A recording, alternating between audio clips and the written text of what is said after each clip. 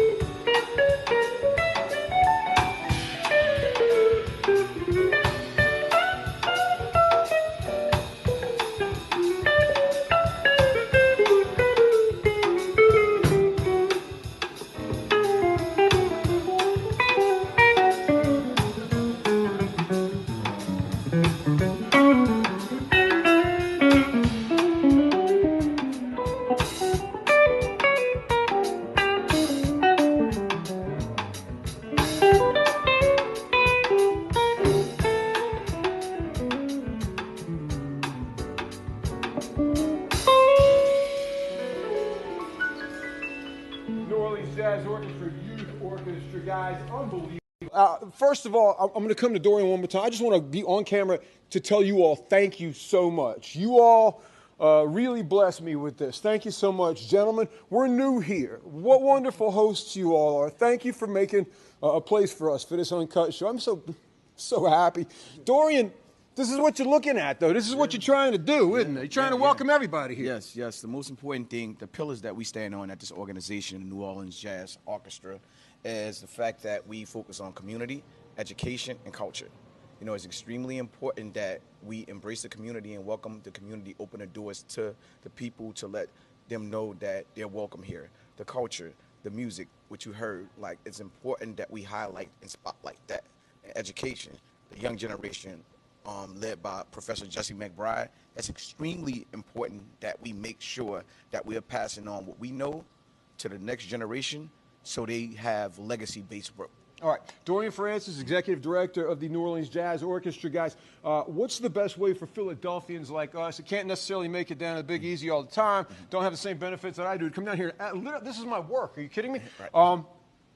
Online resources with yes. you all? Yeah, tell me. On IG, we at the THE Jazz Market, on Instagram, and New Orleans Jazz Orchestra also.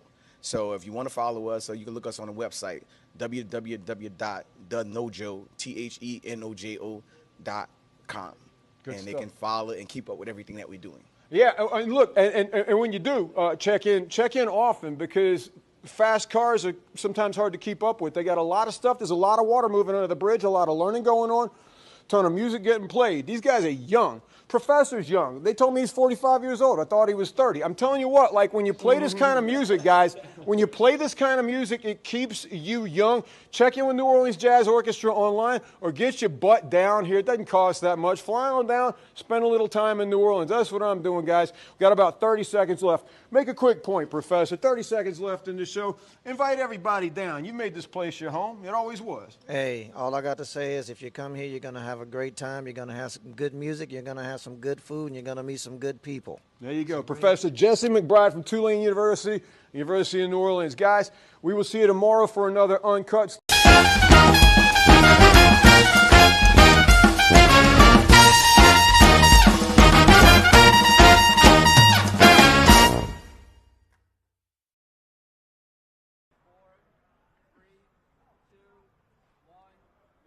And we are here. We're here, Fox Local, Fox 29. It's this.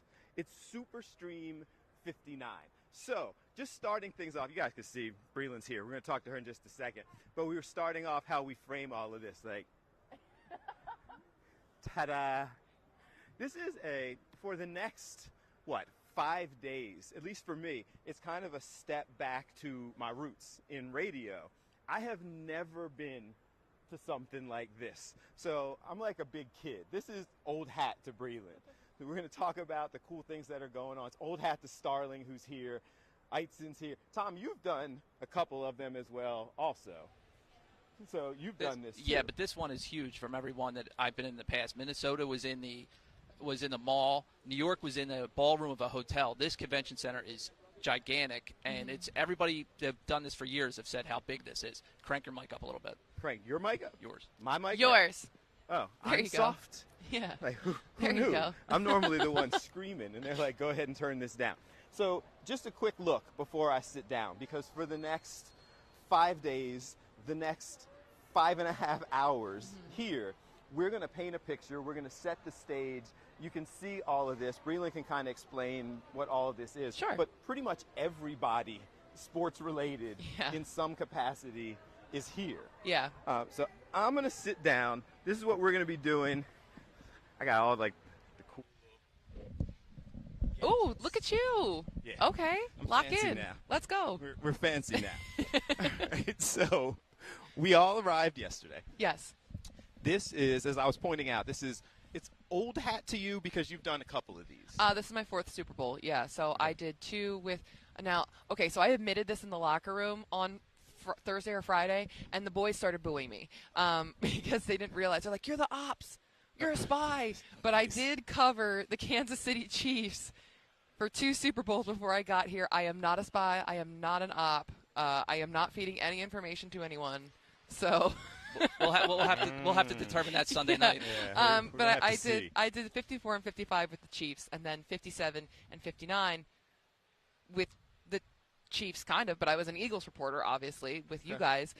So it's weird that no matter what, all of the Super Bowls have featured the Chiefs. You're like a traveling trip to the Super Bowl. Like whoever you're Yeah. working for, I mean- with that city ends up going to the Super Bowl. Not quite. Buffalo did not, obviously. But they did break the drought, the 17-season drought that they had. They went to playoffs for the first time while I was there. Lost in the wild card round. But, hey, they got there. And now look at them. So maybe I am good luck. The juju can only do so much, though, when your organization is that bad. So you can get them there, Yeah. but you can't I get them had over to, the top. the juju said I have to stop at playoffs. You guys can get to playoffs. After that, I can't help you. You got to figure that out. You all right over there? Yeah, what are you doing? Are you all I right? think I have it flipped around back.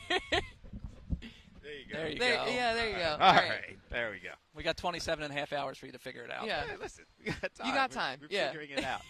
So, in comparison to these, Yeah. because you've done a couple of these, you said when I walked in here, like through the eyes of having seen it really for the first time, I was like, oh my Yeah. God, like this is next level. We walked in to get our security, and I walked up to the little thing, and before I said anything, your face pops up on the Yeah. screen and says, Bill Anderson, you are cleared for security. So that's new, and that's something that's been going on in NFL stadiums throughout the season, right? When you walk into the Eagles, they no longer scan anything. You just put your face onto this little screen. It's really cool, actually, and it makes things a lot quicker and more efficient when you're trying to get on the field and you're trying to get into the press box. You just kind of like put your face there, kind of like real quick, and then you're good to go. So I thought it was really cool. These are even better than the ones at the link. I was feel like instant. yeah, because they're faster. The Yeah. ones at the link kind of take a little bit to buffer and like, is that really you?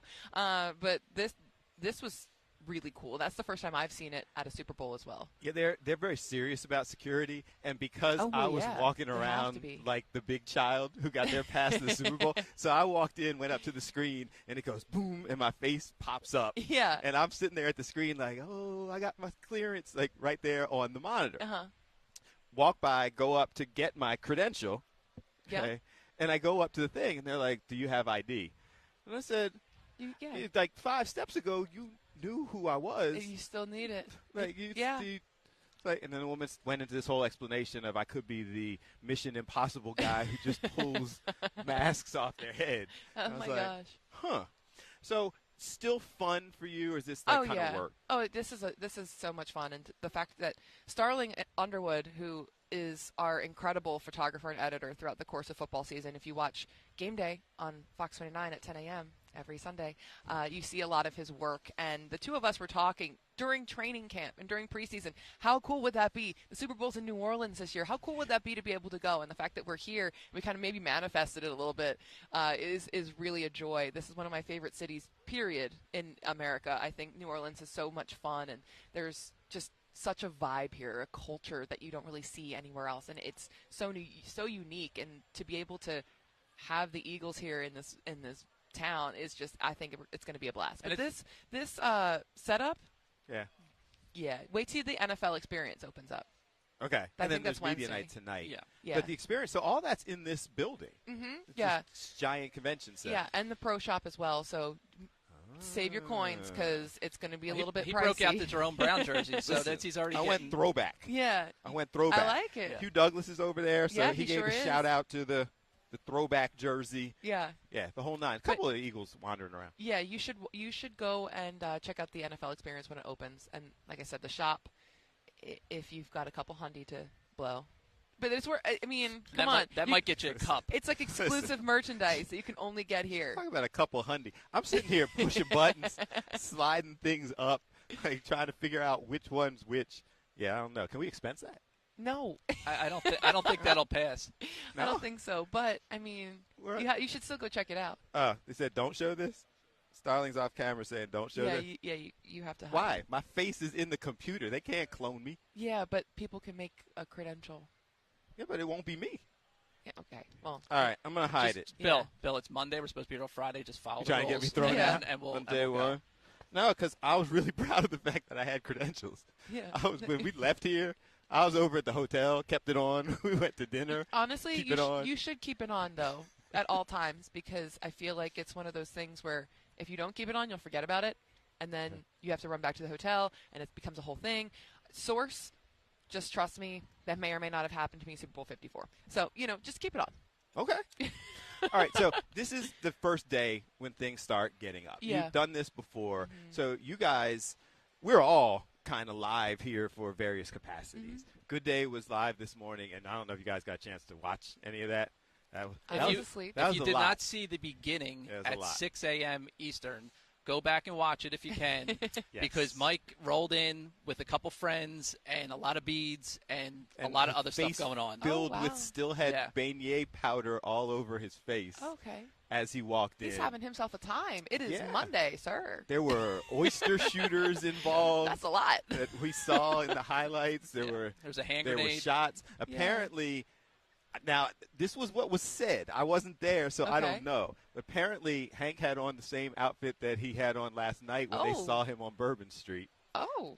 So I don't know if it's true. All right. But it was said multiple times on the show this morning. They're having themselves a time. It's authentic. Like, we're giving them solid, authentic, wall-to-wall New Orleans coverage. Yeah. But what do you guys got? So you're getting stuff for sports, fantastic, Yeah, I'm not everything. doing all that. No, we don't really have time to be like in the streets. But we right now we're on Radio Row, so we're gonna go talk to some folks that you'll see on the Fantastic Sports Show. It's nice because I kind of get to play the mayor of the Super Bowl because I get to, hey, how are you? How are you doing? How's everything?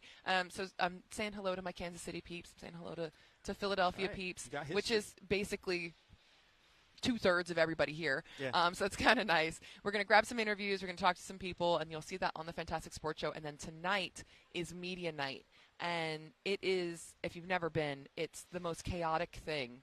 There's journalists from all around the world. And I feel like any old body who wants a credential and has a podcast, if you want to come in, that's your time. So not special. No, media night is Come on, different. Breland, we have a graphic at all. You work. Look at this. You work for an affiliated outlet. I'm talking about people walking around in nothing but at the Niagara Falls wine barrel. Yeah. There's a guy who walks around who's just dressed in a barrel. It's the Broncos fan. There's a guy, Broncos fan for years, who goes to the game in a wine. Yeah. So you see some stuff. Okay. So my favorite thing to do, which you'll see later tonight, I like to just go. First of all, I like to give a player a mic because I'm not going to get anything from them in that atmosphere. Like, it's crazy. So I'm like, here you go. Wander around and ask your teammates questions, and they love doing it. So we have a player correspondent lined up. You're going to hear from him. I won't tell you who it is, but he is funny. He's the funniest man probably in that locker room.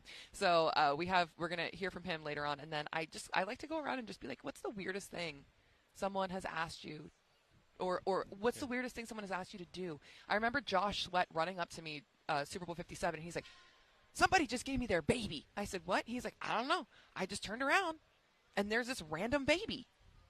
And I said, Sweaty, did you take it? And he's like, well, yeah, I wasn't going to say no to the baby. The baby's like here. So I took it, and we took pictures and everything else. He's like, but I just turned around, like no words, just baby. There's all sorts of just bizarre things that occur, but like in a good way, not derogatory, bizarre. Okay. So it's something that you're going to definitely enjoy. So that will be our focus for the 11:30 tonight for Fantastic Sports Show. Jason's coming over to meet you over here. Yeah. You guys are going to go. We're waiting on him. He said he was in his Uber like 20 minutes ago. Yeah, so hotels aren't that far. Did he stop and get a little something? He got here. Is he on bourbon? Should we check on him? Should Hopefully we put out a bolo? He didn't run in the mic anywhere. Yeah, I was going to say, should we put out the bolo on Martinez? Make sure you're watching. So we need to take our first break, but we've got fun stuff. And Breland and Starling and our whole team, Jason, Mike, Alex, Hank, Chris O'Connell, all of our team is here. But we also have guests all lined up. Kyle from Crossing Broad is up next, going to talk to us. And I feel like all of that fun stuff, like getting the stories, is like right in his wheelhouse. Oh, yeah. Like I feel like he must be having a ball. I know here. He's going to find the folks on bourbon. Yeah, and then he we'll always finds finds the Broad. characters. Going to be some story that we're sitting there that we use as a topic on Two Mics and a Bill, like from something that he discovered on bourbon. I'm like, yo, Kyle did you will, see Crossing Broad? So it will be fun. It's going to be something. And you know what's new? We actually now, the radio days stuff, we actually are taking calls. Oh, look at you. People can call in and participate in the discussion. Are you screening them? Is somebody? Nah. It's a string. We're rolling the dice. You know what? Let's go. Right. We got a lot of hours. You want to go ahead, jump on, express yourself. Now, we haven't given out the number yet. You want to do that for the first time? I don't know. Well, I think we're going to feel it out a do little some bit. of the interviews and stuff. All right, that's fair. Because people start calling in, and and then it gets off the rails. It goes off the rails early with 5 days left in all of this. Yeah. Well, thank you guys for having me on. I feel honored to be your first Super Bowl guest. We are honored. And you see me every day. Well, this means you need to come every day because we're, I don't know about that one, Chiefs. Come on. We got Chiefs availability at like 8 a.m. We got Eagles. Yeah, we got a lot going on. 5.5 hours. I'll be popping in here and there. So you see on the other side as we take this break is Troy Vincent's wife's podcast. Oh. And we got here to set everything up. They have like trees and all kinds of things set up. We were looking at theirs going, I think that we really undersold our ability to set stuff up. Yeah. People were rolling in recliner chairs and all kinds of stuff throughout. Yeah. So next time, Eagles I think are going to have to come back next year that we can have a whole. That's the only solution. A whole thing. Yeah. Right. Going to take our first break. This is Super Stream 59 on Fox Local. Also, highlights will be going on. And we're on also Fox on the 29. Fox 29 YouTube page. So if you're, send the word out. Yeah, we're going to. The whole stream will be on YouTube as well. Nice. Later this week, are up on Fox Soul. Yep, Thursday and Friday, Fox Soul. The Fox Sports people are right on the other side. I think we're just going to start just taking over stuff. Yeah. Yeah, until I get kicked Easy. out of here. Yeah. Let's take a break.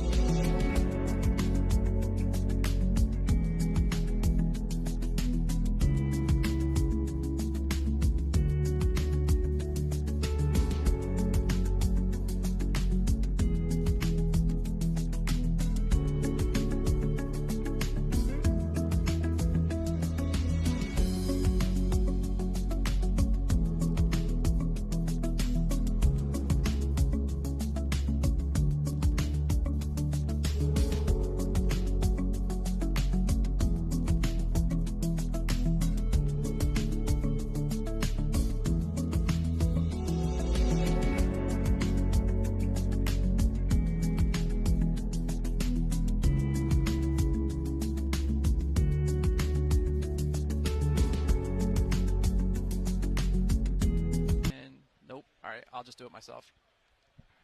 4, 3, 2, 1. And we're back. Superstream 59, Fox Local, Fox 29, the Fox 29 YouTube page. There's a lot of stuff. You guys got it all. Man, listen. And controlling it all. Control it, yeah. Right here, having a ball with it. Kyle Pagan from Crossing Broad and the Fantastic Sports Show, and then all kinds of stuff joining us. Appreciate you spending a little time with us. No, thank you for having me. I'd love to. Very good Philadelphia presence here in New Orleans, which is awesome. Were you at, I mean, this is what you do. So this, I'm still running around having fun with all of this. Are you at all surprised? Because Eagles fans travel. Eagles media travels. Like, it seems like we really are kind of here in full force. That's old hat to you? Yeah, we were here in September with when they played New Orleans, obviously first time, and they took over Bourbon Street. I mean, there had to be 1,000 people doing a parade down the down Bourbon Street. It was insane. It was insane. So, I mean, I even walking over here, go Birds, go Birds, go Birds, go Birds. Like, I think the ticket prices, I think it's like 70-30 Eagles fans that's really? some ticket burgers have seen. Yeah, I mean, and they're also going for 3 in a row. So at some point, that well's got to run dry a little bit. Yeah. But there's something going on. What is going Is that on? an Eagles chant? It seems like an Eagles It's chant a somewhere. weird, it looks like somebody's over there throwing footballs at something, and they're getting really excited about that concept. We'll see what video we can get of that. So Crossing Broad obviously gets the cool stories, the behind the scenes, the man on the street, the fun. Is there a specific agenda here, or you just come and let me find what I find? A media day is big for us. Media day tonight will be big for us. Get to talk to players. We don't really get that kind of access, so that's like a really cool thing. So I'll be going around doing some jokes with some players and stuff, and we'll figure it out there. But yeah, we've got some things planned. I mean, is there a better place to come than New Orleans for Bourbon Street? I mean, you get characters. I mean, characters galore in Philadelphia. Characters galore on Bourbon Street, so we're excited. Crossing Broad has kind of established itself as that site. You got good information, but it's fun. You'll get kind of the inside scoop. Sometimes things players love, sometimes things not so much. Sometimes things media loves, sometimes things not so much. Is that the fun part of it? Does that make it harder? Like, how do people react to that? The keep it real aspect of Crossing Broad. Yeah, I think it was a lot more real back in the day, because it was kind of funny if you go back and like look at some like of our big stories like back in the day and stuff. When the internet came around and everything, it was like players were kind of just trying to navigate it. Athletes were trying to navigate it just as much as like we were trying to navigate it. Like with the eras of social media and stuff. I remember like when I got on Twitter, like Shaq was like one of the first ones to get on Twitter and stuff and everything. And it was just funny to watch people kind of navigate. Now you see more of a closed off athlete. They've all been pretty media trained in my mind and stuff. So we don't get as much of the guys getting, crazy down Sea Isle at the OD or something like that as much as we used to back in the day. But they know it's going to get out there. Exactly. Yeah, they know with cameras and everything now it's just easy. But no, I mean we never really try to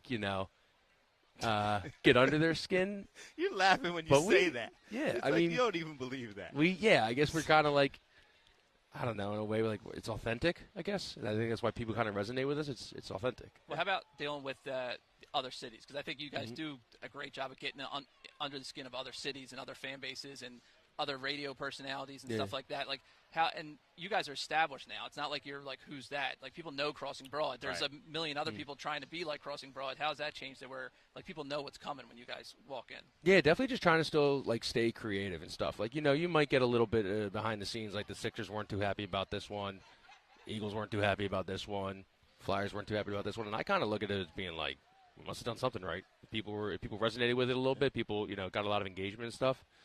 I mean, you toe the line. You toe the line as much as you can. You guys know about it. You need the Eagles access. You need the Sixers access. You need the sports teams access. I mean, this city runs on sports and everything.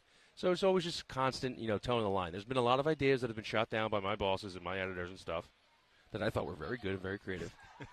like we don't need that credential. Yeah, exactly. Yeah. We can't go too far. One of the things that was eye-opening to me coming in and seeing this, and I don't know how you and Tom feel about it, is that you talked about that kind of the evolution of social media, the evolution of the internet, and some of the biggest outlets in here, are now that. Like they're streaming networks, they're the bet sites, they're the networks obviously have a huge presence as well. But that to me, and I don't know what you guys thought about it, I'm walking around going, Wow. I know. Look at the money spent by some of these streaming platforms. And then you walk by a person you see on TV all the time. You're like, oh, shoot. Yeah, that's, you know. Yeah, I mean, it's called, maybe they still call it Radio Row, but it's so much more than that now. Like, I saw they switched to the media row. It's media center, and I even asked them, and I think they're not sure. They're trying to transition. But you look some of these sets. I mean, like when I did New York like 15 years ago, it was in the ballroom of a hotel. It was all tables, real tight, because it was all just dudes doing radio. But now, I mean, you got full setups here that are out of control. Yeah, I was watching the Bills documentary last night, and it was basically their media day, which they were showing, and it was just funny because it was like in the same kind of like convention center that tonight is going to be in, but it wasn't pageantry. There wasn't anything. It was just a couple reporters asking Jimmy Johnson and Marv Levy like what they think about the game and everything. I mean, now it's just they sell tickets to tonight now. I mean, you could buy and go sit in the Superdome and watch people go around. You can't even hear most of the people, but you just sit there and watch. But I think it's very clear because pretty much everybody here, and some of them are the radio stations, but everybody here in some capacity is also video streaming. So even if it's a radio show, there's still some sort of video presence. So everyone has this full presentation of what they're doing. They got like high-tech monitors, you know, with logos and whatnot. I may or may not have just gotten a text that said nice monitor from 1980. So yeah, from our people? No. Oh. No. I think this was the size of my first TV in my room growing up. Yeah, there you go. I think this is fancy. Can you zoom? See, it's all perspective. Like if you zoom in a little bit, now this is a big monitor with like the crazy background. And if you go sit here, you've got. I don't think I've seen been this close to a monitor since I got out of Comcast. All right, so media night tonight. Just going and having some fun with it. But that's pretty much the plan throughout. With things that we should be looking for on Crossing Broad, or we just kind of go with it. Yeah, we'll be having videos sprout up. You know, we got a couple ideas that I don't want to shed too much light on, but Media Day will be the pillar of our content this week, and that's like the big time one and stuff. But there'll be some other stuff, you know, Crossing Broad on all socials and everything. Just follow that, and we'll you'll get enough. I promise you. All right. Well, looking forward to it. Appreciate Things we could be talking about here on the show. Yeah. I appreciate you stopping through. Thank you, brother. Appreciate you. Good stuff. Check them out on Crossing Broad. We all do. It's a fun read. It's fun to watch, and you'll get some stuff where you sit back and go, "Oh, okay." Let's take a break. This is Superstream 59, high tech, live, uncut for 5.5 hours. Fox Local, Fox 29, Fox 29 YouTube.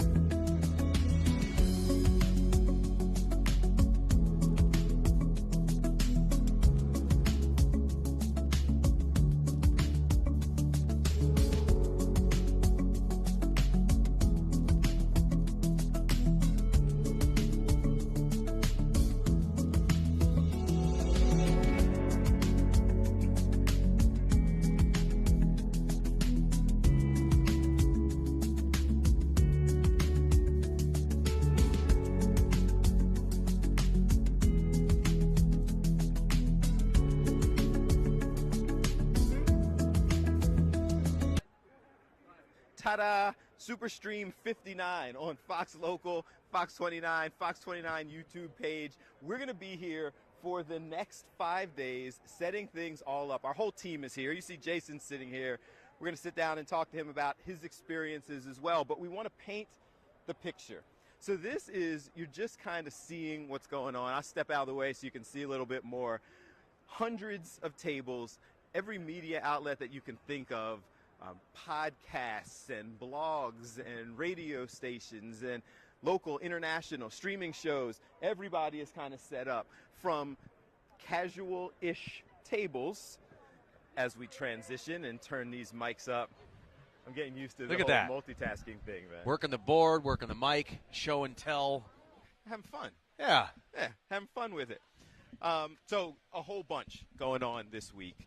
Jason Martinez, obviously, here with us as part of the team who's here covering all of this. Is this your first? I drove through New Orleans once. Okay. About 5 years ago, and I was just on a road trip and I drove through. This is going to be a different experience.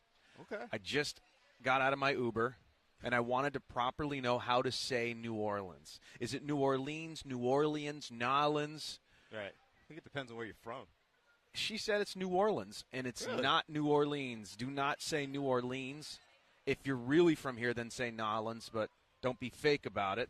I mean, because these they will things call you out. Oh, yeah. And she gave me all the tips on where to go for good beignets.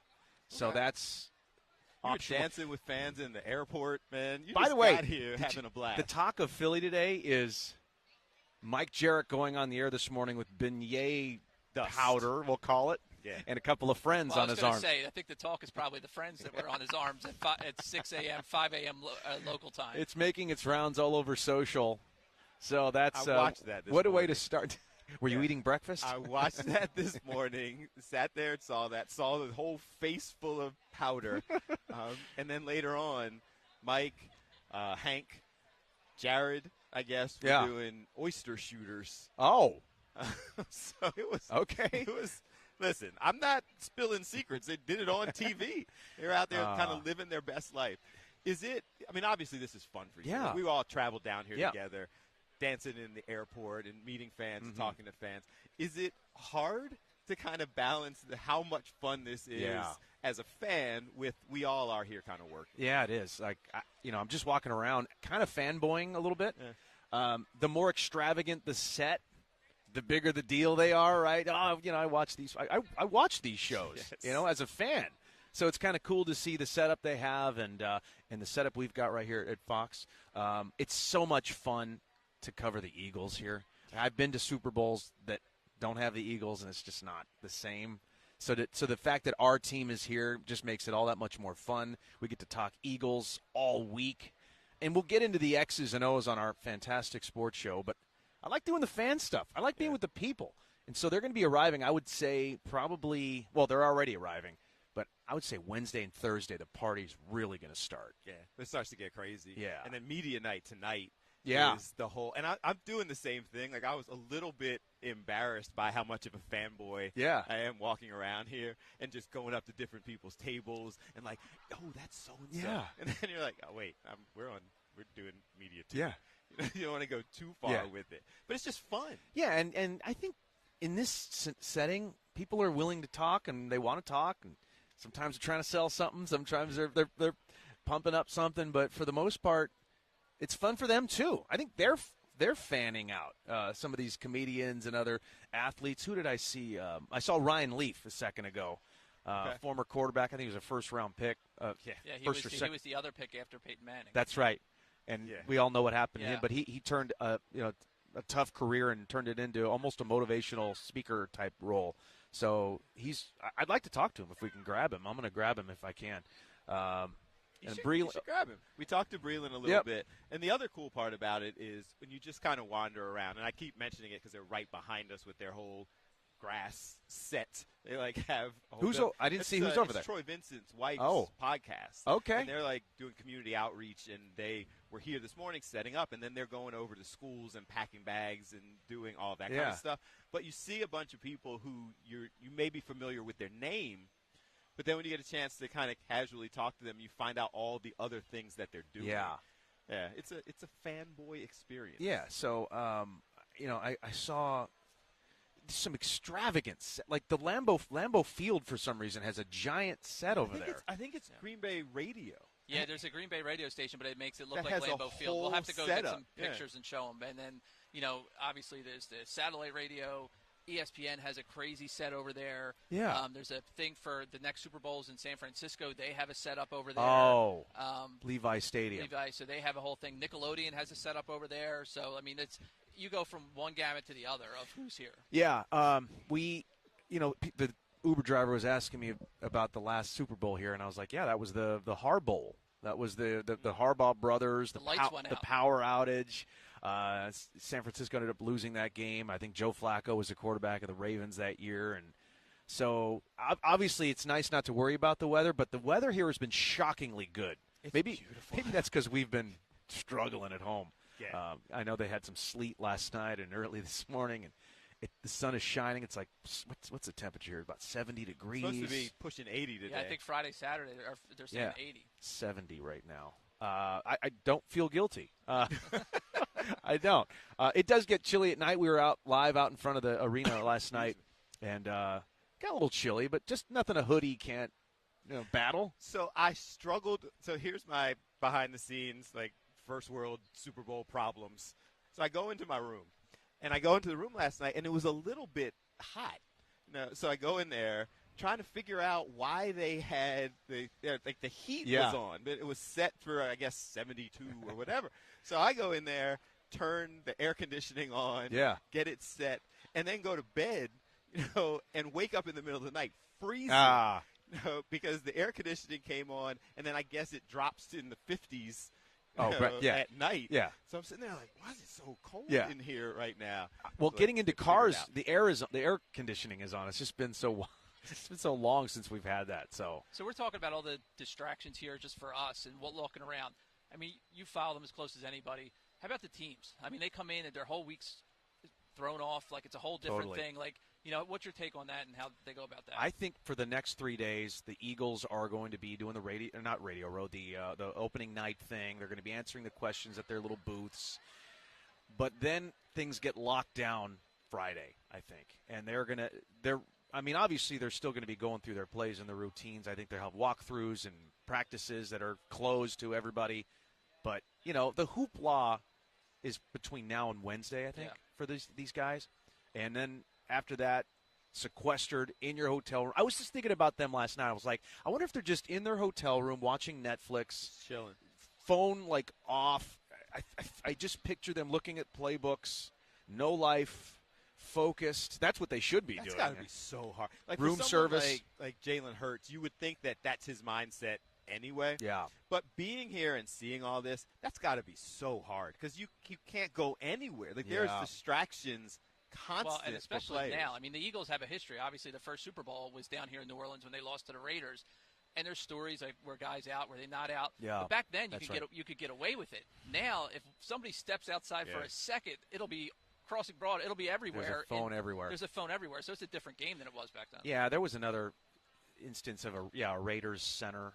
Yeah, and he ended up having some serious problems. Yeah. But he went missing. We haven't had anything like that really since then. So I think both teams, and of course the Chiefs know. I mean, they've been through this so many times.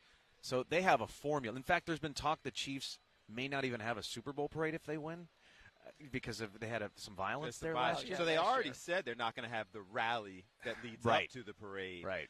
And then they're talking about whether or not they would have a parade. Yeah, okay. Let's just hope they don't even – this isn't even an issue. This is a non-issue. I know that Philly, it's been a weird, tough week last week and the plane crash and then the other plane crash and then now we're balancing the excitement of this and sort of the tragedy of that and how do we put that together for our viewers. I just think the viewers and I hope the viewers at home are welcoming the excitement, the optimism, and, in light of what's happening there and we got our team in the Super Bowl. So I'm sure they're welcoming it with open arms to just be positive and excited. And I know a lot of people are starting to feel nervous now that we're getting closer to the game. I actually have an opinion I'm going to share with you for the first time. Tell us. The Eagles will win big in this game. Big, not just by a field goal. Oh, he said it with his chest.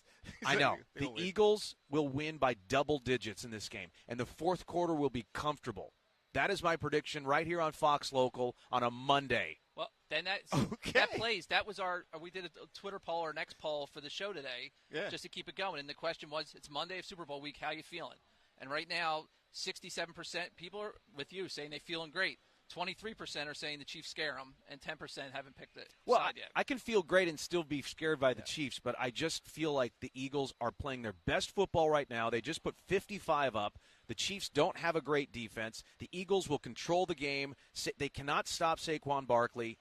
I think Jalen Hurts, he needs to be great, and I think he's going to be great. Remember how he was 2 years ago. He was great. Yeah, with that, in this game, other than that fumble, yeah. He was great in that game. All right, let me ask you a question. Two scenarios, you pick one. Eagles down by 4 with 2 minutes to go and the ball in Jalen's hand, or up by 4, 2 minutes to go in Mahomes' hand. Where do you want it? Wow, I love that. That is a tough. I want the Eagles up by 4 and Patrick to have the ball. That's how much I believe in this defense. I don't know. I might go give me the ball because I don't want to give it back to him. And I love this defense. That is a great scenario. That's a tough question. I just talking about the number 1 ranked defense, but maybe the best clutch quarterback of all to time. do it. Yeah. And Jalen, there's been questions all year, but he has come up big in these big games. Like Jason said, he had a great Super Bowl 2 years ago with the exception of the fumble. But do you want to have the ball in Mahomes' hand at the end? I just trust the defense. They've come up with these big stops. They did it against the Rams, and I know the Rams are not the Chiefs. I just believe. Here's another thing I'm thinking about. Remember 2 years ago it was a shootout Super Bowl.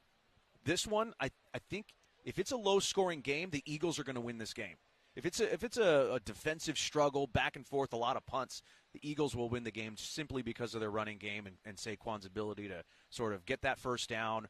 And we could totally see a 17-13 final. You know what's interesting about this? Like, make this same exact Chiefs team and remove the legend of Patrick Mahomes. You would think that the Eagles are going to win this game. Like, their offensive line, their defensive line, their running game. Like, you go position by position and remove the legend of Andy Reid and Patrick Mahomes, and we're sitting there pretty confident in their ability to win this game. That's why I feel the way I do about the Eagles winning. And also, history's kind of on the Eagles' side here. It's so hard to three-peat. And so I think in this case they're not going to do it. They're facing a really good team. And here's another hope. Myles Garrett wants a trade. I just saw that. Myles Garrett wants a trade. Howie, do your thing. I mean, they'd have to give up first-round picks and pay him and all kinds of stuff. As we go to break, do you take Myles Garrett and everything you have to give up to get him, or do you try to sign Micah Parsons? Well, we know Micah wants to be an Eagle. Yeah. He so badly wants to be here. How about bring in Myles Garrett, pair him with Jalen Carter, and win like 3 more Super Bowls? And now we're talking about the Eagles being a dynasty. Love this guy. There you go. All right, we need to take a break. Breland's over there. Jason's here. They're going around. Starling's right behind us. They're getting interviews and everything for the news. She's doing all the work. Sports. I'm just sitting here talking to you guys. Good deal. This is fun. Is there food talk here? To us. There's a place right outside. Yeah, there's like a cart right out front. That's about it. All right. We hit a grocery store last night just because we knew Smart. it was, yeah. Yeah, we Smart. did. Stocked up the fridge. I brought a couple of granola bars. There you go. I got you. We got waffles, man. Red velvet waffles on the free breakfast bar in the hotel this morning. I'm staying at a hotel that's connected to a hospital, and this morning I wanted coffee, so I went into the hospital cafeteria to get the coffee. Do what you got to do, man. Red velvet waffles. Thanks, Eric Smith. Come on over to our hotel. We got you. Let's take a break. Fox Local, Fox 29, Fox 29 YouTube. We are here. It's Media Row. People are starting to fill in. We're going to keep talking to folks for, I don't know. What's that going to look like on Thursday and Friday? Probably every table packed. Wall to wall. Everybody's got a podcast. Everybody's got a digital channel. And Fox Local, your Super Bowl headquarters. Super Stream 59. Who came up with that? Why you trying to blame this on me? I like it. I like it. I think it's smart. So I talked about SuperStream 59 because I wanted to make T-shirts that I could hand out to everybody. But all the graphics came back a little late, so couldn't get it done. Photoshop. Yeah, man. We're going to do that. Microsoft Paint. Those will be available. All right, we'll be right back. Stay with us. What? Dave Ice is behind the camera.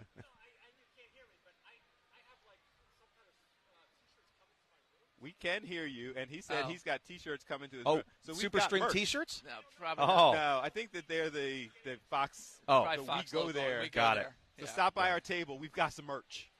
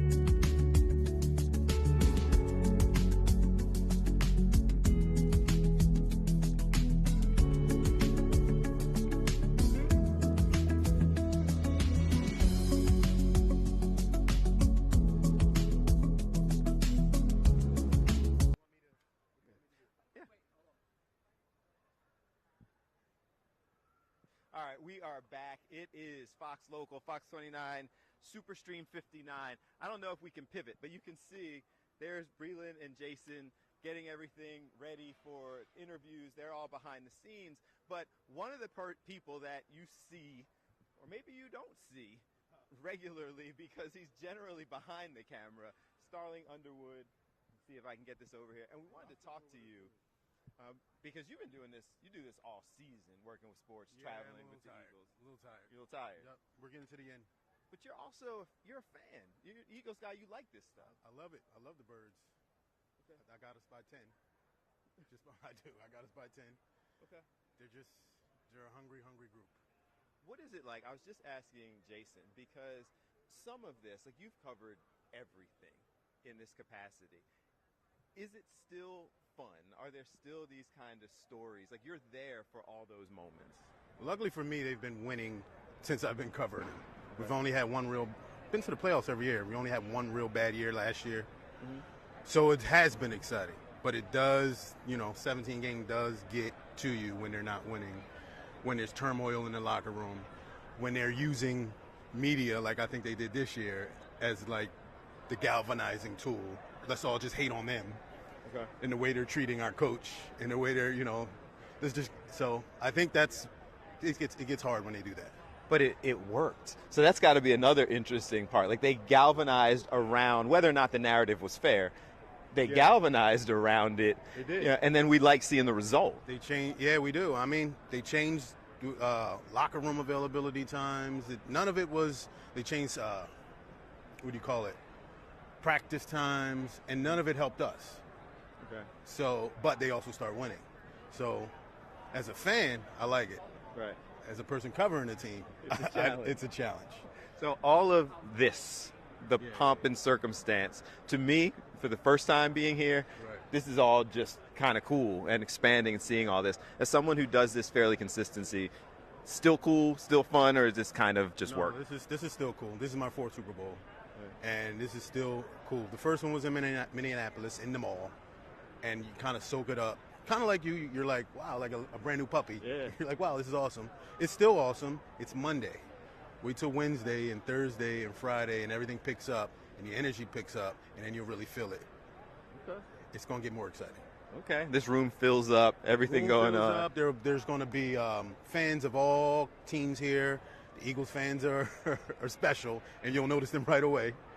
It's going to be fun. Hey, look at this. People are setting up whole living room sets and like the full setup here. We've got people who are bringing in couches and lounge chairs and the whole nine. Like this is a whole thing. Yep. And right now we're kind of, people are trickling in, but you're going to see all types of famous people here. They were just at the Grammys. So give them a night to sleep, and then they'll be here. And fly in. All right, before we let you go, because they're just grabbing people. You guys are grabbing people as you walk around. I follow you on Instagram. I see all your social media. So some of the cool stuff you get to do standing on the sidelines, the best seat in the house, some people say. Yeah. And still just kind of enjoying that and sharing it with everybody. Well, what you can. I think people want to see that. Yeah. The best thing I have going for me is access. Mm-hmm. I think people want to see that more than they want to see me. You know what I mean? So I show what I see. That's really what it's about. I think that's what we do anyway. Fox 29, we just show what other people want to see. I think that's part of what's so cool about all this. Right. Because with so many of us down here, for people who can't be here, we're giving them a chance to see what we see. And so all of this behind the scenes, the celebs that make their way through, the sideline access to media day. I think you said that. It's a really good way to say it. Like we're showing you what we see that maybe you couldn't. Yeah, I think that's what I like about this gig. I get to go behind the curtain, and now because of social media, I can take people with me. Appreciate you. They're running around, grabbing different folks, doing all things SuperStream 59. We need to take another break. So because we're going to be here, guys, for extended periods of time, we have a whole list of people that we're planning to talk to throughout the next couple days that you've been kind of lining up and getting ready for us. Yeah, for sure. I mean, there's, as the week goes on, there's more and more people coming in. Even today, we have a bunch of people coming in. We have Solomon Wilcox, who, he's been an announcer for years in the NFL. He was a player. Jason Fitz from Yahoo Sports is here. He's been doing sports talk for a long time, but fun fact, he's also a Grammy Award winner, and the Grammys were last night.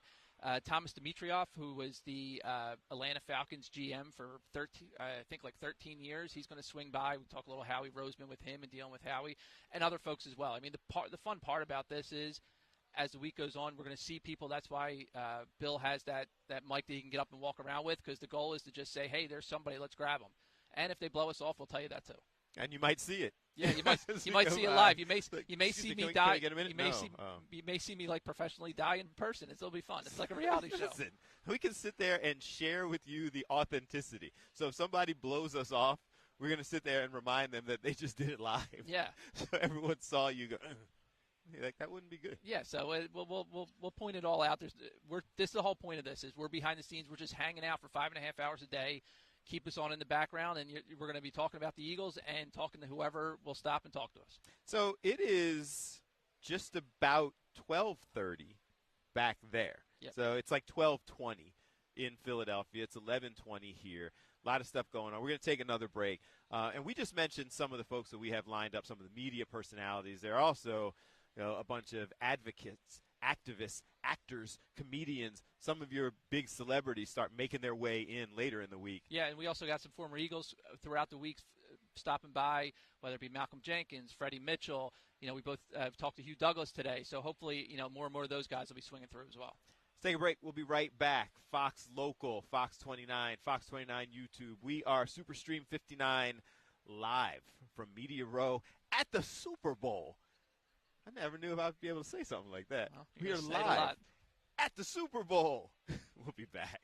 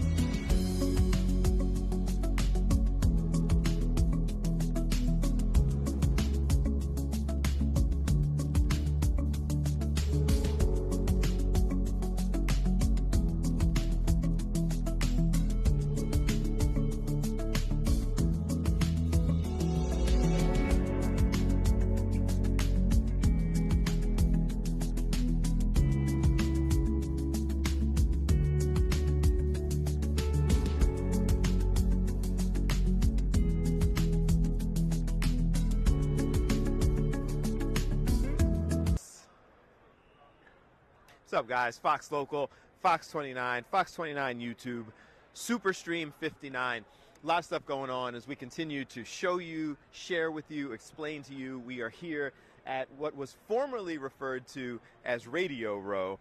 No longer the case because it is now an entire media thing. And Tom, you were saying that even the ones you experienced, like this was, when we walked in yesterday to get set up, it was like, oh, this isn't a little closed room where people are all right next to each other kind of going through the discussion. No, I think you said it best when we walked in. You're like, this reminds me of the Philadelphia Auto Show. Like, it's that kind of feel. It's that big. There actually are a couple cars parked over there, whatever. But it's just that spread out. It's that big. And it's something that builds throughout the week. Like, we were in here yesterday for a couple hours. There was not many people here at all. This morning, as of like 7:30 local time, there was some people here. But as this day's going on, you see more and more people. And by Wednesday, Thursday, Friday, it'll be packed in here. So there's a lot here. There's a lot of people doing what we're doing. Like Bill said before, there are advocate groups. There are people promoting things. There are former athletes. Everything is kind of like centered here right now. Anything not at the Superdome is kind of at this convention center, right? This week. One of the challenges with this, if we are being completely honest with people who are watching and giving you the behind the scenes, there's so many people from so many different outlets walking around, former athletes, current athletes, media personalities, actors, authors, so much that a lot of the time you're sitting there and somebody walks by, and unless they are the biggest name or they're somebody from Philly, you're going, who's that guy? And trying to figure out the whole process. And the cool part about it is a lot of the people are pretty cool and pretty humble, and they recognize that around this, there's 1,000 people. And then there's others. Not everybody We're is like, humble and cool, but it's don't all know good. me? But Bill won't say it, but we've even had people come up to Bill like, I know you from somewhere. You know, it's one of those things. When we were walking in yesterday, and a woman stopped us and said, you know, she was an intern at Fox 29 a few years ago, and now she works at a TV station in Columbia, Missouri, covering the Chiefs. So, you know, there's that connection all around. It's a really small, I think the sports and media community in general is a really small, big community. Yeah. Like, people know each other. There's Jamie Lynch walking by, one of the he's going to local join us in a sports little guys. bit. He's going to come through because they have a whole setup back there as well. Hugh Douglas is around the corner doing their thing. Breland and Starling just grabbed Laura Oakman. Yep, and Laura's going to join us this week as well. Laura, you know her from the sidelines of Fox Sports. She's down here with a podcast called Galvanize, which is getting women involved in sports.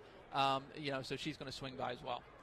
Okay, so a lot of things going on, guys, and these are the things that we continue to share and explain. What's up, guys? How are you?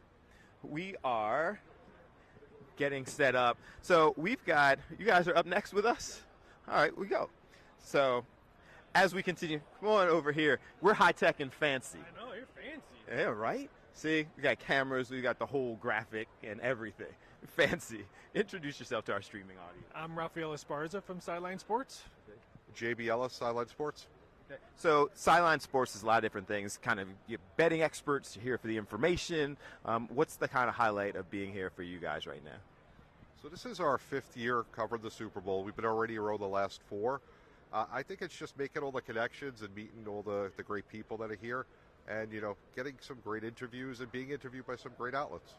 Seeing it over that many years, do you see, like, I'm new to this, you know, so I'm still doing the, oh my God, this is all pretty cool. Have you seen kind of the evolution of this as it expands and more outlets have access? Well, if you think it's pretty cool now, wait till Wednesday and Thursday because this is a slow period for Monday. So Tuesday, Wednesday, and Thursday is probably when it kicks up. Friday morning is a little bit. Everyone starts breaking down on Friday afternoon to start to go home. But I think Wednesday, Thursday is just madhouse in here. So what are some of the things you guys are looking at? I had some of the, you know, how the gambling and betting gets into all of this, how it continues to expand. It's huge industry. Well, that's probably my question because I am an odds maker. Worked in Vegas for 15 years for MGM. Okay. I'm a global odds maker now. I do consulting work for Caesars, MGM, offshore, and stuff like that. So for me, my point of view is I was doing it before it was legal here in the States. So we only had Vegas doing it. So now it's pretty much all over. So I'm tired of people saying, oh, we have addicts and stuff like that. Well, they have addicts when drinking and all that, and you still see commercials on that. So I tell people if you want to see the true blood of sports gambling, go over to England. Because they had English Premier League Soccer is their NFL, and they've been doing this for 20-plus years. The gambling, remember back then they had gambling and stuff on their shirts, all over the stuff. So it's going to be like that. We just need California, Texas. Florida won't because the mouse is over there. So I think once the mouse is going to be there, it's going to be a hard time to get Florida. But I think California, Texas is when the United States really booms up for sports gambling. So real quick, so I think this game opened with the Chiefs like a 1.5 favorite. Yes. So as an odds maker, what goes into that, and why would obviously the history of the Chiefs, it's in a neutral site, all that stuff. So what would go into that line? Well, the reason why that line came out so small, as people say, is you have to look at it. When we do a number, especially for Super Bowl, we're looking at the future pools as well. Chiefs been a heavy bet all season long because they're going for the three-peat. Patrick Mahomes, Eagles. Everyone wasn't betting the Eagles that much because they thought Sirianni. Remember, I think week 2 and 3, fire Sirianni. We don't want him here and stuff like that. Now he's back to the Super Bowl. Right. But the number should have been around 3 or 4. But the way the Eagles play defense, the way Barkley has run the ball, we would get crushed if Eagles money if we made the Chiefs what they really should be, probably a 3-point favorite. At the same time, we have to think about it. Eagles money going to come in on the money line, not the point spread. If you're an Eagles fan, do you really want to take the +1.5 or the +2 if it moves? You're going to take the money line bet. So we kind of pretty much protected ourselves, not putting up a 3, because everyone would be betting Eagles +160, +145 on the money line, not taking the plus now, points. Speaking of protecting yourself, I got to assume that the over or on Saquon is people are going to be pounding that like crazy on rushing yards. Like, so how does the books go into protecting themselves on that to make the number really high. I don't even know if, off the top of my head what the number is right now. It was 133.5. It got bet under right when we put up all his stuff. Barkley and Kelsey prop bets were probably the first ones up. Right away, Kelsey money went over. Everyone was betting Kelsey money over, and everyone was betting Barkley under. Now that the Joe public is probably going to push everything to the over side, I think that money will come in on Barkley going over. Because if you're an Eagles fan, Barkley needs to have a big game. If you're a Chiefs fan, then you think the Chiefs' Kingdom defense is going to have to stop them. Right now, I know the books do not need Kelsey to score 2+ touchdowns. And if he gets engaged after the game, I mean, that lights in Vegas might not be on for a while. This is so, it's like getting an education on all the things that happen here. We're going to talk about some of the prop bets and things. Before we get into that, give them some more information about Sideline Sports, the significance of it, the importance of it, where we find it. So Sideline Sports started about 5 years ago, myself and John Shear. So we're on YouTube and all the social medias. We're on WDJY in Atlanta, as well as Believe Podcast Network. We have a show every week, Tuesday, 8:30 p.m. Eastern. It's myself, John, Dave DeRocher is a former NFL player, and Raphael. We're lucky enough that he joins us every week. And, we talk about the major sports, the 4 big sports. We're heavy on football, but, me and Raf try and break us out of the football mold because, there's other 3 sports are big too, but we got to get John and Dave in line. Have you seen this kind of advance? We're talking about all of the betting, but just the growth in general of sites and shows like yours. Tremendous growth. During COVID, which is when we started and came together, it just expanded so much, the growth in the industry. And, Radio Row and just everything, how many different people have a show. But it's what differentiates you from every other show what shows. And it's not an easy thing to do, and that's why we're lucky we work with Raf and Dave and John. So we're professional at what we do rather than just some guy in somebody's basement. Okay. It's not guys in people's basements. That's all good sometimes too. Like, shout out to the guys in people's basements. Probably no more than any other sport. I mean, Super Bowl, the amount of money that's being bet, the people betting on, like, you've got the casual person who's looking for crazy prop bets or things like that. What are the things you have people looking at the most as you go through this?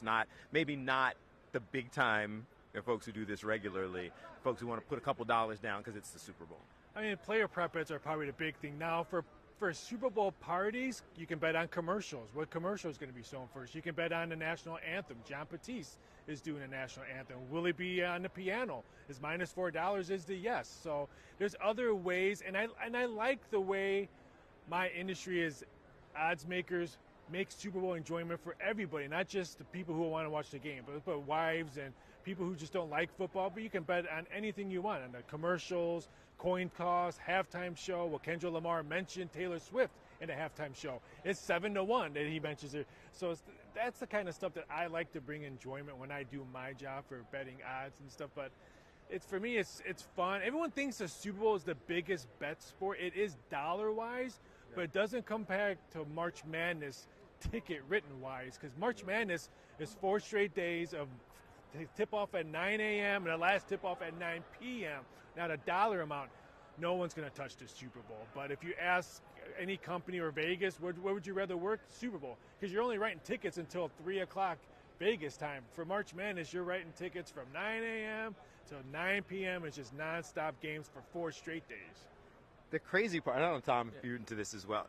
The prop bets that you were talking about, I always sit back watching these, and in my head I'm going, somebody knows the answer to this. Like, somebody knows what color the Gatorade is. Somebody knows, even if it's, person performing, the national anthem, they know what the time was when they did it. They also have the potential to just kind of ad-lib it on over the top. I always wonder how there's a control for stuff like that, because some of those prop bets, there is somebody who has a direct say in the outcome. Yeah, I mean, those prop bets, they're low limits. I mean, they're $100 limits. So, yeah, we don't care if someone knows and going to bet $100. Perfect example, last night. Who won Best Country Award at the Grammy Awards? Beyonce did. That's right. She was not the favorite. You figure some people might know. She probably had huge odds. Last time I checked before it went off, I think it was close to 8-1 odds, but I think she opened up higher. So yes, people do know, but the people who don't know are going to control the market, not the people who do know. So perfect example for, like, I'll put it at WWE Royal Rumble. Everyone thought 2 people were going to win it, and a 60-1 guy won it. So yes, people know it, but Joe Public, as I like to say, the public, is going to control that factor of people not knowing. That is interesting, though. The lower limits have a way of controlling. That wasn't something I thought about, because it's like somebody at the WWE knows who won that. Go put, the entire company on that person to go ahead and win it. The sad part is not like the bad scandal that the NBA is probably going to go through in the next couple of weeks. The players betting prop bets and all that. The bad part is that we're getting punished as casinos. They don't look at names; they look at account numbers. So they see a guy that maybe lost $10,000 on the Buffalo Bills game, and now he's betting an NBA prop bet and he wants to bet more than a limit bet. It's maybe $1,000 or more. They're not looking at what he's betting. They're looking at, we just took this guy's money on Buffalo. Let's give him more money on his prop bet, not knowing that, hey, maybe something's fishy on that. They could care less. They want that money that the guy lost on Buffalo. They want more of that money. I think that's what needs to change here, especially in the States, to control it so we don't have these bad influences. Cool. Tell us a little bit, again, Sideline Sports, where do we find you? Where do we get this information? What's coming next? All the good stuff, because I'm going to go check it out, because I'm betting Gatorade. So it's at Sideline Sports 1 on Instagram, at Sideline Sports 1 on YouTube, every Tuesday, 8:30 p.m. Eastern. You can also see it on X, at myX, at JB_the program. Roth has a segment every week, 9 p.m. Eastern, and we're on WGJY, 99.1 in Atlanta, as well as Believe Podcast Networks. Appreciate you guys coming through. You said purple? Purple. But Chiefs, back-to-back Super Bowl champs, dumped purple. The number one drink of Gatorade color here in New Orleans is purple. How do you know that? It's his job to know that. He knows the prop bets he makes, and he's so knowledgeable about it. It's amazing. The number one Gatorade color here is purple. Jeez. All right, we're going to take a break. Fox Local, Fox 29, Fox 29 YouTube, it's Superstream 59. We are live at Media Row at the Super Bowl. Go purple.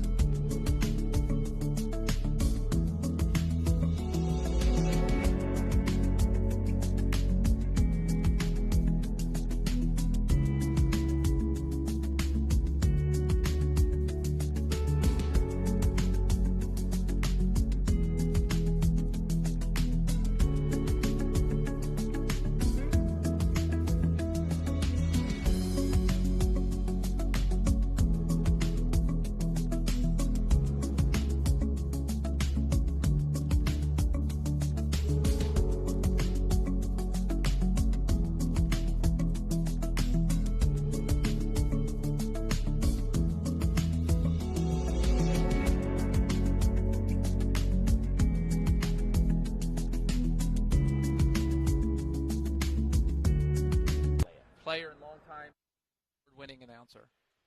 Stand by. We're back. Guys, I'm not smooth with it. Like, I'm still trying to figure out the smooth with it on Superstream 59 here from Media Row in New Orleans. That whole gambling segment. It's a whole. I mean, I won't speak for you. We all dabble a little bit, but it's that guy was hardcore about his livelihood. So that guy, and people like that are the people who make me not dabble in it. So I've had, and people have had their little accounts. You throw little $5 here and convince myself that I'm going to hit the 8-way parlay, do all of these different things. And then you talk to somebody like that who is doing the research on what color Gatorade is most popular in New Orleans and was able to pull off the top of his head the color of Gatorade that the Chiefs used in the last. And then I sit back and go, yeah. Well, I mean, he was breaking it all down. I mean, I wondered the same thing about the Gatorade, but I guess it makes sense if they did purple the last 2 years. And I'm sure, I don't know who makes the call on that, but who know? How do you know New Orleans' favorite color of Gatorade is purple? That dude knows. Well, yeah. That guy knows. That was it. And I was like, nah, that's a hard pass for me. When there are people out there who have that level of information, when they're going out there getting everything set up. And they always get so close. I was talking to him, Kenny Gainwell was like over-under something like 8 yards. It was some really low number for the Eagles' last game. Saquon goes nuts. Kenny Gainwell goes and gets his run. He gets to like 7 yards. And everybody is going, okay, like this one is a win. He got hurt at 7 yards and didn't come back in the game. And you're sitting there going, how? Well, that's what you can't doubt Vegas when it comes to that stuff. They know, I mean, once in a while there'll be an outlier, but for the most part, they're right in the ballpark. And in this game is a 1.5 because there's some, he said, because of Eagles money or whatever, but it's a tight game. And it's, and sometimes, how people say the line's telling me something, because if it looks out of whack, there's probably a reason why, and they know why. Well, he also said that he felt like they should be that the Chiefs should be a bigger favorite. Which I was a little surprised about, but, I mean, I guess, they have their reasons. There's the OG triple, Tom Shredencheck. Oh, here he comes. Walking around through here. We're also waiting on Solomon Wilcots is supposed to be with us right now, but, this is everybody's kind of backed up, so we'll see, when he comes over. You're making their way through. This guy rolls up, sits down, no hesitation, grab the mic. I was built for this. Going to come and roll in. Hello, Philadelphia. What's up, man? How you doing? I don't want to see that anyway. I know. Good-looking guy like you. We were scolded earlier. I got scolded. You're still here? Yeah. I got scolded. So far. You got to make it till Friday, guys. Don't get thrown out now. I got scolded because I had my Are you going Jerome Brown? I went Jerome Brown, man. You know what the saying was after he passed away when they were going for the Super Bowl? It was bring it home for Jerome. Let's bring it home for Jerome. They brought it home in 2018, but you're kicking old school. Throwback Mitchell and Ness, Jerome Brown. You are 91. Kicking old school. What's going on, guys? Having fun. New Orleans is alive. Every day it's going to build. Like we got here yesterday, saw your piece on the setup, and we were down at the compound last night in the stadium, and Bourbon Street was a little bit, but every day, like even walking the streets today, it's going to build. Every day is going to build a little bit more and a little more, and by Friday, it's almost a crescendo. I feel like I've asked. Jason stopped by. Breland stopped by. Yeah. We've had a couple of folks who are here from various news outlets and people who have done this multiple times. You and I talked about the fact that you've done multiple Super Bowls. This just feels like it keeps getting bigger and cooler, and things just evolving and growing. Even 2 years ago, from what the size of this is now and the setup is bigger, 2018 in Minnesota, when the Eagles won the Super Bowl, the Mall of America was the hub for everything. Both teams' hotels were connected. The area for Media Row like this with the number of outlets was maybe a quarter of this size. You were sardined on top of each other because it was so bloody cold they had to do everything and put everybody in a central area. but now it's spread out, but it's still enormous. And this is gonna come off wrong, but I'm gonna say it up front.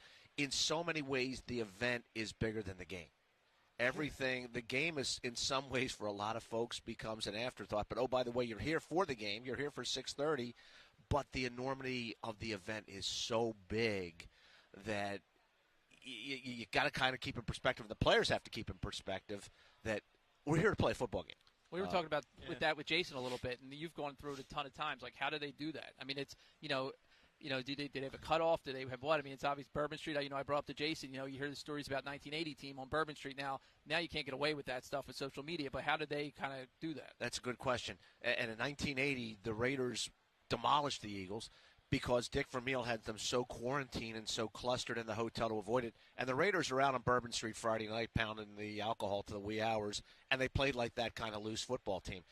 You got to find the line of make sure – Andy Reid's always good at saying this. I don't want to bring up the enemy coach, but bring out your personality. And you got to kind of let the personality of the person come out and find the personality of being in this event, but also remembering that there's a football game to be played. The Chiefs, obviously, we know, 5 times in 6 years. They're used to this. I'm telling you, the Eagles, having gone through this 2 years ago, is enormous. And Nick Sirianni said he literally got back and started to make notes of next time we get there, we're doing this, we're not doing this, we're doing this. He started to make that list, and it's that big of an event of what you do and don't do that, and you got to let the players enjoy a little bit of it. They're going to get hounded with the questions. If your dog was named Jalen, would it be, right. Blah, blah. You're going to get asked stupid stuff. You got to put on your Teflon. You got to get through it. You go to practice tomorrow, and that's kind of practice tomorrow, ironically, is the sanctuary. Yeah, and then to your point, I saw Peyton Manning talking about it, and he said 2 years ago Jalen Hurts called him and said, what's your tips? What do I need to know? How do I get through it? And he said this week, he goes, I haven't heard from Jalen. And he goes, I wouldn't expect to because Jalen's been through it already. He knows he doesn't need my advice anymore. And that's where the leaders take over. And I know you guys will hear from Malcolm Jenkins later in the week. Yeah. And Malcolm won a Super Bowl with the Saints here. And he was here in 2018. But having gone through that, he was one of the guys that said, this is how to get through it. This is how it is, get through it. And tomorrow they'll get into practice. They'll go to team meetings.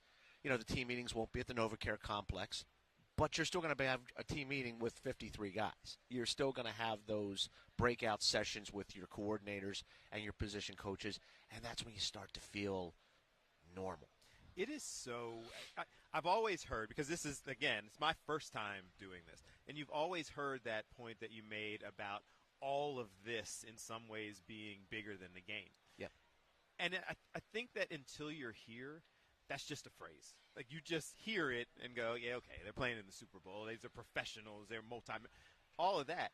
When you get here and see everything that's going on and every day that's scheduled and the enormity of all of this, and then remember that these guys are 20-something and have been trying to do this their entire life. Twofold towards that. I wish people, everybody, I'm so glad that you're doing this and we got a chance to do this week to introduce people to Philadelphia on the stream of what really this is about and what's happening this week, because you can't really grasp it until you see it, and I can tell by the look in your eyes, having gone through it, this is like, wow. And I'm telling you, by Thursday and Friday, this place will be a beehive. My wife says, I wish I was there with you guys. I want to be there with you guys. My daughters are all, let's go take plenty of pictures. I wish, just capture it for us. You've got to kind of live through it, go through it, and the good teams are the ones that live through it, go through it, enjoy it, and play well. It's so, again, it's interesting because we view these folks. You don't, because this is what you do, and you've been doing this for a minute. But I think a lot of us view these guys, the players, as they're professional athletes. They're multimillionaires. Yeah. This is what they do. They're not fazed by all of this. And then we experience it, and I'm a grown man, like older than all of these players, and silly stuff like the security was fun and like, the people you walk by and see, you're like, you forget that these guys are just guys who are really good at football, young, watch TV like everybody else. Like, it's the challenge of doing this for the first time must be enormous. Oh, the players, guys, like we talk about these credentials, and it's all eye recognition to get you through. It's the AI world that you go through to get there. Players, before, when I started covering the Super Bowl, you flashed a credential. and you walked in. There was no facial ID. There was no barcode. You just kind of walked in. The players have to go through that.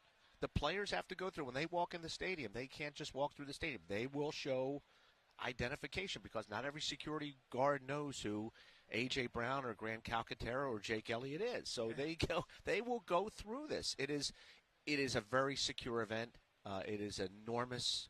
I know some of the stories I won't share, but some of the security detail that happens here is mind-boggling. So it's the old expression in TV, nobody knows how hard you work to make it look so easy.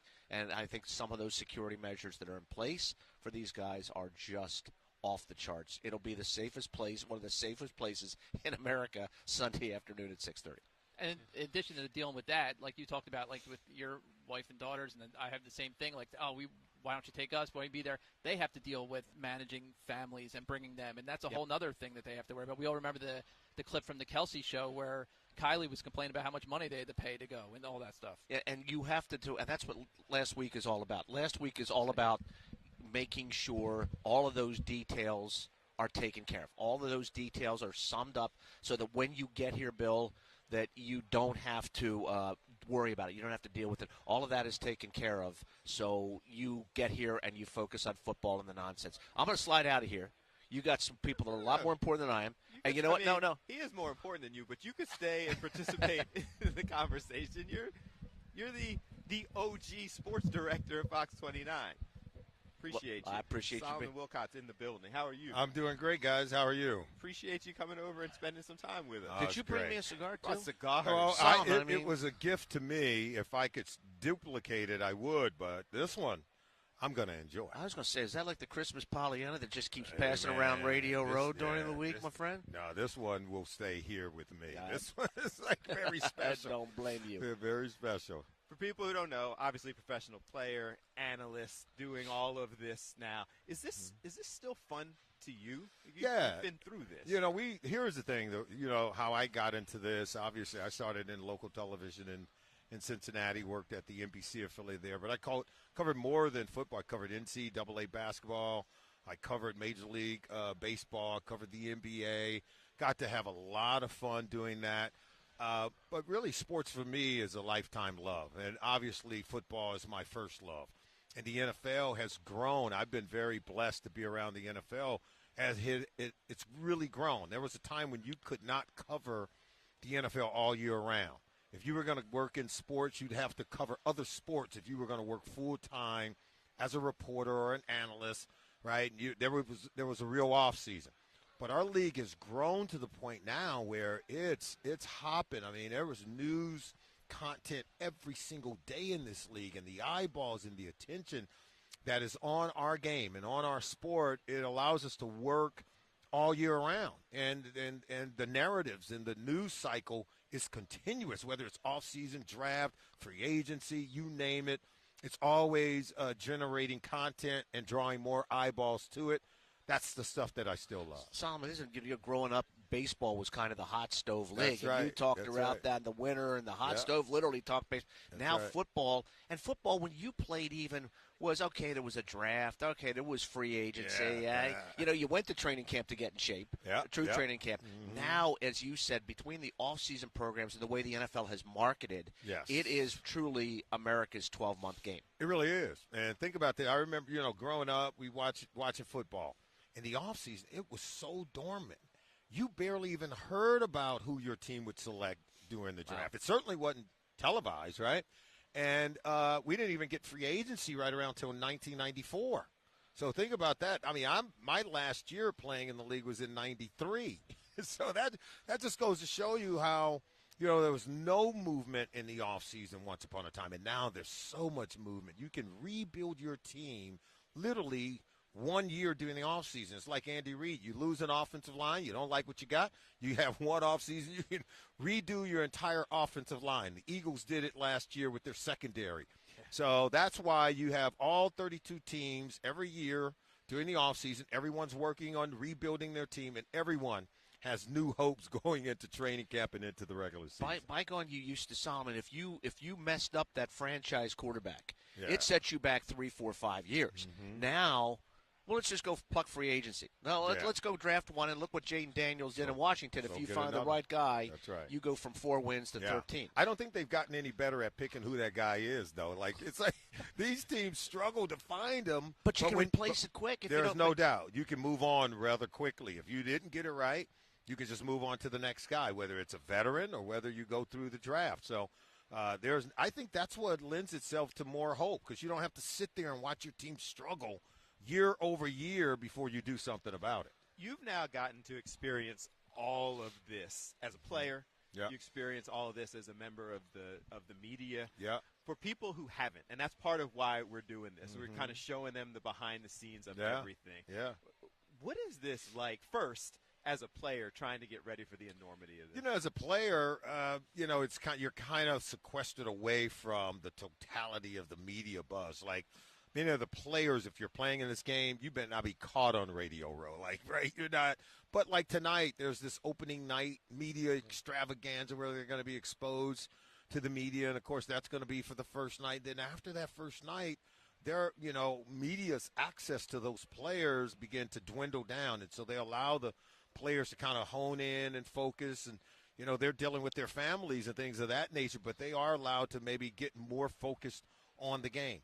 Now, for the fans who are coming here, or say if you're a player, current player, but you're not playing in this game, you're going to be paraded around through here. You're part of the marketing that exists on all these platforms. You're promoting some product or even the league itself. The NFL brings current players here to promote it and many of the things that are happening in terms with the league's initiative. So this is a platform that the NFL has built for their media and marketing partners, and they all share these platforms to really put so many eyeballs on the league itself. That's why it's the most watched event. Every single year it breaks records, right? And so it's just phenomenal in terms of what they've been able to build. The former players, we love it because we get to come here and do business as well. And that's why many of us are here. As the week goes on, the A-listers, that list just goes up. And then you get the Hall of Famers, the gold jacket wearers, and it's really exciting. It is amazing seeing all this, and the level of it's not just TV, radio, it's streaming now. It's everything, it's huge platforms. That's right. Now, having played and still doing things with media, is this surprising to you? The game's always been huge. But this every year it gets bigger and bigger. And as we watch it, every year I come back and say, oh, my goodness, now the sets are getting bigger and more grand. It used to be everyone just had a table in these rooms, and now, no, they have the lights and they have it's like a hybrid studio, right, that many of the, media outlets have brought here. And you're right, it's more than just radio. It's television. It's streaming. It's podcasting. You name it, it's happening here on Radio Row. I think this is a wonderful idea when it comes to the league, a wonderful marketing tool. And you think about all the eyeballs that are on their product here.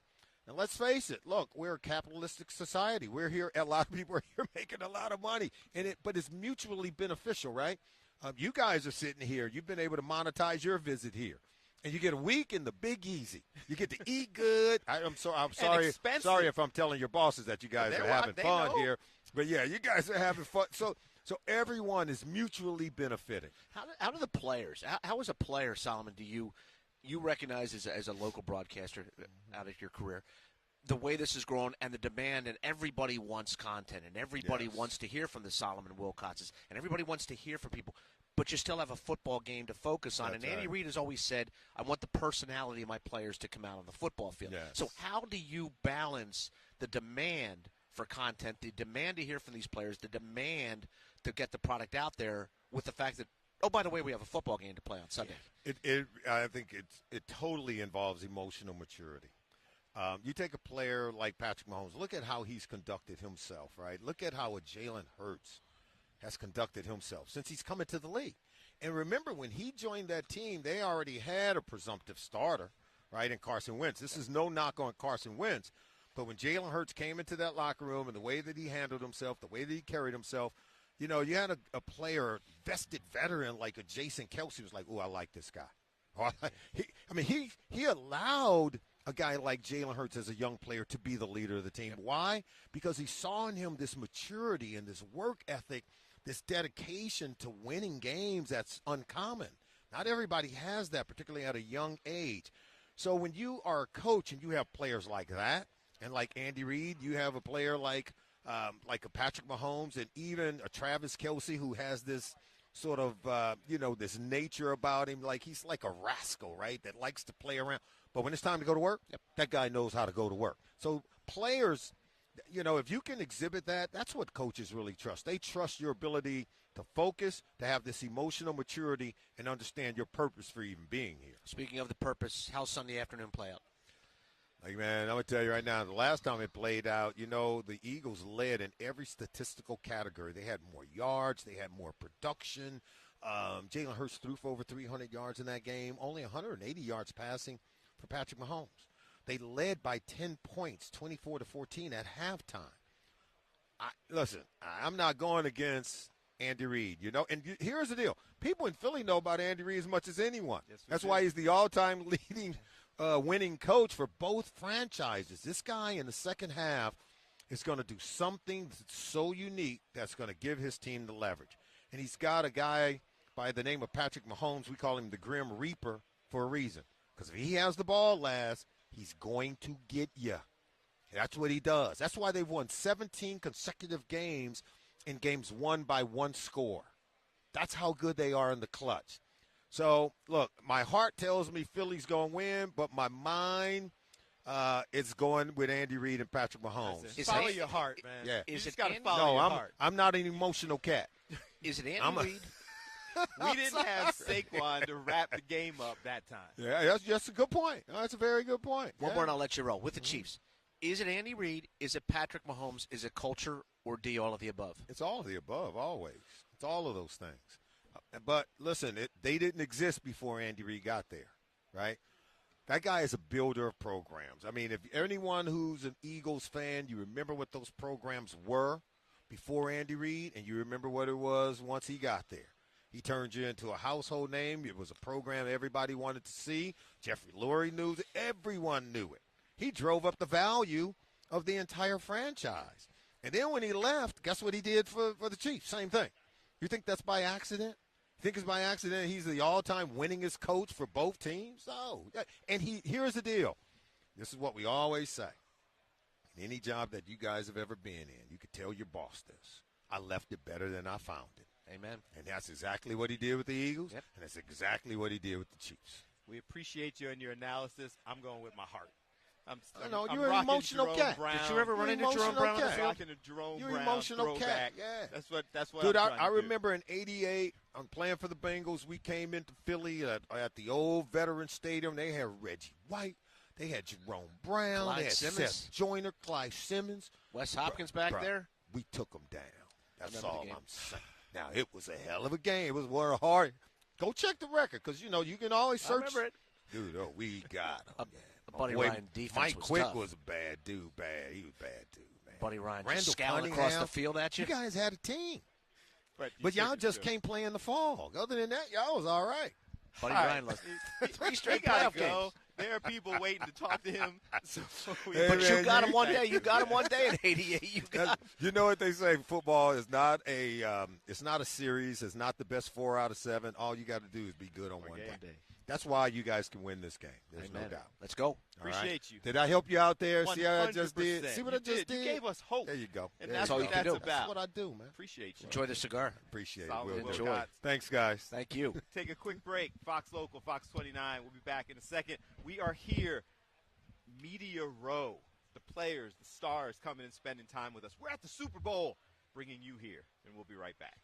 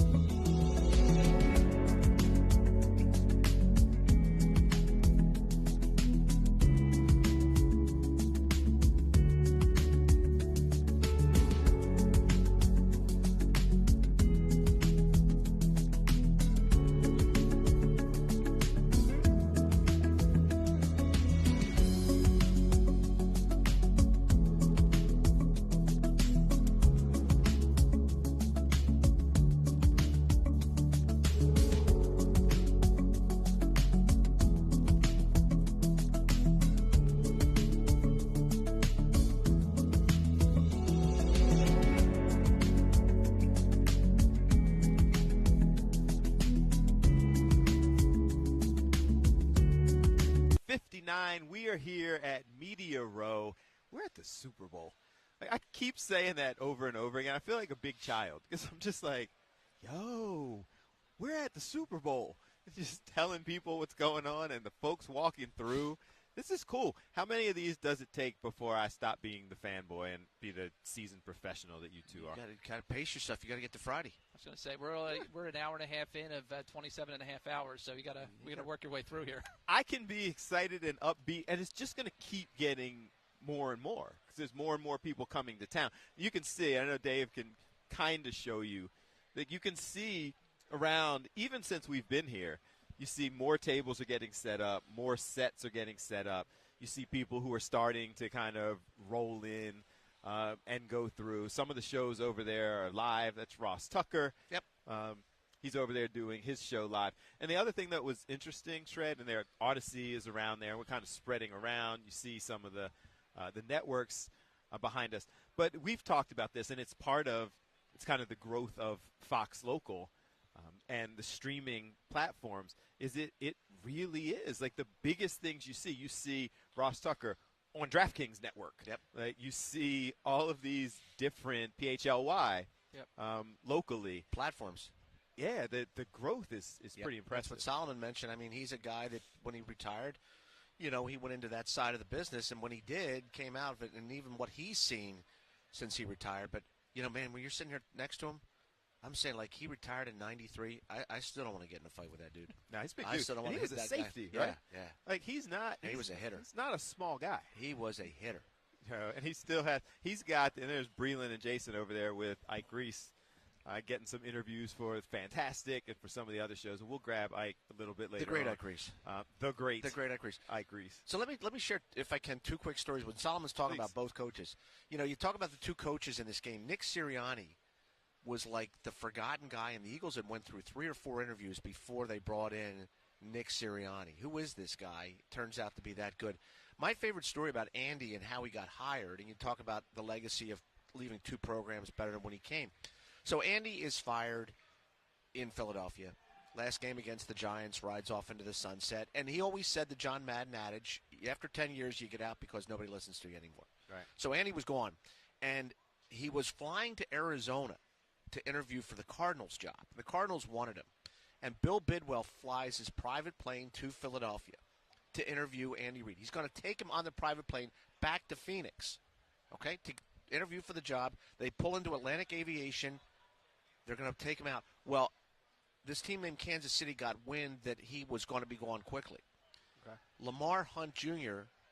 negotiates a contract in a side conference building at Atlantic Aviation and hires Andy Reid before he ever got on the plane to Phoenix. Wanted him that much that before he could ever get on a plane and go to Arizona, he hired him. So the Super Bowl coach who's going to go to the Hall of Fame and may win 3 straight on Sunday, we don't know.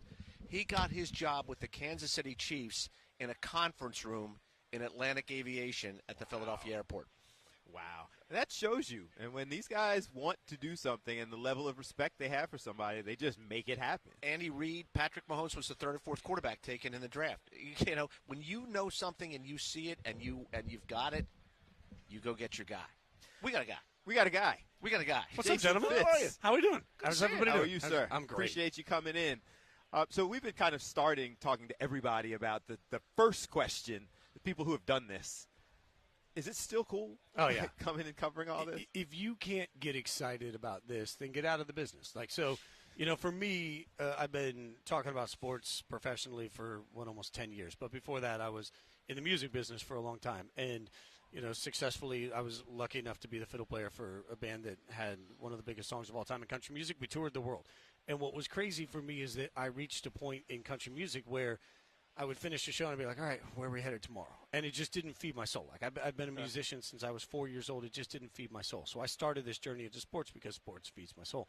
I thought about that today as I walked in because the first time I ever got to see this, I hadn't made it in sports yet, was the lights go out 12, 13 years ago. We're all in New Orleans. My first Super Bowl experience was New Orleans. Ravens and 49ers. And I just sat here as we started this, and I thought, man, if you can't just step back, take a deep breath, and appreciate how cool this is, then you're in the wrong business. Like, we have the best jobs in the world, and I think there's a reason this resonates. Fans fans flock to these experiences because it just feels bigger. This is what every sport wishes they could accomplish, and I've been lucky enough now to be at location for several of these Super Bowls, and I'm not just saying it because I'm here. I don't think anybody does it better than New Orleans. Like, it's just the vibe here. It works. So it's a beautiful thing. It's been cool. I mean, you've a lot of Yahoo, Fox, ESPN, like a little bit of everything. Yeah. So you've covered it on a lot of different levels. And even with all of that, it still has that same energy for you. Yeah, I think the other part of it, and you guys feel this too, right? Like, you're walking around, it's like a big family reunion. And maybe because I did go from podcasting was my beginning to ESPN to now Yahoo Sports and Fox Sports Radio, you meet so many people. It is a small community that gets to be the blessed part of the 1% that gets to do this, right? So you start to walk around and you see so many familiar faces and you get to build relationships. It's like summer camp. It's summer camp for all of us as professionals at the same time too. So it reminds me a lot of what music was like being on tour. Like, you fall in love with the more than playing the shows. The best part of being a tour musician is that you're going from city to city with 100 different people in these 5 different bands, and you all sort of connect, and that's what happens here. It's a beautiful organic. It's a glorified convention in so many ways. Yeah, you know? It really is. And Jason, how much does, as this is growing, and I was talking with Bill earlier, that it makes sure that you remember there's a game to be played, because the enormity of what happens this week. Oh, by the way, there's a game Sunday afternoon at 5:30 Central Time. So that's where we have to start thinking from the side of the players, right? Because every time we do this, we're used to doing this. We've done this a lot, right?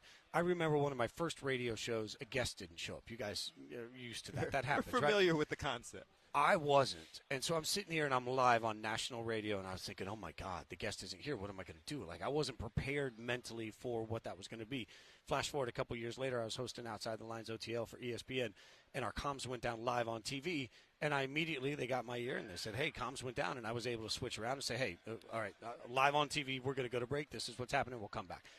Experience matters. So what we have to think about, and this is one edge that the Chiefs constantly have. The Eagles recently have been here. I get that. But even last year walking around at media night, the Chiefs are so used to the routine of this week. And that is something that you think about athletes and the way they love their routine. They love the same things at the same times in the same ways on the same days.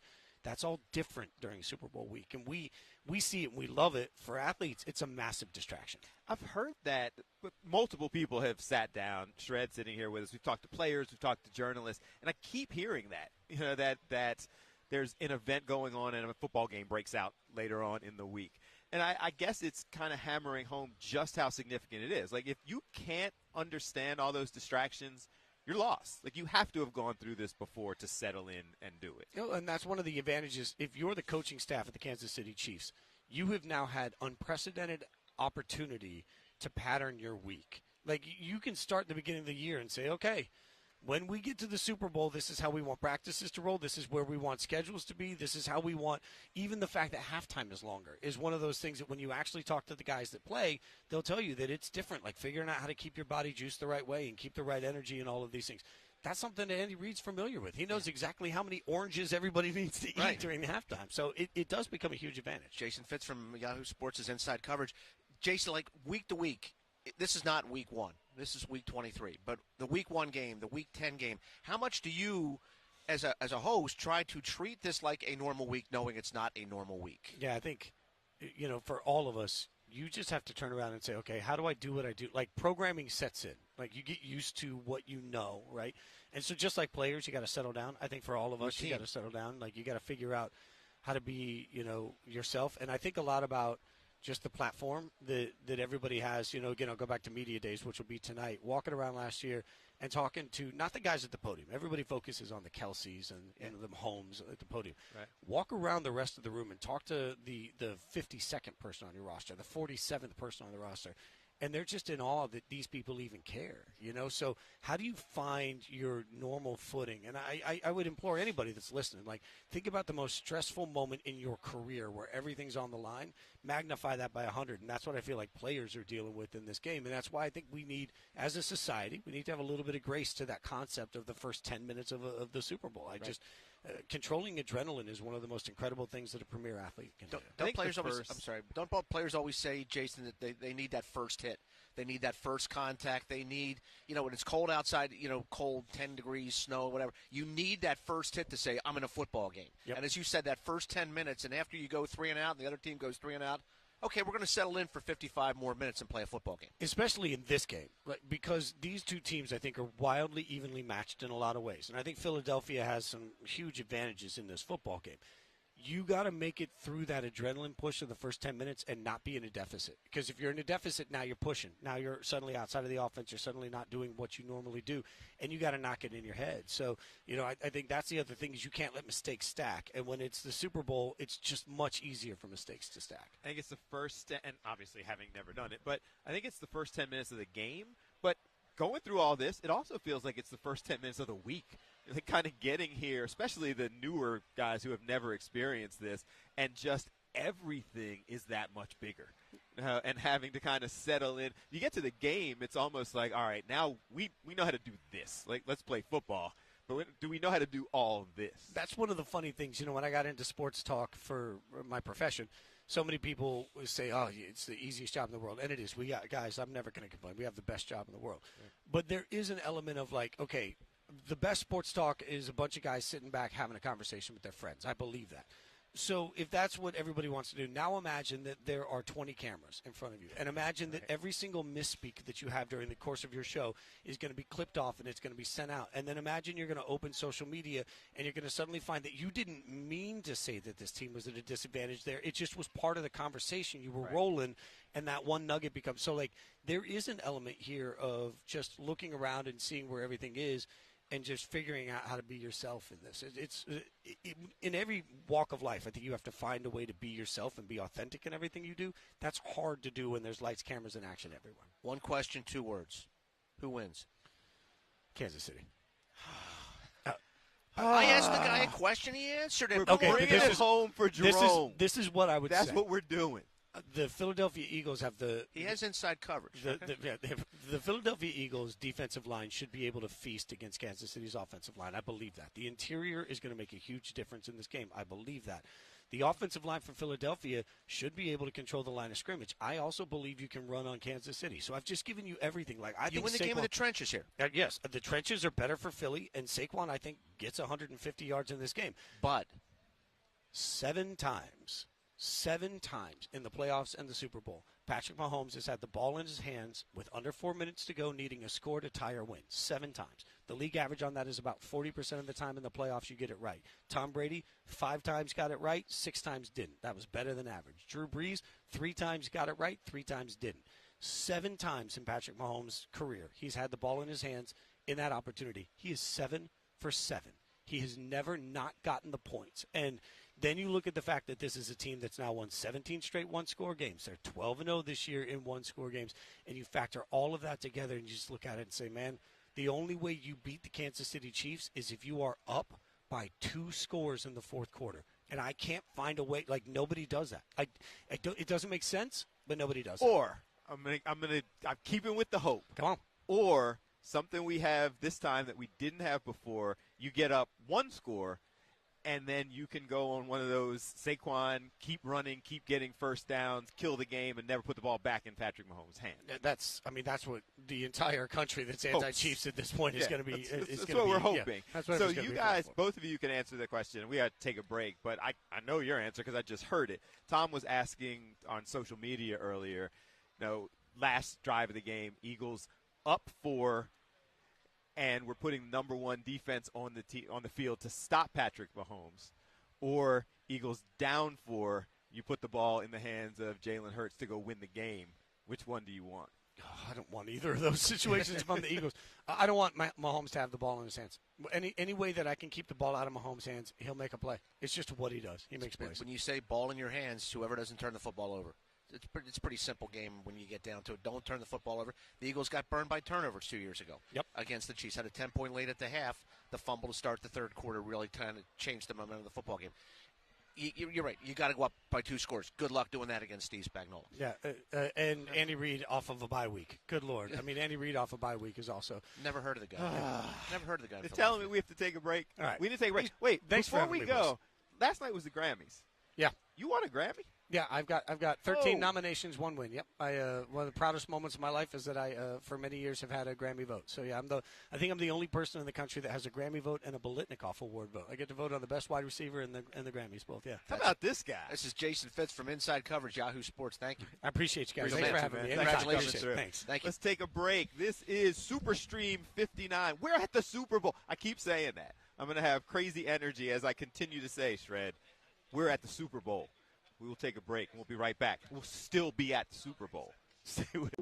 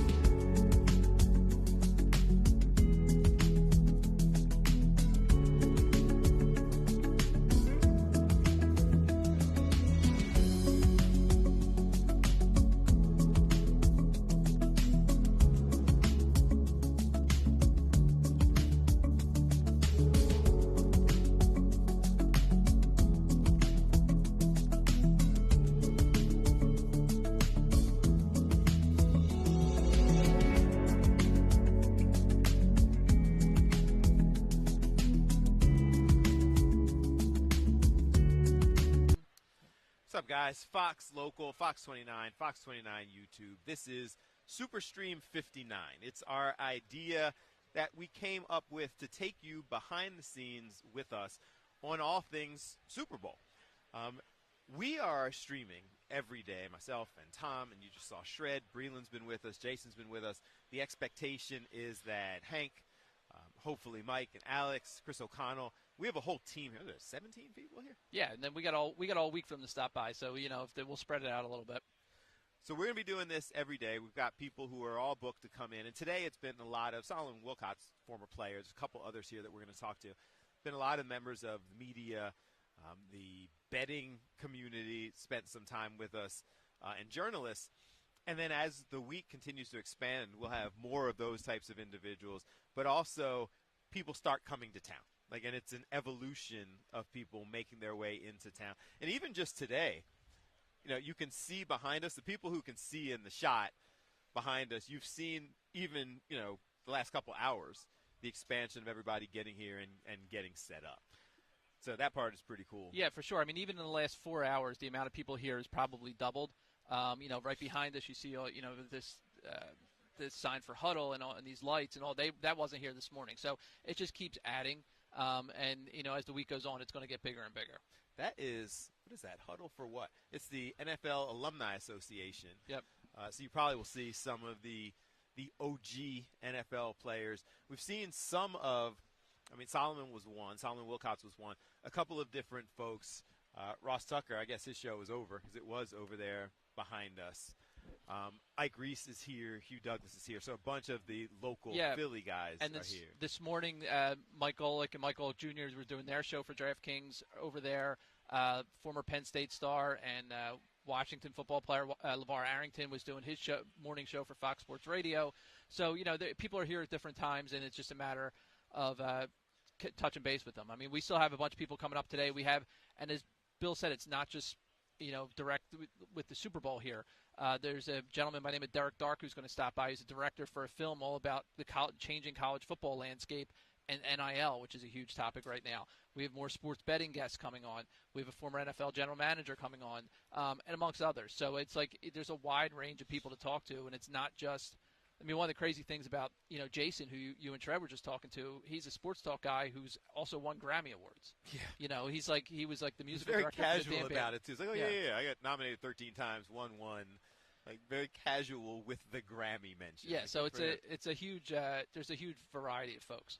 Well, and another part that's cool about this, and again, if you're just kind of soaking it in, it's part of the reason that we're doing this, is because this is – you'll see some of the clips from Media Night. You won't necessarily see all the behinds. How are you? You'll see all of these different things going on, but you don't get to see the kind of the step-by-step of all the things that happen. And that's what we're trying to bring to you. And there are several folks who just have different things that they're working on. There are, Solomon Wilcox was talking about, there are people who have business things, and they're just networking with different folks here to come together. There's the Alumni Association. There are different streaming platforms that are continuing to grow. I was trying to grab, I lost track of him, but when we were setting up earlier today, because you can't see it because of the way it's situated, but right on the other side of our booth, on the back side of it is Fox Sports. Fox Sports Radio is all right behind us. They've got a big setup. But one of the guys who was here working for them on the technical side of it, is from Passyunk Avenue and was former mummer and all of these kind of things. And we get a lot of that as we walk around after the Go Birds. Yeah, you hear the stories. I mean, Bill's got the JB jersey on today.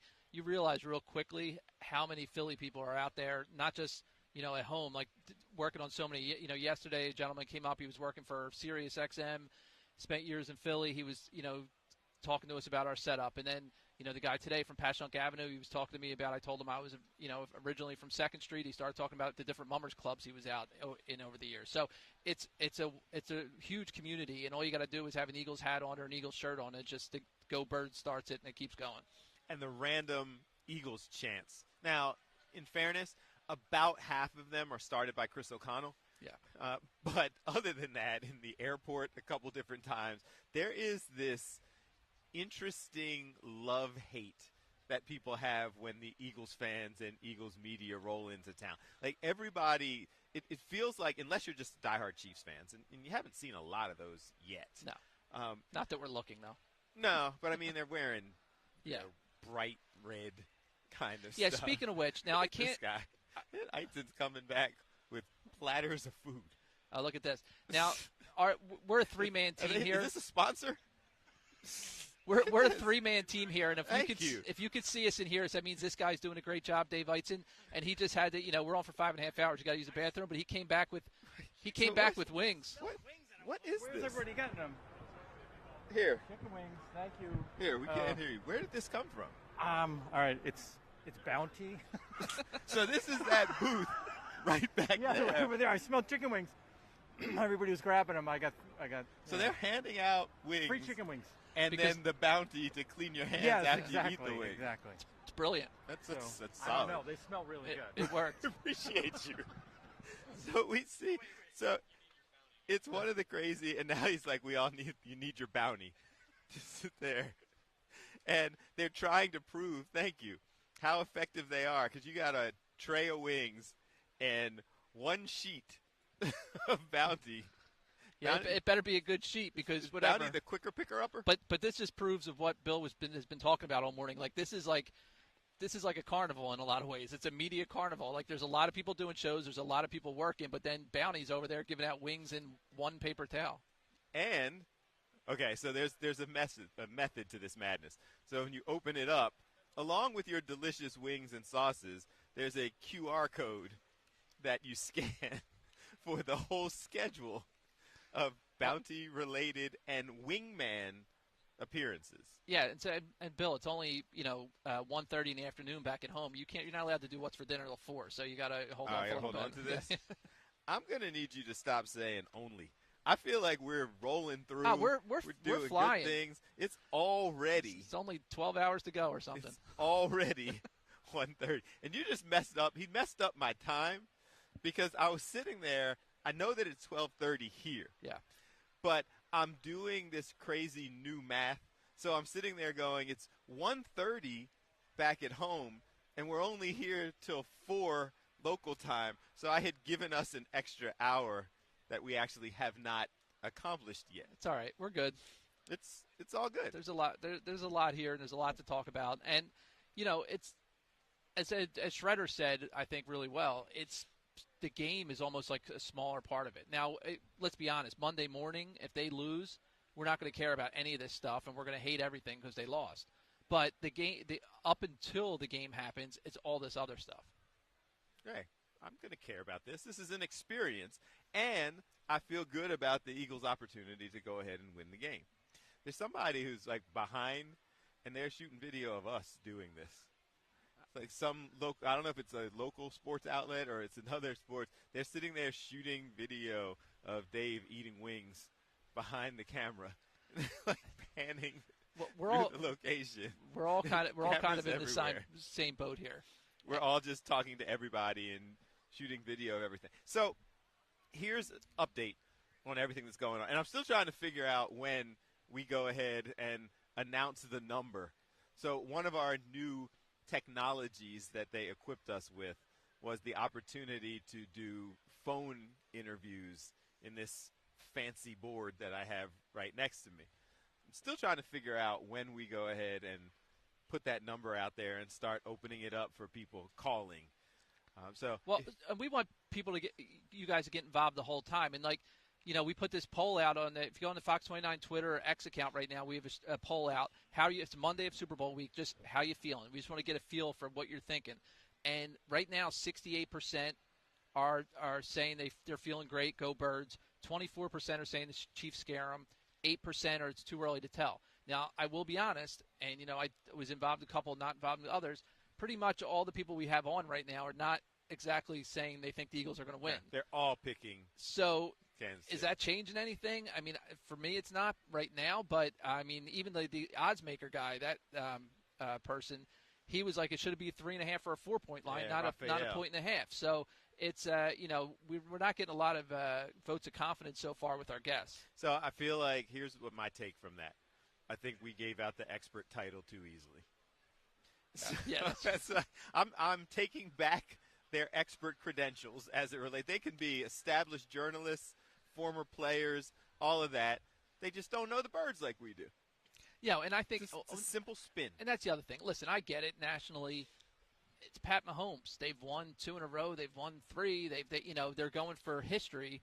But at the same time, I think if you talk to most of these people and you look at the rosters next to each other, the Eagles have a better roster.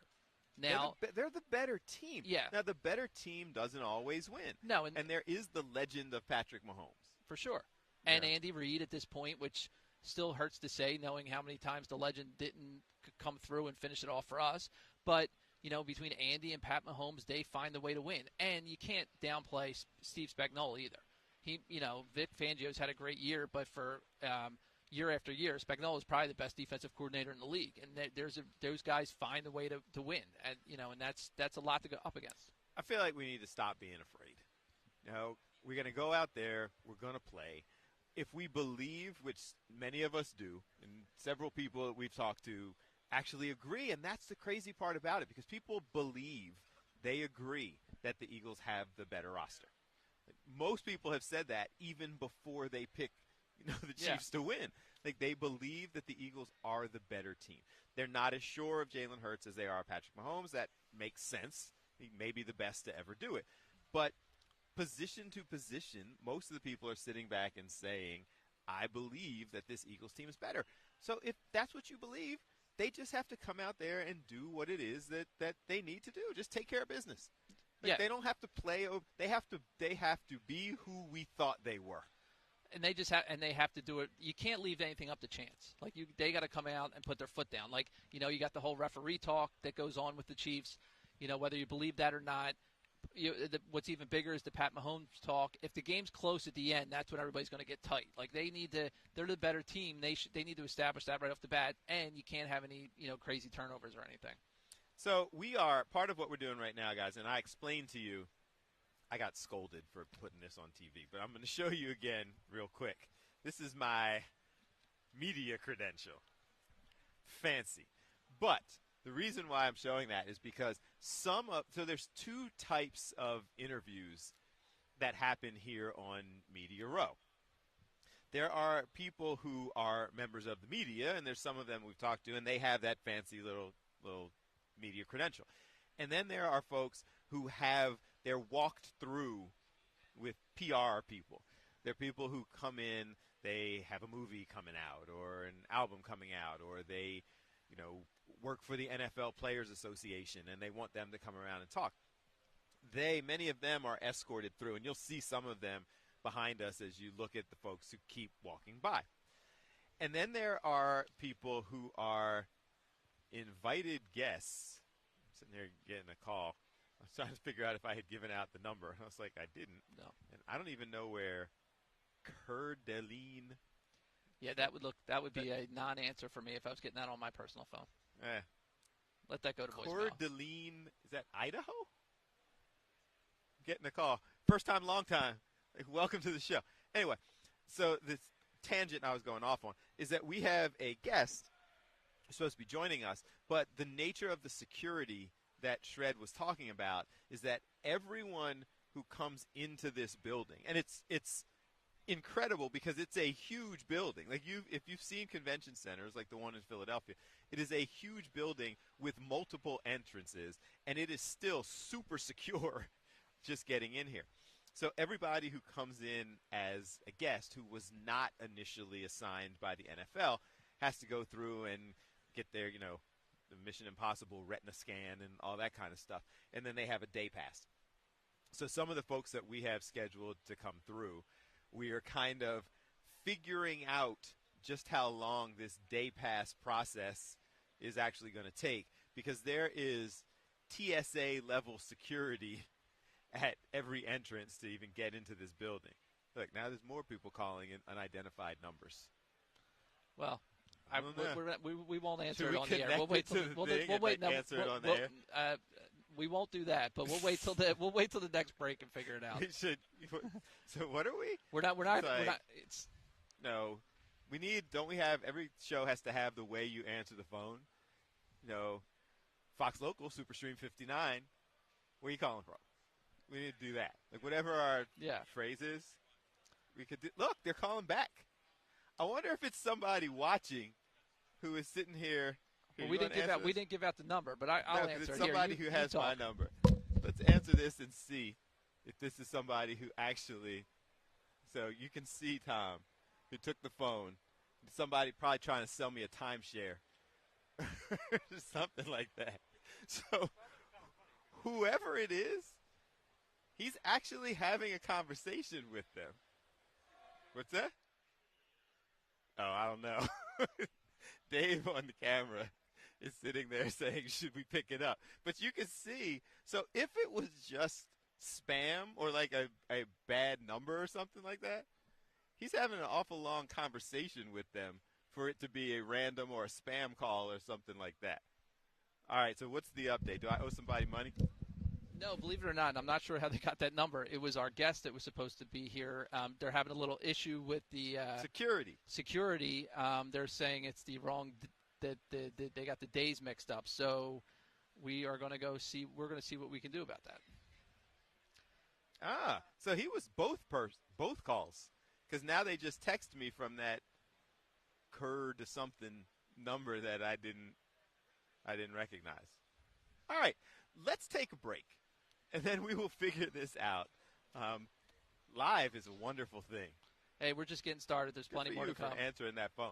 because we were both sitting here going, it could be any number of people who were calling, sitting back going, you promised a credit card payment by 5 o'clock. You didn't come. Like, we know you're in New Orleans or something like that. But it wasn't. It's actually a guess. Let's take a break. Superstream 59, Fox Local, Fox 29. We are here, Media Row, at the Super Bowl.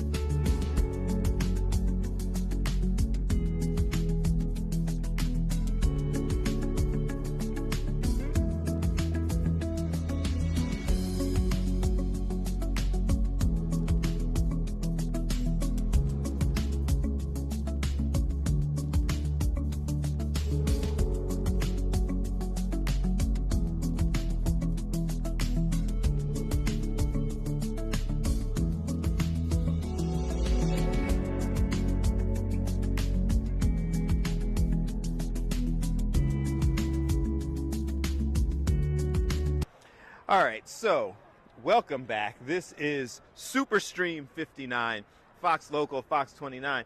And what we are figuring out right now is we take a look at all the things that are taking place behind us, everybody getting set up, making their walk through. So I was explaining to you all of those crazy challenges that exist with security.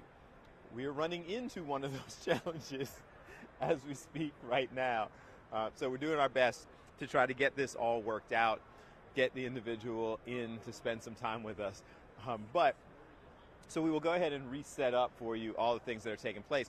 And unfortunately, Dave can give you some of it. So I'm going to step out of the way so you can see down here, you see SiriusXM, you see all of the different outlets that are set up and the expansion that continues to take place even since we've been here, and then kind of making our way back over, and I'll step out of the way this way, but you can see all of the different larger outlets that are building their structure. Some of them are really, like, ours is cool, but some of them, you sit back and look at them. Like, there's an entire, and I'll go try to get some video of it for you, and we'll see if we can upload it or put it up here on our high-tech monitor. But there's what looks to be almost a complete recreation of Lambeau Field that's off, I don't know, I mean, Dave may be able to see where it says Lambeau Field back over there, but they have a whole structure of the field and the stadium, and it is all set up there. And so we just assumed when we walked over and we were doing a tour that must be some super high-tech, super expensive, crazy well-funded organization. And I mean, they might be crazy well-funded, I don't know. But when we walked over there, it was local radio. and they just had this entire Lambeau Field build over there. There's others that as you kind of make your way up, you would be shocked by some of the folks who have been here. We were talking to a guy, Tom McDonald, actually, who some of you may know because he's done things with radio in Philadelphia, both technical and as a voice, on-air personality. And he was here working with one of these outlets, and he said that they had been here for more than a week just building out the structure and the lighting and all of the things that go into building it out. So it's impressive. Right back over here, so you see the Bounty Wingman? That's where Dave went to grab us these delicious wings that I was enjoying during the last break.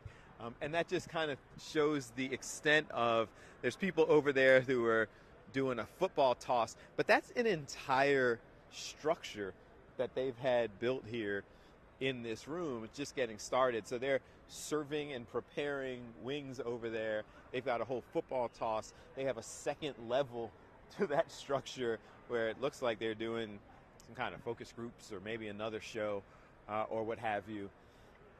And just kind of panning around Ross Tucker's show, and he'll be on with us at some point. And then up across the top of the convention center, you can see all of the various Super Bowl banners, designs, all the things across the top. So there is a bunch going on here, and it continues to expand, to grow. People are coming in and setting in. You just saw, as we panned that way, the Odyssey Sports booth wasn't here when we came in this morning, and now they are set up full length. There's auto sponsors and what have you. Fun fact, so there was a discussion about sponsors on our table and of our booth, which has pretty much turned out to be the case anyway, as we've got chicken wings just sitting there on the booth. But there was the discussion about, excuse me, some of the rules associated with being in here and having individual sponsors of the booths, because some of the companies are sponsors of the Super Bowl and the event themselves. So, for instance, could you set up a beer placement on the table if there is a beer partner? And those kind of things have been worked through and discussed. So these are all the various obstacles that we are soaking in. I'm really curious to see. I think, unfortunately, that one is going to be blocked, so I don't think Dave can see it. But right behind us, there is a whole, just this incredible set that they are building that I don't think that he can get to. I'll shoot video of it and either put it up on my social media. This will be my first gratuitous self-promotion of my social media at Bill A. Fox 29 on Instagram, TikTok, and all platforms. We'll get the video up there so you can see it. But there's an entire, wow, it's like maybe half a football field length that some outlet is working on building and trying to expand. It looks like some place maybe doing their show. It's got the NFL logos over there. So a lot going on, guys, as I step back a little bit, because around the corner, again, like right behind us, is the Fox booth that is set up. So there's Fox Sports Radio, there's Fox Sports, all of that is behind us, and they're kind of getting set up for all of the things that they're going to be working on as well. So a whole lot to see as we try to just give you a little taste of all of the different, you see the networks back there that are getting their programming set up.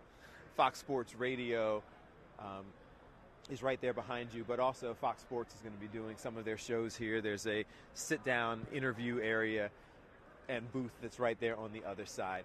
So just the first couple steps, the first few hours of walking you through all the things that are taking place here at Media Row, Superstream 59 on Fox Local, Fox 29, and our YouTube page as well. Let me turn this back up for you. We're also, do we have an update on our question? We have a poll question that we've been working on throughout. And Eagles fans, we're a confident bunch, apparently. Yeah, 68% of people on our Twitter poll on Fox 29 say they are feeling great about the game. They're confident. We've got about 8% who are not sure, and the rest are nervous about the Chiefs, which to go along with everybody we had on so far. So it's fine. I think it's very easy to get caught up in the lure of Patrick Mahomes. Now, and he's 7 for 7. But you know what? He's 7 for 7 until he's not. And then at some point, he's going to be 7 for 8. At some point, the guy is going to not have the game-winning drive. And I feel like this will be the time. It's good. First time's got to come at some point, right? All right. We got a lot of stuff going on. We're going to take one more break to get into this as we head into what will be the 2 o'clock hour. 2 o'clock hour back home, yes. Back home. The 2 o'clock hour, and we will be right back in just a minute. This is Fox Local, Fox 29, Fox 29 YouTube, Superstream 59. Let's take a break. Let's eat some wings. Let's come back and keep the conversation going.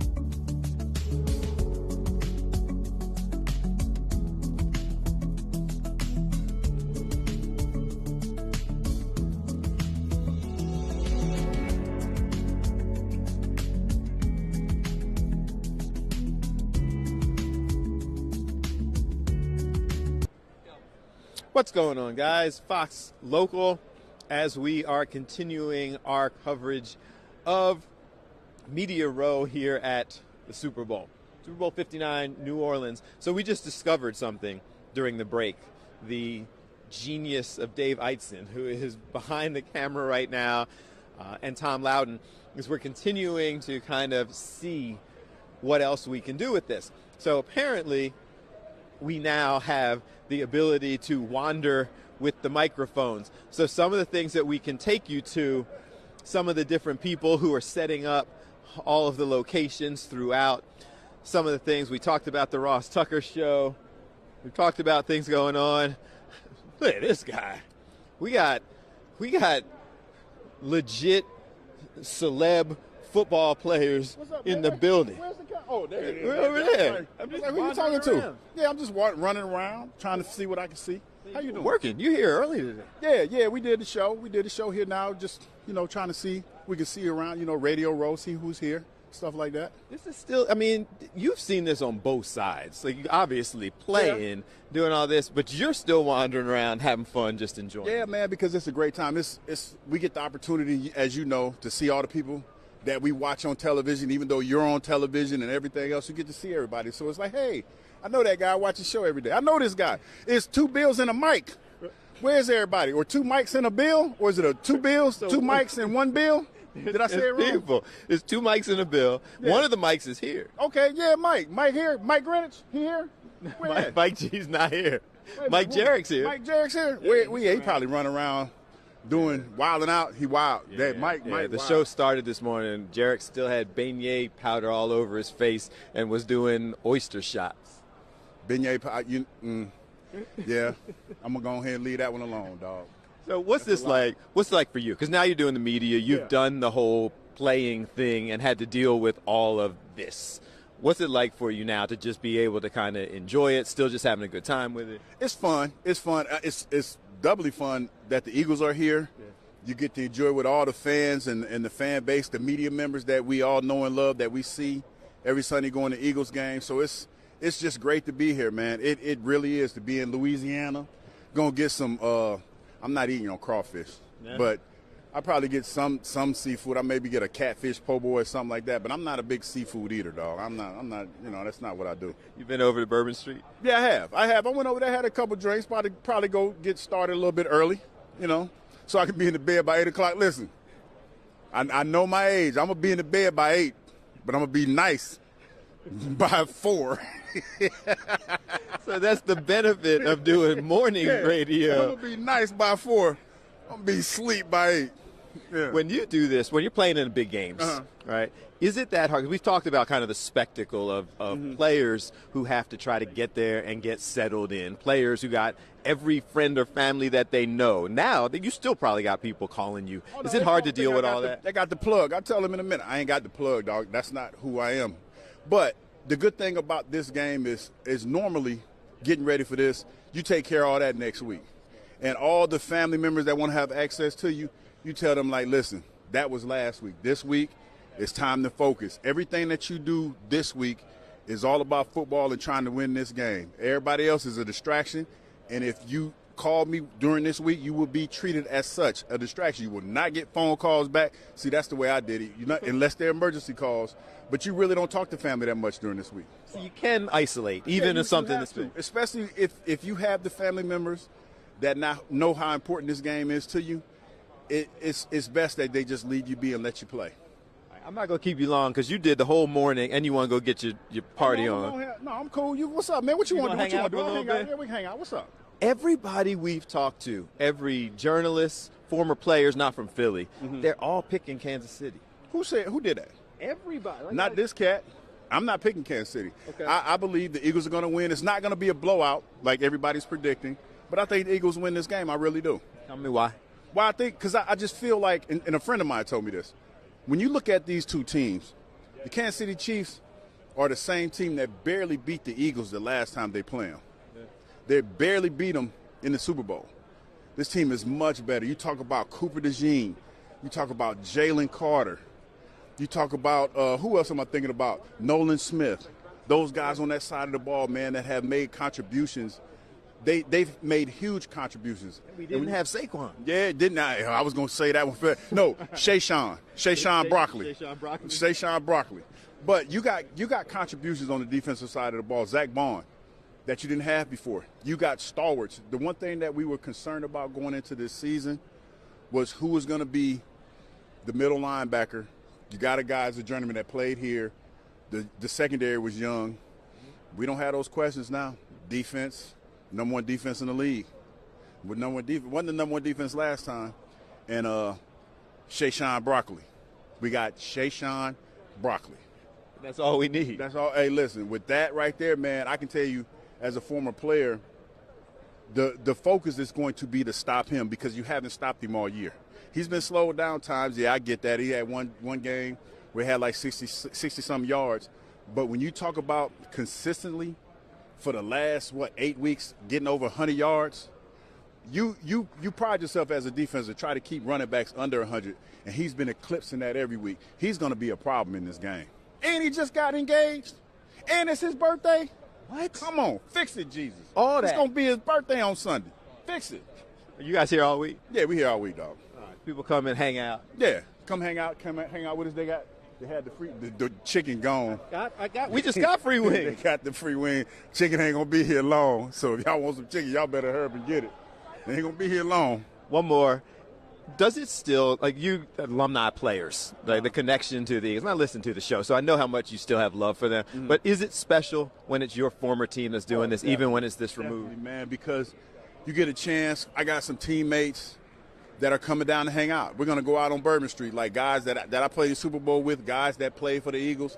It's a certain pride that goes along with when your team's in the Super Bowl, man. No question about that. I appreciate you spending time with us. You know, we need, every now and then, we need somebody to sit in with us on Two Mics and a Bill. Yeah, I'll do that. You going to come do that? Come hang out with y'all, man. That's cool. Come and talk about all the crazy stuff that gets us in trouble. Yeah. I see y'all. Y'all wild, too, man. Y'all wild. I appreciate you, man. We'll see you. Hugh Douglas in the building, hosting his radio show, spending some time with us, having some fun. Those are the kind of folks you will wander around and see. Let's take a break, and we will keep it going. Jason, I kept talking about how everybody is picking Kansas City. They are? Yeah, but I forgot. Everybody but Jason, who is very confident. And Hugh said Hugh Douglas, he believes a double-digit win, too? He didn't think it was going to be easy, but he does think that he believes everything points to the Eagles. I think they're just a better team. I heard him talking about Saquon Barkley. Saquon Barkley. That's what it is, Barkley. Yeah. All right, so good. I feel pretty good about it. I'm sticking with it. Now, because I've made a prediction, I've got to stick with it. Okay. I cannot go back. You're not going to be that guy who changes midweek. I've done that before. I'm going in. I'm sticking with it. Double-digit victory on Sunday and a comfortable fourth quarter. I'm sticking with that. Any cool folks? You've been moving around. You guys have been grabbing interviews. Any cool things we can look for tonight? We, Breland and I talked to Ryan Leaf, former first-round pick, who was picked before Peyton Manning, and his career ended up being a disaster. And he went down, he got himself up, and now he is a motivational speaker. He helps rehabilitate addicts, mental health. Okay. He's turned something tough in his own life and turned it into a major plus. So I really admire him for that. Yeah. So we talked to him for a while. We ate the food. Did you know there was food at Radio Row, like, everywhere?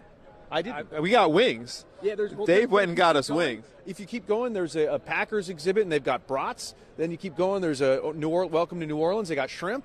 There's a Pittsburgh thing with like a croissant and a pickle in it. I don't even know what that is, but I ate it. Cheesesteaks? We're in this game. Nobody brought cheesesteaks? We should have brought, something, right? We might be able to work that out. Yeah. I heard the food chasers, like our people, are coming down. Maybe they'll set up a booth. I don't know if I'm supposed to say this, but Chris O'Connell brought tasty cakes down. Because of course he did. Because that's what Chris O'Connell does. Yeah. So, maybe we'll have some tasty cakes here, I'm sure there's companies that would have sent us something. We could have gotten that. There's still time if you're watching. There's still time. They should do that. Because Tasty Cake, they send like whole packs of stuff. Yeah. Like they could send a travel pack, and we'll set up a little table here. Wawa's a Fox 29 sponsor, so that's good. They could sponsor our table, right? And then we'll have Tasty Cakes there. I love that idea. Uh-huh. Are you hungry? I've been eating wings. Where will you eat tonight when this is over? Because you've been talking for 5 hours, and this is day one of 5 straight days of talking for 5. That's 25 hours of talking for you this week. It's 27 because we're doing 5.5 hours. Well, I have to do my math. I don't know where I'm at, but yeah. They actually told me, so I didn't have to do the math. All right. 27.5 hours, 5 days of 5.5. That's so then where will you eat? You got to work up a hankering. I don't know, but we're all going to media night tonight, right? Yeah, and that's going to extend part of the time. On the air. But yeah. So you're doing it. You're going to do hits from outside of media. We will be outside the media night, outside the arena, the Superdome. So that's where we'll be at 5. And then we'll go inside. Are you going into media night? Yeah. All right. You going to do some Fox local content for us there? I think so. We're going to go try to get some of the interviews from people that we couldn't get to come over here. And then in this, this high-tech setup that we have, we're going to go ahead. We're going to play some of these interviews. Yeah. Go all through the sounds. We're going to do that. Is there a name on your list of potential interviewees that you're excited about? Nah, not really. I mean, I'm excited to hear stories from all of them, but I think the big excitement about this is you never know who's going to walk up next. Door. Yeah, exactly. And you have to kind of keep your eyes out for everybody walking by. Everybody kind of blends in. And you're like, oh, look. And we tried to get a couple of other NFL people walking by and try to stop them, but I got to go over there to that one. I got to go over to that. So that's part of the reason why we set up the wireless, so you could just walk up on them, in the middle of it. It's like, hey, we got you. That's Eitzen. He set that up for us. He did that. So we'll be good. And in terms of like the going out and eating, It's hard because I'm not that guy. And the fact that I know I have to talk for 5.5 hours, I'm very aware of how late I'm out, like running the streets of New Orleans to come back the next day. So you're gonna pace yourself. You're not gonna go. I'm gonna try. big. We went and found a little tap room up the street. Got some po' boys last night, chilled. Tom and I went to the supermarket and stocked our refrigerator. You know what our mothers told us? Nothing good happens after midnight. So get in bed by 11. That's 11:59, and that is like in Philly time. We got hours. Yeah. All right. I'm in So bed we'll by be good. 1. Yeah. Yeah. Well, after the show and everything. Oh, so you don't have to do stuff for Good Day in the morning yet. I'll still wake up and go. I got a bit planned. I brought the eagle costume. Okay. You know, with the beak? Yeah. And I bought 2, one for me and one for Mike. That's all I'm going to say. And this is happening on Good Day. Oh, yeah. Is this tomorrow? I'm not sure when yet. We're going to eat some Kansas City barbecue, though. You know, KC? Okay. So we've got a plan. And I'm not going to eat it. We're going to peck at it. I think that's my idea. I feel like you said I'm okay, not I just said I'm just so excited. You may have given them too much. I'm the person who gets a gift and I'm like, I got you a gift. Do you want to know what it is? I can't. I need to zip it and just surprise people. But it's going to be fun. If you're hanging out with Jarek and the Good Day crew, you very likely are going to be out on Bourbon Street for a minute. Yeah, with some white substances around my It's going viral. It is, and that was a great way to start the week. So, yeah. If you can go viral with the first scene of Good Day at 6 a.m., you're doing something right. They're doing big things. All right, so we are here. There's all kinds of people coming around. Tom's rolling over. Does that mean we're taking a break? Yeah, let's take a break.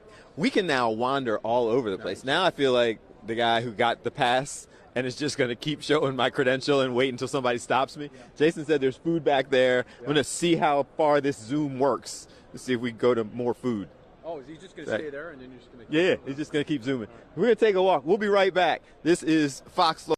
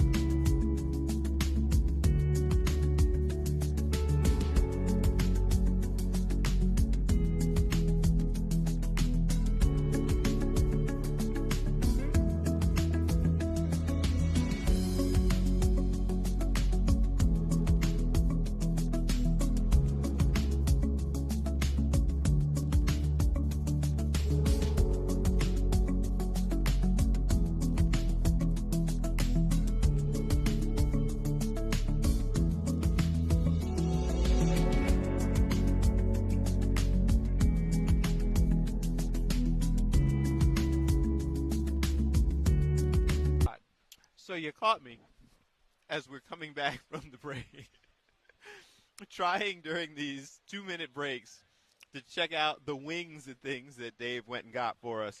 And Jason explains that there are whole bunches of food spread out throughout the area. What's up, man?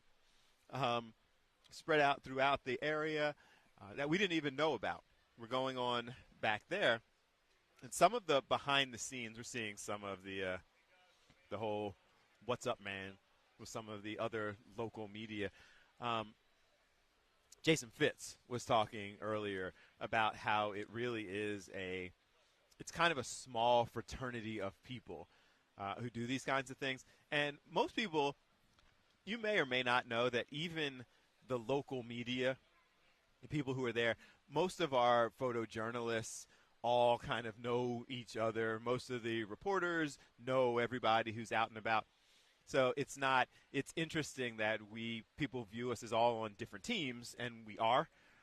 But a lot of the people, you kind of see them, and it's like a chance to kind of catch up with old friends who work for other stations as well. Yeah, for sure. And, that last time, Bill was able to grab Hugh as Hugh was walking by. And then, we just, in the last break, we were able to just get Ricky Williams, former NFL player. Everybody remembers, everybody wanted the Dirty 30 from the Eagles went up to the draft because everybody wanted the Eagles to draft Ricky Williams, but the Saints traded their whole. Donovan instead. Yeah, they picked Donovan instead, and the Saints traded their entire draft for Ricky Williams. He's going to stop by on Friday. What's he doing these days? Is he a marijuana advocate or something like that? I was going to say he's probably smoking something. He smokes a lot of weed. Yeah, he does. But and he was also a minor leaguer in the Phillies organization. Ricky Williams was? Yes, he was. He played a couple years, his last couple years at Texas. He would play football for Texas, and then during the baseball season, he was a pro baseball player for the Phillies. And then he ended up going straight NFL. He was a beast. Yeah, the guy was fast. He was strong. Like he had all of the potential Bo Jackson tendencies. He just really liked smoking weed. And just to show you the wide range of this, yeah, he did. And he did. He was smoked honest his way about out of the yeah. NFL. Country singer Jay Allen, who is from The Voice, I believe, he'll be joining us tomorrow. His folks just came through. And this is how it's just kind of like a free-for-all. Like that's unusual. To go behind the curtain a little bit, the same woman who's like, hey, you interested in Ricky Williams? She's like, I'm also bringing around Jay Allen, country singer. I'm like, sure, this is what we're telling people. It's a little bit of everything, right? So, and a couple other former NFL players, Randy Grimes will be here tomorrow now, and a couple other folks as well. So it's kind of like a free-for-all, and we're just trying to be a part of it and bring it back to you guys. So hit me up at Bill A. Fox 29 on social media platforms if you know who Jay Allen is. He's a country singer? Country singer. Is he a big deal? So this is a complete acknowledgement of my ignorance. No, because as it relates to country singers. He was from one of the competition shows. He was, so. Think he'll sing?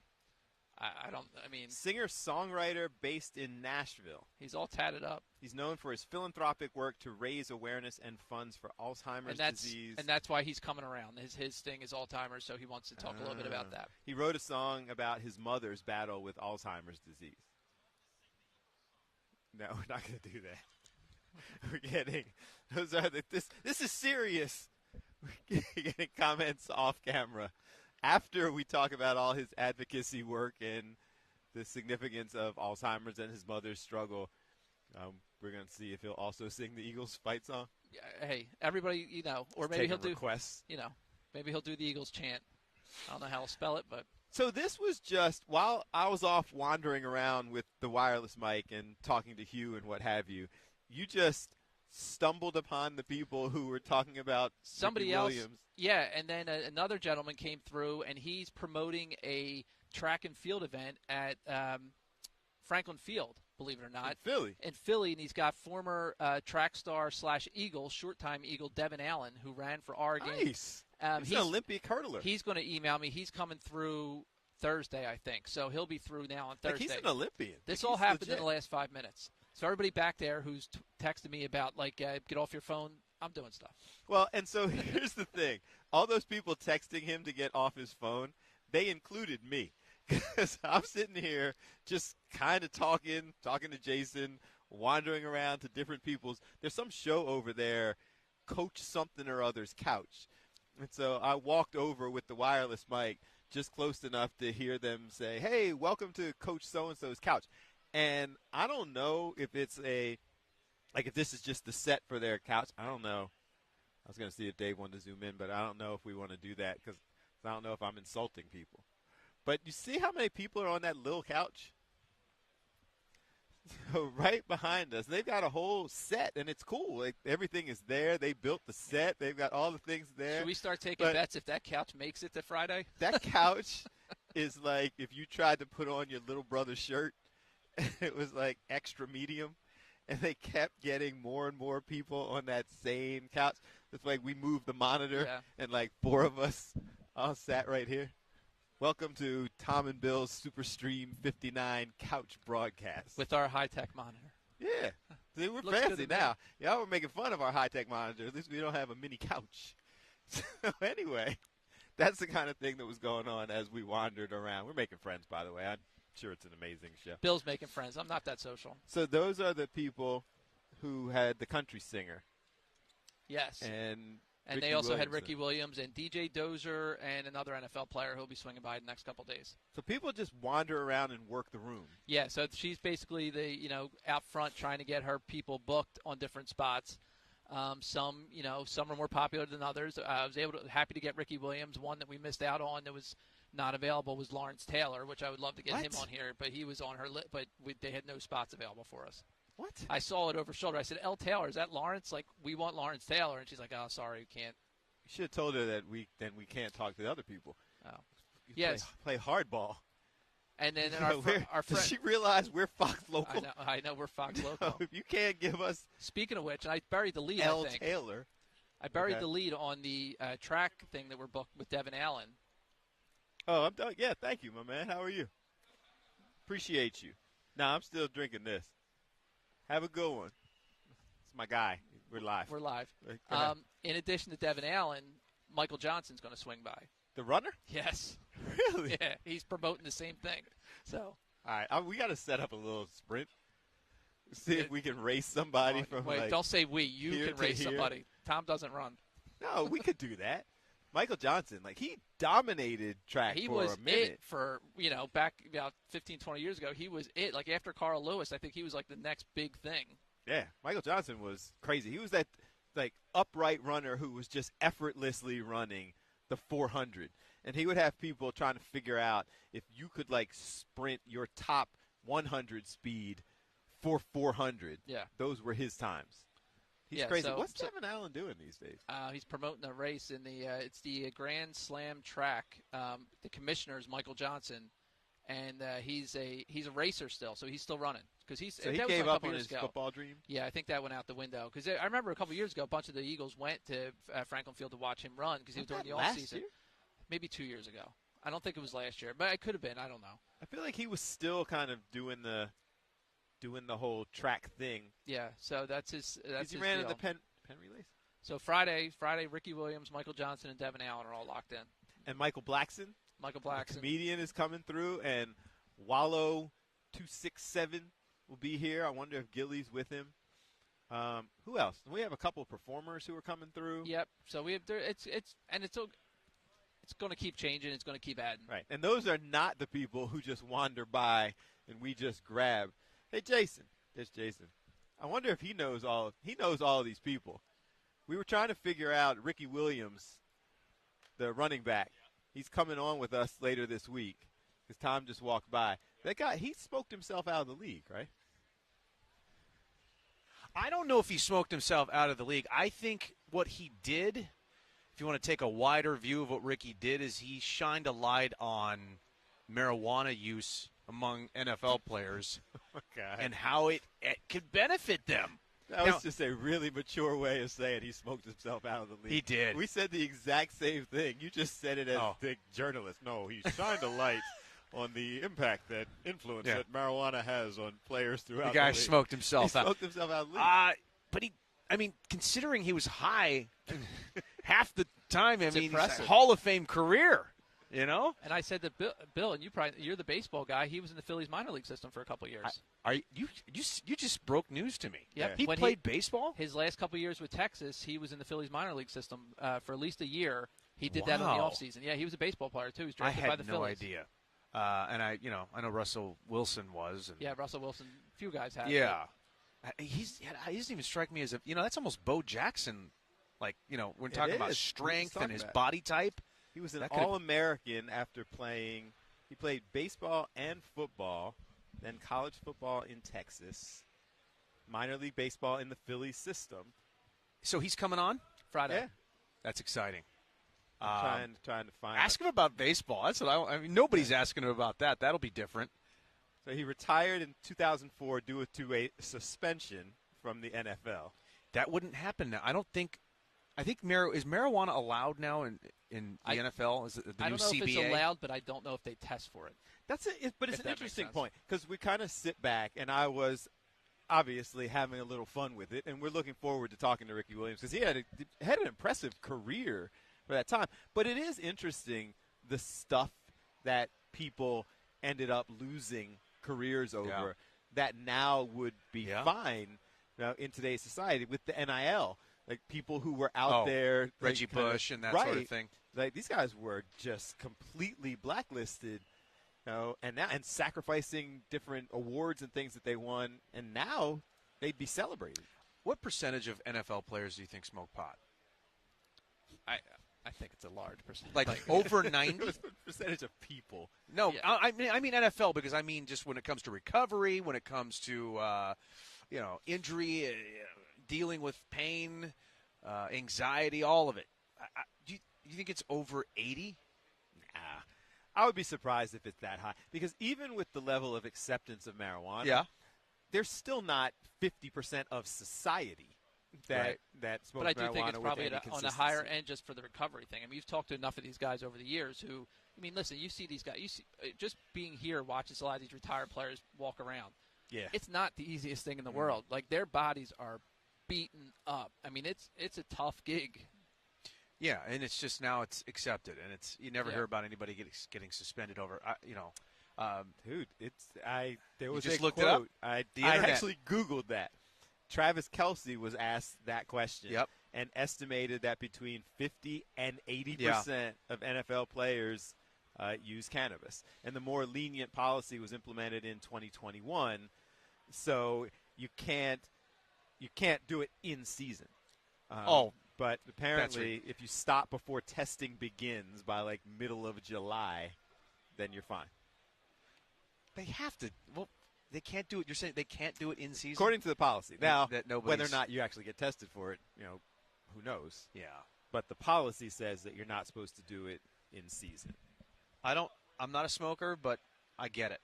You know what I mean? Like, especially for NFL players, probably NBA players at the same time. Which, by the way, has anybody brought up the trade with you guys? Well, I was saying to Bill this morning, I got over here early and I was walking around, and we're at the Super Bowl, and there was a Fox Sports show live, there was a Golic show live, Sirius. Not one show was talking about football. Yeah. Every single conversation was Luka. If you're a sports show and it's Monday morning and you haven't had a chance to react, I was listening a little bit to Dan Patrick's show this morning. It was the first thing he mentioned. He was like, by the way, we're in New Orleans. Now let's get to the trade. Right.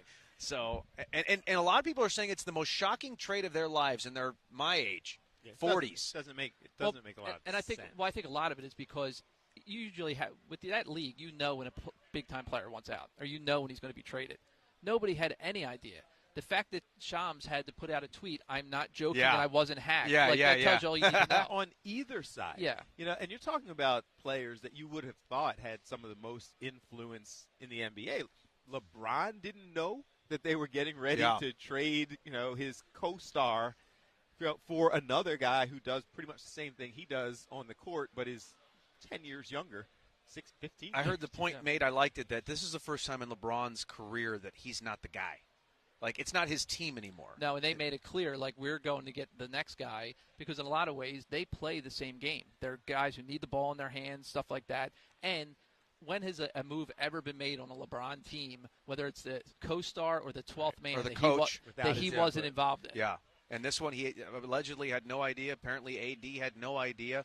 I really wonder, though, internally with Dallas, what happened behind the scenes that said he's got to go. There's something That's that crazy, happened right? For a where star. Either they didn't want to pay him down the road, they wanted to get something in return. This is not just about basketball. There's something that tells me there's more. I mean, a lot of the reporting is about him being out of shape and stuff like that, but even so, I find that hard to believe because he's 25 years old. Well, but if you are out of shape and they have confronted you about it and you don't. I mean, this guy's been a pro since he was 14. But he's also he's a closer. He's a winner. They went to the NBA Finals 2 years ago, I believe, lost to Boston, I think it was. We've seen him close out games. He seems to be a leader. Maybe not. I'm a fan of the guy. Oh, he can play. I mean, top 3 MVP voting every year, and he's talking 25. about his contract, right? Like if you list the top 4, and maybe we got into this now also Super Bowl. But if you list the top 4 players in terms of value, contract, like he's got to be top 4. And did you see the trade cost him $116 million? Because if he stayed with Dallas, he was eligible for a Supermax. Oh. He's no longer. So that's not even taken into consideration the difference between taxes in Texas and California. But $116 million off his contract, he's not eligible for now. I mean, now he's is got that to be a slap angry. in the face? Does that motivate you to finally get in shape, or does that make you go to bleep with this league? If there's any sports bettors out there, the next time the Lakers play Dallas, take the over on his points and his everything. He's going to be angry. Shots. So we went down this rabbit hole, more about marijuana in the NFL. Yeah. So it is closer to being decriminalized because it's not permitted, but if they test you, you will still not test positive as long as you're below 350 ng per ml. That's how you measure how high you are, right? And apparently 350 is a fairly high threshold. Oh, man. So they're saying that this is as close to decriminalization as possible. It's not permitted, but you basically can't have smoked right before they took the test. You're smoking in the waiting room before they come and do it. I would venture to guess that players have played games under the influence. Oh, sure. And have done incredible things on the field under the influence. We were just talking about Lawrence Taylor, who unfortunately we can't interview. No, he wasn't available. But he'll be walking through here, so we'll see. We'll still but try. He admitted that, and it wasn't marijuana, but he admitted that he played games while dealing with drug challenges. Yeah. So and I think there's been baseball players saying they've been drunk while playing and have done some pretty cool things. Are there players over there you see? No, I'm just trying to. I just keep head on a swivel. Yeah, who else one of is those out deals, there? like just trying to see. I know. I'm trying to see too. And we also have some folks supposedly coming up in the next 10, 15 minutes. So I'm just. But trying you don't want to tease it because you don't know if you don't know who's going to make it or up. not. Well, one of them is Thomas Dimitroff, who I'm interested in talking to. He was the general manager of the Falcons for 12 years, and just to talk about the whole Howie thing. And I did this exercise with. I did the exercise with Bill last night. I wanted to do it with Thomas and get his take. I have it over here. So the last 4 drafts for the Eagles, the top 3 rounds. Yes. Right? 2021, Devontae Smith, Landon Dickerson, Milton Williams. 2022, Jordan Davis, Cam Jurgens, Nakobe Dean. My God. 2023, Jalen Carter, Nolan Smith, Tyler Steen. Yeah. 2024, Quinyon Cooper, and Jalix Hunt. That's like 12 for 12. But if you go 2020, 2019, and 2018, it gets ugly. Yeah, for sure. And there's been a lot of ugly. This is the switch when, from my take, is when Howie started to go, all right, George is really good. The SEC's good. I'm going to take big-time players. Right. Stop overthinking. I'm not. That's true. Jalix Hunt was not that. Well, he looks like he's a pretty good player. He's getting playing time for this team. He's getting better. Yeah. But it also was that in line with Jeffrey Lurie taking a step back? Like in those earlier years, there was a lot of discussion about him pushing Stanford players that he liked or pushing people who ended up, like he went past the players who had the SEC pedigree and grabbed these guys that he liked from certain universities. But look at 2024. Toledo, Iowa, and, Jalix Hunt. But isn't that where Cooper, Iowa, is it? Cooper was Iowa, so that's not like a Georgia thing. I know. And Quinyon, a lot of people questioned like he wasn't coming Smaller from a big-time school. Yep. And he looks like he's a stud. I mean, obviously, the years before with the Georgia thing and Cam Jurgens, I mean, the story is that Kelsey had a lot to do with that, where he scouted him and stuff like that. In 2024, they went with the biggest need, which was the secondary. Yeah. Before that, they may have been using the strategy, just go with the best available player, wherever he's from. So, and they filled that need. I still will never get over how these rookies have stepped up. I mean, I remember when they were drafted, we'd ask the so-called experts, are they going to be impact players right away?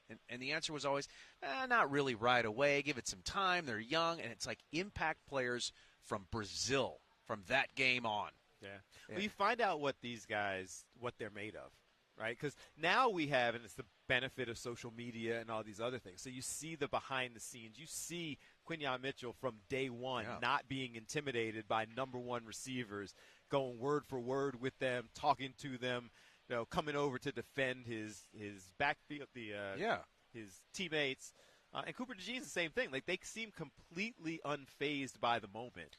And not only that, but the play. league, you said they weren't intimidated by the league. The league was almost intimidated by Quinyon. They went weeks without, balls being thrown Quinyon's way, or not.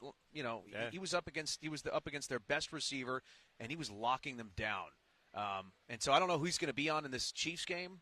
I mean, it'll be interesting to see who they put on Hopkins. Kelsey. And Hopkins, yeah, obviously, but you got to think Bond's going to drop back. Yeah, I saw some clips there that Brent Selleck running some Kelsey routes in practice to try to Really? Yeah. I didn't realize Selleck was out there doing that. Good. So he's playing the role of Travis. It's going to be a team effort on Kelsey. Do you go into this saying don't let Kelsey beat us? I mean, he's Patrick's favorite target in the Super Bowl in the playoffs. I think it's specifically in the red zone. I mean, he's still his steps up. He's not as fast as he was. He's not breaking away from people, but he can. I mean, listen, and it's a concern because Zach Ertz ate him up last week. Of everything that was great with the championship game, he had like 11 for 100, I think. I feel like Zach Ertz ate him up because they were okay with it. Like I think they wanted to. I mean, obviously they don't let want Scary somebody Terry to, beat right, you. But Zach Ertz isn't beating you over the top. Zach Ertz is not going to be the one play breakaway touchdown. And that's Vic Fangio's defense. You can have the 8 in front of me. You can have the 10 in front, especially when they were up.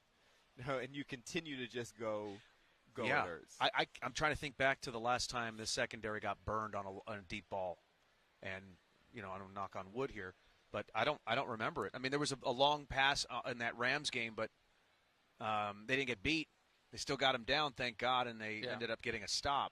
So I don't know how they've been able to do that, but. Don't let the big play beat you, and Mahomes will chip away at you until you're dead. But and also, here's another offensive thing to think about: do they have a Philly special ready to go? And not the same play, but I mean, you know what I mean, a trick play in the red zone. The Eagles. I think that they have. Has Kellen Moore drawn that up? Is there a Saquon throwing the ball at the some kind of pitch and throw? It's not a trick play, but even the championship game, Goddard's getting handoffs. Right. Which was the first time you've seen that. So maybe there's a wrinkle like that. Like I don't think we've ever seen him take a straight handoff, and he did it, I think, 2 or 3 times in that game. Yeah. Where you got to give him different looks. Well, they have teased a little bit about the fake off the tush push or the brotherly shove because they tried it the one time against the Rams. They've shown a couple different plays that will kind of break out of that just to keep them off guard. Yeah. So we'll see. Hank Flynn's in the building.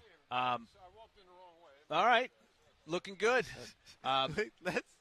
No, I was just going to say tonight is the first time we're going to hear from Cam Jurgens and Landon Dickerson since their injury. I really want to know how they're doing. I'm sure they're going to say they're fine. Landon was in your hood on Saturday. He's in Havertown? He was signing autographs in Havertown. Was he? Yeah. That's the place to be. Yeah. Good Let's for him. take a break. We are here. Oh, at the card store. That card store. Yeah. It's Media Row. It's been a little bit. So we had whole flurry of activity in the morning. We have more coming later in the day, but we've hit that kind of in-between period where some of the shows are off from the morning. Right. Some of the ones happening in the afternoon have not clicked in yet. That's my guy. We're going to talk to you. Hang around for a second. We got to take a quick break. We'll talk to him. Working with Fox. He is from Philly. Nice. Diehard Philly fan. Mummer. Are you on all the that kind of broadcast stuff. team? Oh, okay.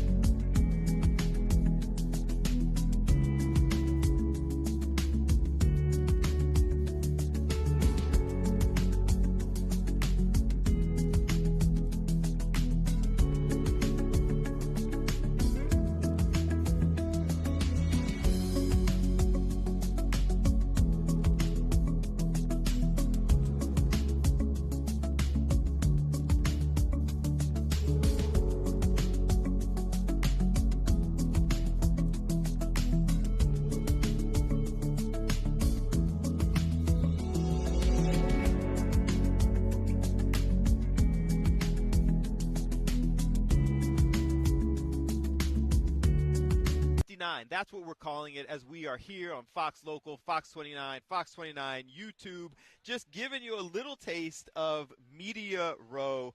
I keep saying it over and over again. I'm like a big kid just talking about, we're at the Super Bowl. No. Just here doing things.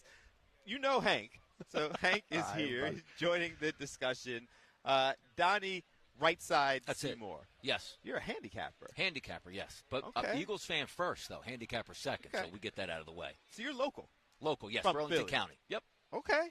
Is this what's this like? Just the excitement of being here, just another day at the office for you? Yeah, as we were talking before, usually it's just another day in the office. But any time that you have the Philadelphia Eagles in a Super Bowl, it just raises the magnitude. Like I've been to a few Super Bowl media rows that we've worked.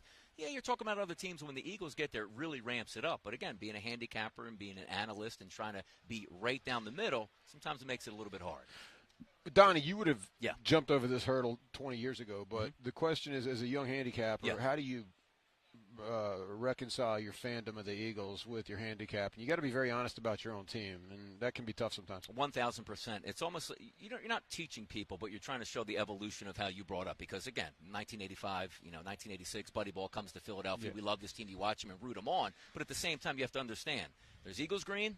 And there's money to be made, which is green at that point. So the hardest thing for a recreational gambler to look at is to say, well, I'm going to bet the Eagles to win. And how can I do that? Because you find yourself on a 3rd and 3 for the Chiefs, rooting for the Chiefs to get a first down at that point. It's so hard to separate yourself. It really is. That's like rule number 1, but the hardest rule to break. How? It's such a dumb question, but Yeah. I'm going to ask. Because it's okay, how do you guys do this? I find myself watching the games, and almost without fail, the score is right within that window that you guys established. It's just a whole bunch of research. Because it's so close, people are like, well, the fix must be in. They must know something.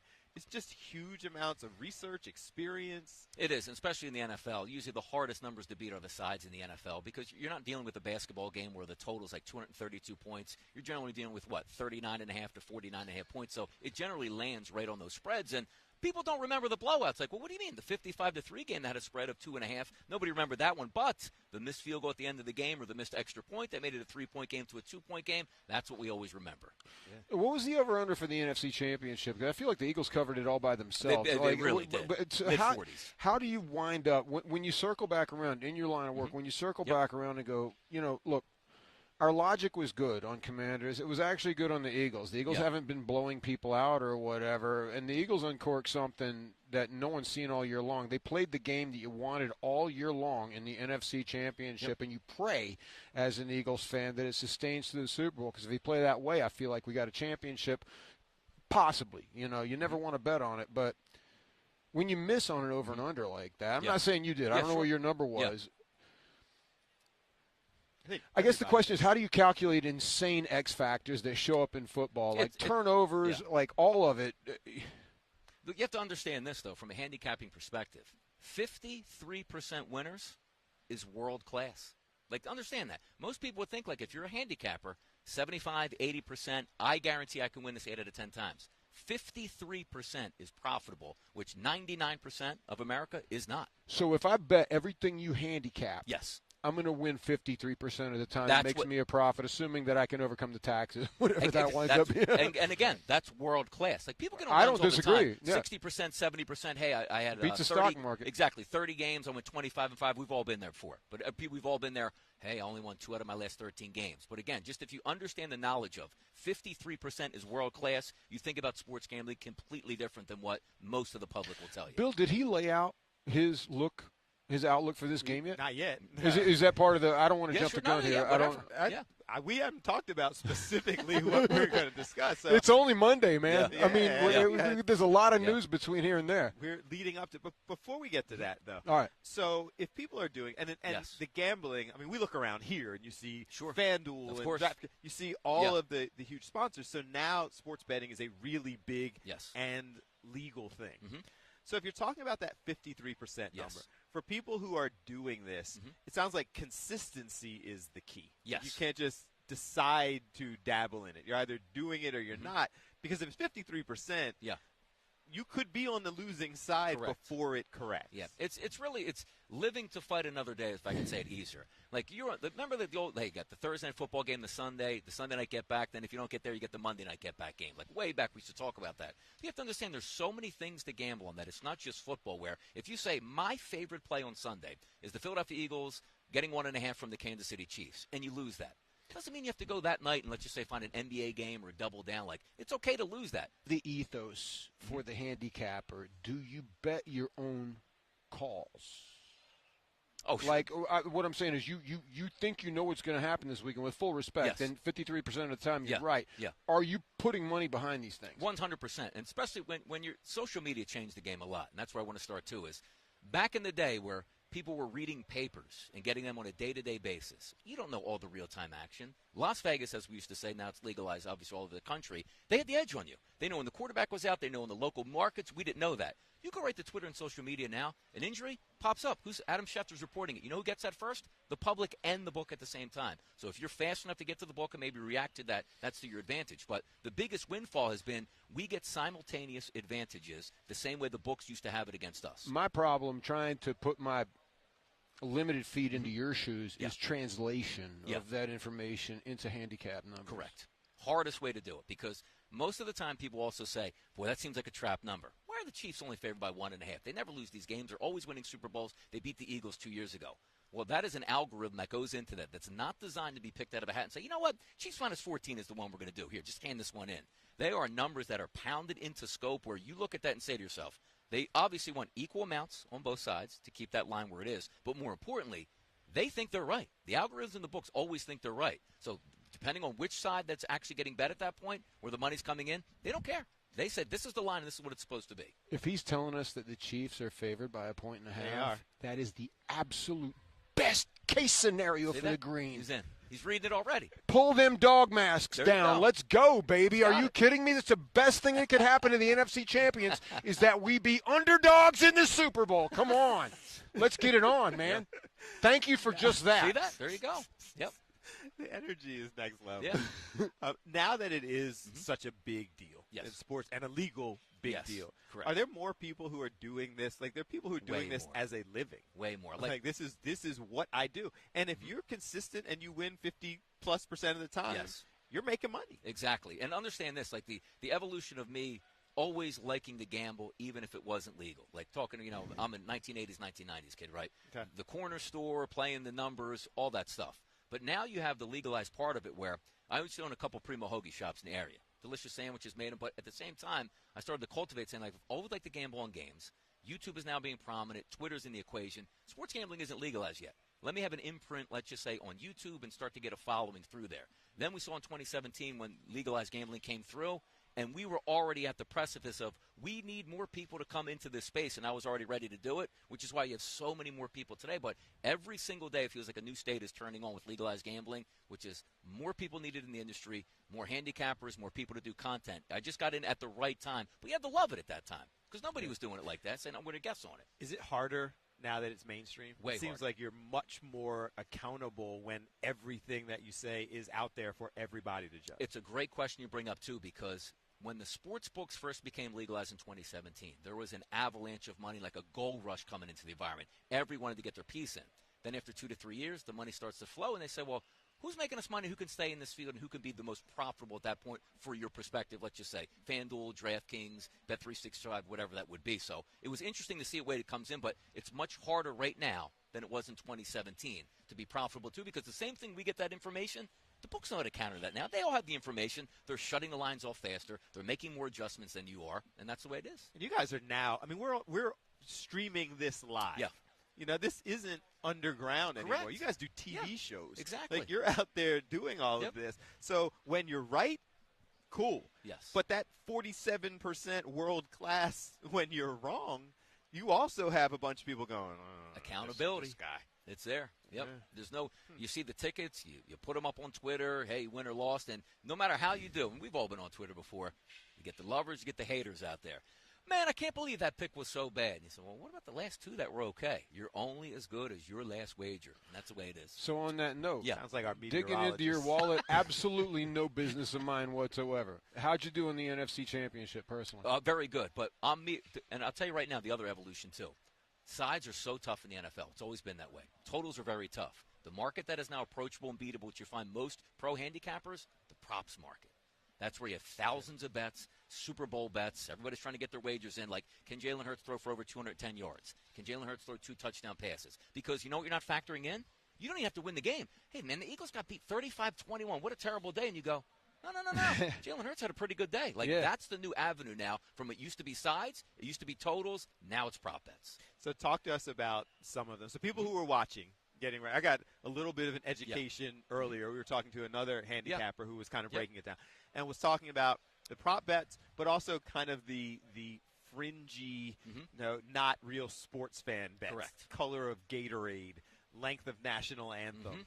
Like all these things that seem silly, but they're drawing in a whole new market. They are drawing a whole – and by the way, the national anthem has gotten so much recognition over the past couple of years because you can actually get inside information. Right. Like when the stadiums are outdoors, somebody just has that phone up in a hotel across. I timed it at 242.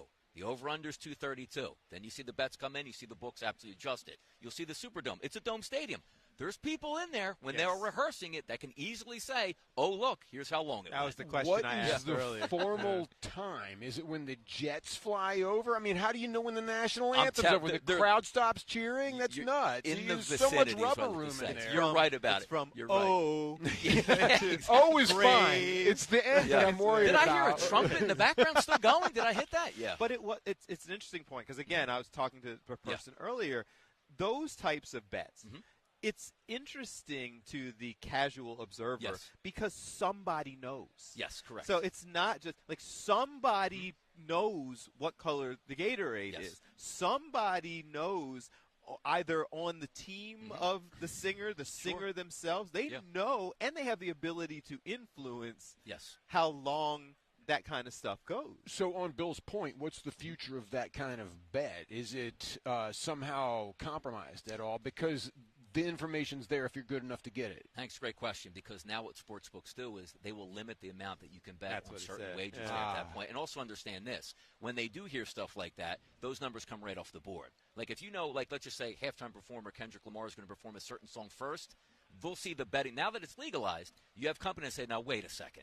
We just took 500 straight bets in the last 3 minutes on the same exact thing that's taken Why down. Mr. Lamar mortgage his house and Exactly. put $10 Yeah, million he's down? never placed a bet here before. Now he's got all this money. Yep, exactly. I always they do feel the limit need to point out that Kendrick Lamar is a Pulitzer Prize winning rapper. No one ever points that out, but the man won the effing Pulitzer Prize. Grammys all over the place, Pulitzers. Good knowledge. No, but it's for real. And Bob Dylan, he's maybe the other musician, but past Kendrick Lamar and Bob Dylan, you know, you're down to like old dusty novelists. You know, I don't know.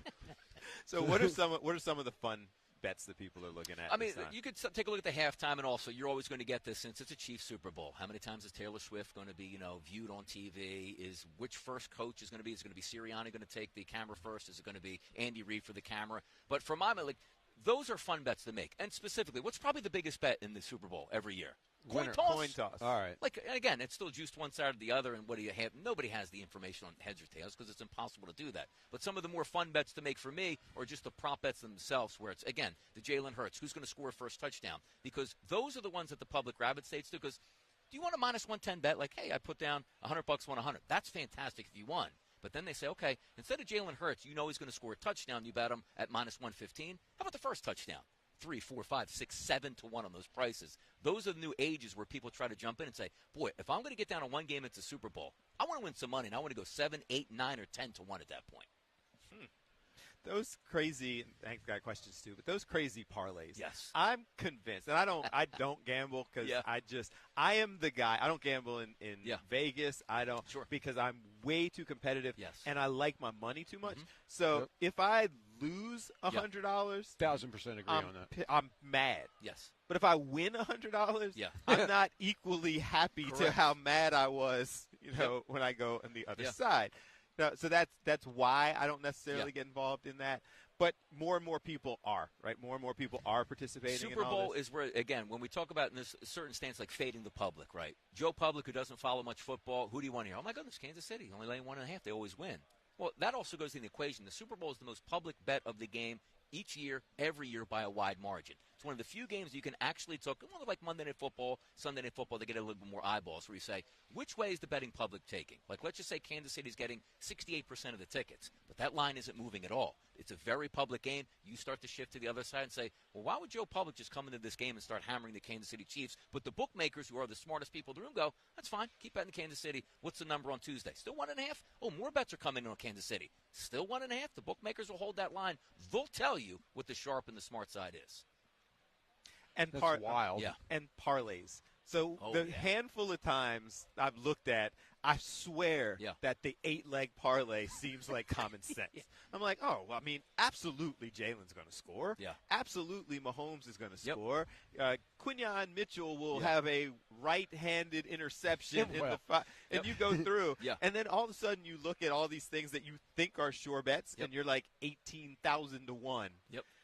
Are those just wasting money? They are wasted. They're fun, and they should be played for amusement purposes, whatever you can afford. And as you said, don't sweat the bet. Like, nobody wants to lose any wages. Like, if you can go to bed at night and say, I lost my wager, and wake up in the morning and be fine, that's exactly the way you're supposed to bet. You shouldn't roll around in your sleep at night and be like, man, that $100, I could have used it to buy a pair of shoes or something like that. Right. But Didn't when you pay my are looking at that, electric No, the sun will never rise on that day, and that's one of the days. One of the reasons Bill Anderson and I are friends. Like, we work very hard for our money and don't typically gamble. And I'll give you a good example of the gamble that I did not make that I thought was a great idea. You're talking about the 8-fecta or whatever it was.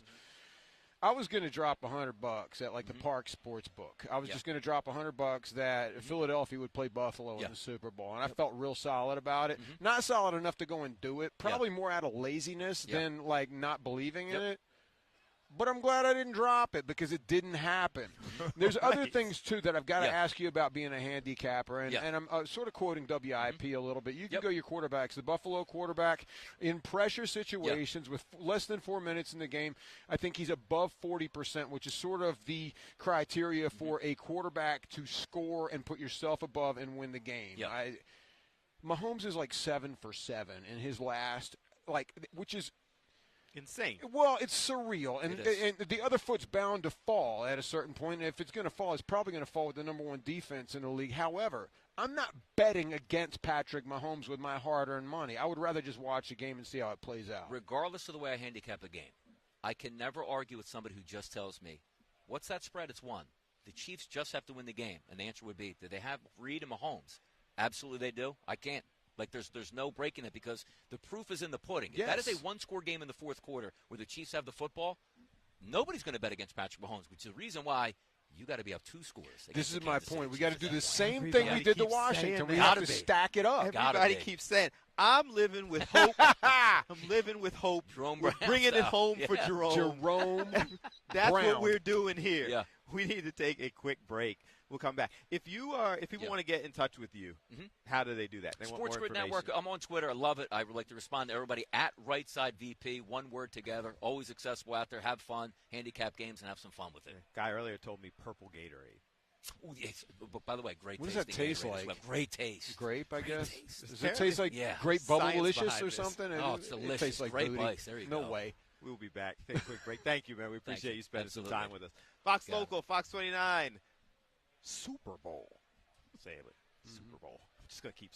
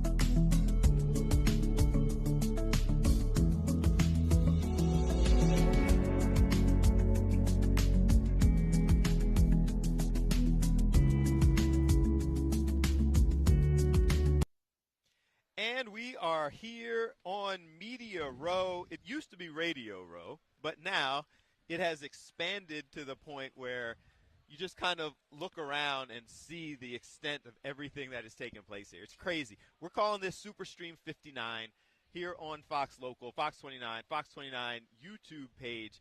And we got all this stuff that we're playing with. Apparently, I don't even know how to work this, but there's like Don't even sound play. effects. Don't even play. This guy's like, honestly, Bill Anderson's so good on TV, you wouldn't realize that the brother can, like, honestly run a radio board and did do it for years. Dude, So they welcome told us we have back. sound effects. Welcome back to 2007 when Bill Anderson was working that board. Look at him go. I'm trying to figure out how we make the sound effects work. So it's not that serious. Wait, what sound effects? Do So you have we've got, guns like, or cannons or we've anything? got, we can add some bass to your voice. Well, let's the get sound with it. effects. And the only reason I was bringing this up is because I was explaining it's that one, but there's something you have to adjust. When Now, it am I comes supposed up. to talk lower at the same time? Maybe that's it. No. When I see that go up, I go, oh, my voice is lower. Like that? It's not working. Press to select. There, I'm not going to start messing with Well, stuff. all the lights 'Cause and the everything's screens are working blinking. right now. Yeah. So we'll worry about this. We got 4 days of this. I don't want to start pushing buttons and then midway through the first day, all of a sudden they're like, what's broke? But the cool part about it, and this will actually be fun for you. All right. Obviously, Hank, guys, has Hey, stopped everybody. by, having some conversation with us. This will be fun for you because you on your streaming show do those radio, like, talkback shows. Occasionally. The last time I did it, nobody called in, or I think what the problem was a lot of people stacked at the beginning, and I couldn't answer them all, and then they stopped calling. The last couple of blocks was dry as a desert, and I was like, I don't know if this is a great idea, but first 3 or 4 went great. This was new for the Super Bowl, so I can control all the stuff that we're doing. It also connects to your phone. No. So the phone That's a rabbit hole. Bluetooths into this thing, so you can do the call-in show, give out the number. We haven't given out the number yet because I wasn't ready to go down that rabbit hole yet, but we will throughout the week. You give out the number, and then they call. You can connect them through here and do the whole, like, hey, it's Mayor and Delco, first time, long time, whatever. And it all goes right here through the system. I just admire the fact that you're able to, like, download the app to make that work, and between the phone and the board, you make it work. For me, typically, once I download the app, rabbit hole, seal it shut with concrete, I'm underground. We're doing things. We got graphics. We got swag, merch that we're going to be giving out later in the week when people come through.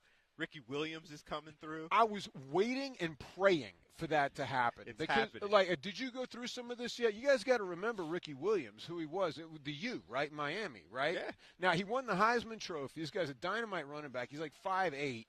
But, like, as we like 230. Of course, but as we know, sometimes, like, with a lower guy, if the defenders can't see you over your towering offensive lineman, it can be an advantage if you're fast enough.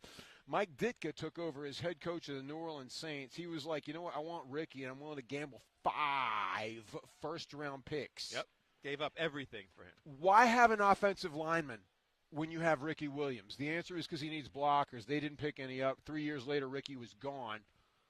Well, the legend goes that he was like, I'm going to retire and go smoke pot for like 3 or 4 That's not a years. legend. That's a fact. But then he came back. Well, and he And played Billy was like- various leagues and whatnot. But when he also was a came baseball back, I player. think he had 1 year with Miami. He had like 1,700 yards or The something. guy like was he a came physical, back. He was a physical freak. But he's fun. He's got to be fun to talk to. Have you met him? So but he's coming over later in the week. So we have just experienced all Look at of you with this your wires. here. I know, man. Oh my God, this Got is his name me. on it. In case I forget, this is the one that I'm supposed to turn up when I'm talking, and it says right here on the board, Bill. So this is me. And this is me. I'm 3. Actually, no, maybe you're I'm 2. 2. My bad. See, 2. that's why it's labeled. Because if we didn't have it there, we would have the wrong one up, and I'd be trying to make echo and everything go through the board. But it was cool because you were talking about, you've covered Super Bowl before, you were talking about the cool part about Media Row. We had a bunch of people who were scheduled. We've had about eight guests so far today. And some of them are just walking through. And then a little while ago, PR people started walking through for for Ricky Williams, and he'll be here later this week. To kind of plant seeds with the hosts, the Olympic 400 medalist Michael Johnson, intermediate hurdles, and he won the gold medal, I think, 3 straight Olympics. This is a guy that a couple though, but wasn't he like he was unbelievable and the 400? No, but he won Olympic hurdling medals like in his mid-30s. That's how much better he was than everybody. It's crazy. It's a wealth of knowledge. Well, Dave's behind the camera going, how does he know all of that? Michael Phelps. That's Hank Flynn, ladies and gentlemen. He's here all week. But people have been walking through, and you're just kind of seeing the folks who are around, former players. And it's cool that this is just Monday. Yeah, and everybody keeps saying, and you can see, and you commented on the fact, like when we got here, it was, at first it was really quiet when we first got here this morning. Then there was this kind of flood of activity because a lot of the different morning shows and things from across the country were here. And then we're kind of in that period of time where there's a little bit of downtime before the evening shows and media night and those things start to happen. Because there was like LeVar Arrington and those guys were doing their show off in the distance. Do you remember the time LeVar Arrington at Penn State timed the snap and dove over both lines and killed the quarterback like on the snap of the ball? Vaguely. It was one of the craziest things I've ever seen in football, period. I'm sitting he was here, ridiculous. It's interesting, though, because the other part about it that Hank talked about before, if you look around, you see a bunch of, like, really large humans. And the assumption is, are these players? No. And sometimes they're just big dudes. No. And the challenge with this is that, I mean, think about it, guys. Because they're always wearing helmets, aside from a handful of some of your favorite players, there are players on your own team that could walk down the street next to you and you wouldn't know, who are just there. You don't see that much of them. Like you're a really solid player for the Eagles. Can you pick Milton Williams out if he walks by you right now? Over crowd? No. Yeah. But you probably could pick out Jalen Carter. Sure. Because you've seen more of him. You could pick out Jordan Well, Jalen Carter's Mailata. 9 feet tall and 700 pounds. You know, he's not that hard to pick out. But, but so's that dude. Yeah, that's a good point. Right back there. And I don't know if he plays. Like, we should go find out. Like, Dave's looking at him. See that guy right there? Well, it's crazy, too. He because looks like he should play. Should we go ask him? Should we go see Are we if he running plays? across the room? Is he going to dismount the camera? We'll just run around Radio Row? We're trying to see if we're dispelling myths. All right, I'll stand by. All right. I'll hold the fort. You go get him, Tiger. All right. Can you guys hear Bill Anderson right now as he goes running across Radio Row? We're going to see if this will actually work. Wandering off. We're walking over. Jerome Brown jersey. I'm going to go this way. What's up, guys? How are you? Are you an I'm ex-professional just football stopping in on folks. We're live from Philly. Okay. And so we need you to help me dispel a myth. So I don't know if it's a myth. You'll help us figure it out. So part of being here is figuring out the people who are here and doing podcasts and are media, and the people who are former or current players. And you're a big dude. So which of those categories do you fall into? Oh gosh, I am a former player. Yeah. Okay. From where? From Destin, Florida originally, but I used to play in Denver, Colorado, and back in 2019. Okay. And what are you doing these days? So I own a video production agency out of Tampa Bay, and I'm actually here with Coastal Creative, and we're collaborating on this project for a one-on-one podcast. Okay. So where can we find this to get more information about what you guys are doing? I'm gonna have to pass that over to Zach. Yeah, for sure. So these guys, so Murph and Roy are the co-hosts here. Cameras over there. Oh, what's up, guys? How you doing? Yeah, so Murph and Roy, it's their podcast together, and they're actually also ex-NFL player, and they have a podcast on YouTube. So you can check it out. They have a bunch of cool folks coming by today or this week. They got Cam Newton and a bunch of other friends, and they'll go pop in. We're going to do some podcasts and film a bunch of episodes. It's going to be fun. Maybe we'll talk to you guys. You come over and join our show, and we'll check it out. I appreciate you playing, because we're part of being here is football players, I think, by nature, like unless they're just really big stars, even your own favorite players, and we're all from Philly, we were trying to figure out our players. Could you pick them out if they weren't the biggest star? So in the Super Bowl, you're just seeing, a bunch of football player type dudes. So how many people have come up to you and say, hey, you play, let's do an interview? Man, to take. Sorry. Yeah, you guys are the first. Yeah, I just got here today though, like literally a couple of hours ago. But I mean, this is actually my first Super Bowl celebration, so I'm really looking forward to it. Yeah, and coming back to the football world because I typically don't. I'm not in the sports realm as far as media production, but it's nice to step back and kind of bring me back to home. I appreciate you. We'll talk to you guys. Appreciate you playing along with us. We'll come back. We'll be following the podcast. Continued success. We thank you. So it's the nature of what we're doing. You're just kind of wandering around. There's Coach O's couch over here. I don't know. Who's Coach O? Who's Coach O? This Coach O? Hey, Coach O. How you doing? I'm Bill from Fox in Philly. Nice to meet you. There's our cameras over here. So Awesome. we're just kind of soaking up the whole atmosphere. So tell us about Coach O's couch. Coach O's couch. So my name's Odessa Jenkins. Okay. I am the head coach of the Texas Elite Spartans, winningest coach in women's professional football history. Really? I'm here representing the Women's National Football Conference and presented by Dove, and we're here to bring the voice of women's professional football to Radio Row. They're telling me you're the one. No, come here. No, well, I'm going to let you go. Okay. I'm going to let you go. But so because of all that, because they wanted to see you, you're going to be here all week? I will be here all week. So will you come and sit down and talk to us? Because you clearly have a story. Yes, absolutely. Absolutely. I'm gonna and then you're going to come talk to me. Okay. Yeah. All right. But you actually have a story. I'm just the guy walking around with the microphone. Every human has a story. Every human has a story. I bet you have a great one. I love Coach O. Yeah, man. All right. My pleasure to meet you. All right. So we're going back. Oh, they're telling me come back to the table because I just walking away. This was a huge mistake, by the way, that gave me a wireless mic. They gave me a mic that I could just wander away with. I don't know what it sounds like to the audience, but you're a lot louder on your headset than you are your microphone. Absolutely. Just letting you know. Yeah, well, I think it's because the wireless mic goes directly into the camera. Then so good. It's not coming through. So this is my guy. Introduce yourself to the folks. I am Leo Sassani. I live in South Philly at 15th and Shunk area, actually Rosewood Street, 2500 block. So we met. The reason I wanted to come over and have you introduce folks, because you are, in a lot of ways, what all of this is about. So you're working with the Fox team. Oh, we got multiple things going on. We got the Fox event over here, and then we got a couple of jobs on the other side of the NFL experience. But in doing all of this, you're Philly at heart. Absolutely. I mean, I can't wait to get out of here. Okay, so what's it like working it and then just being a fan of all of this? Very exciting. Very exciting. In some ways, I wish I could stay, but I'd rather be in South Philly. At home watching the game, because as soon as it's over, you know where I'm going, and you know why I'm going there. Now, this guy, go ahead. Well, Hank was doing the whole. He's a mummer too. Beautiful. Well, honestly, retired mummer. Yeah, it's been a long time. Which association are you with? I was with Alpha. Okay.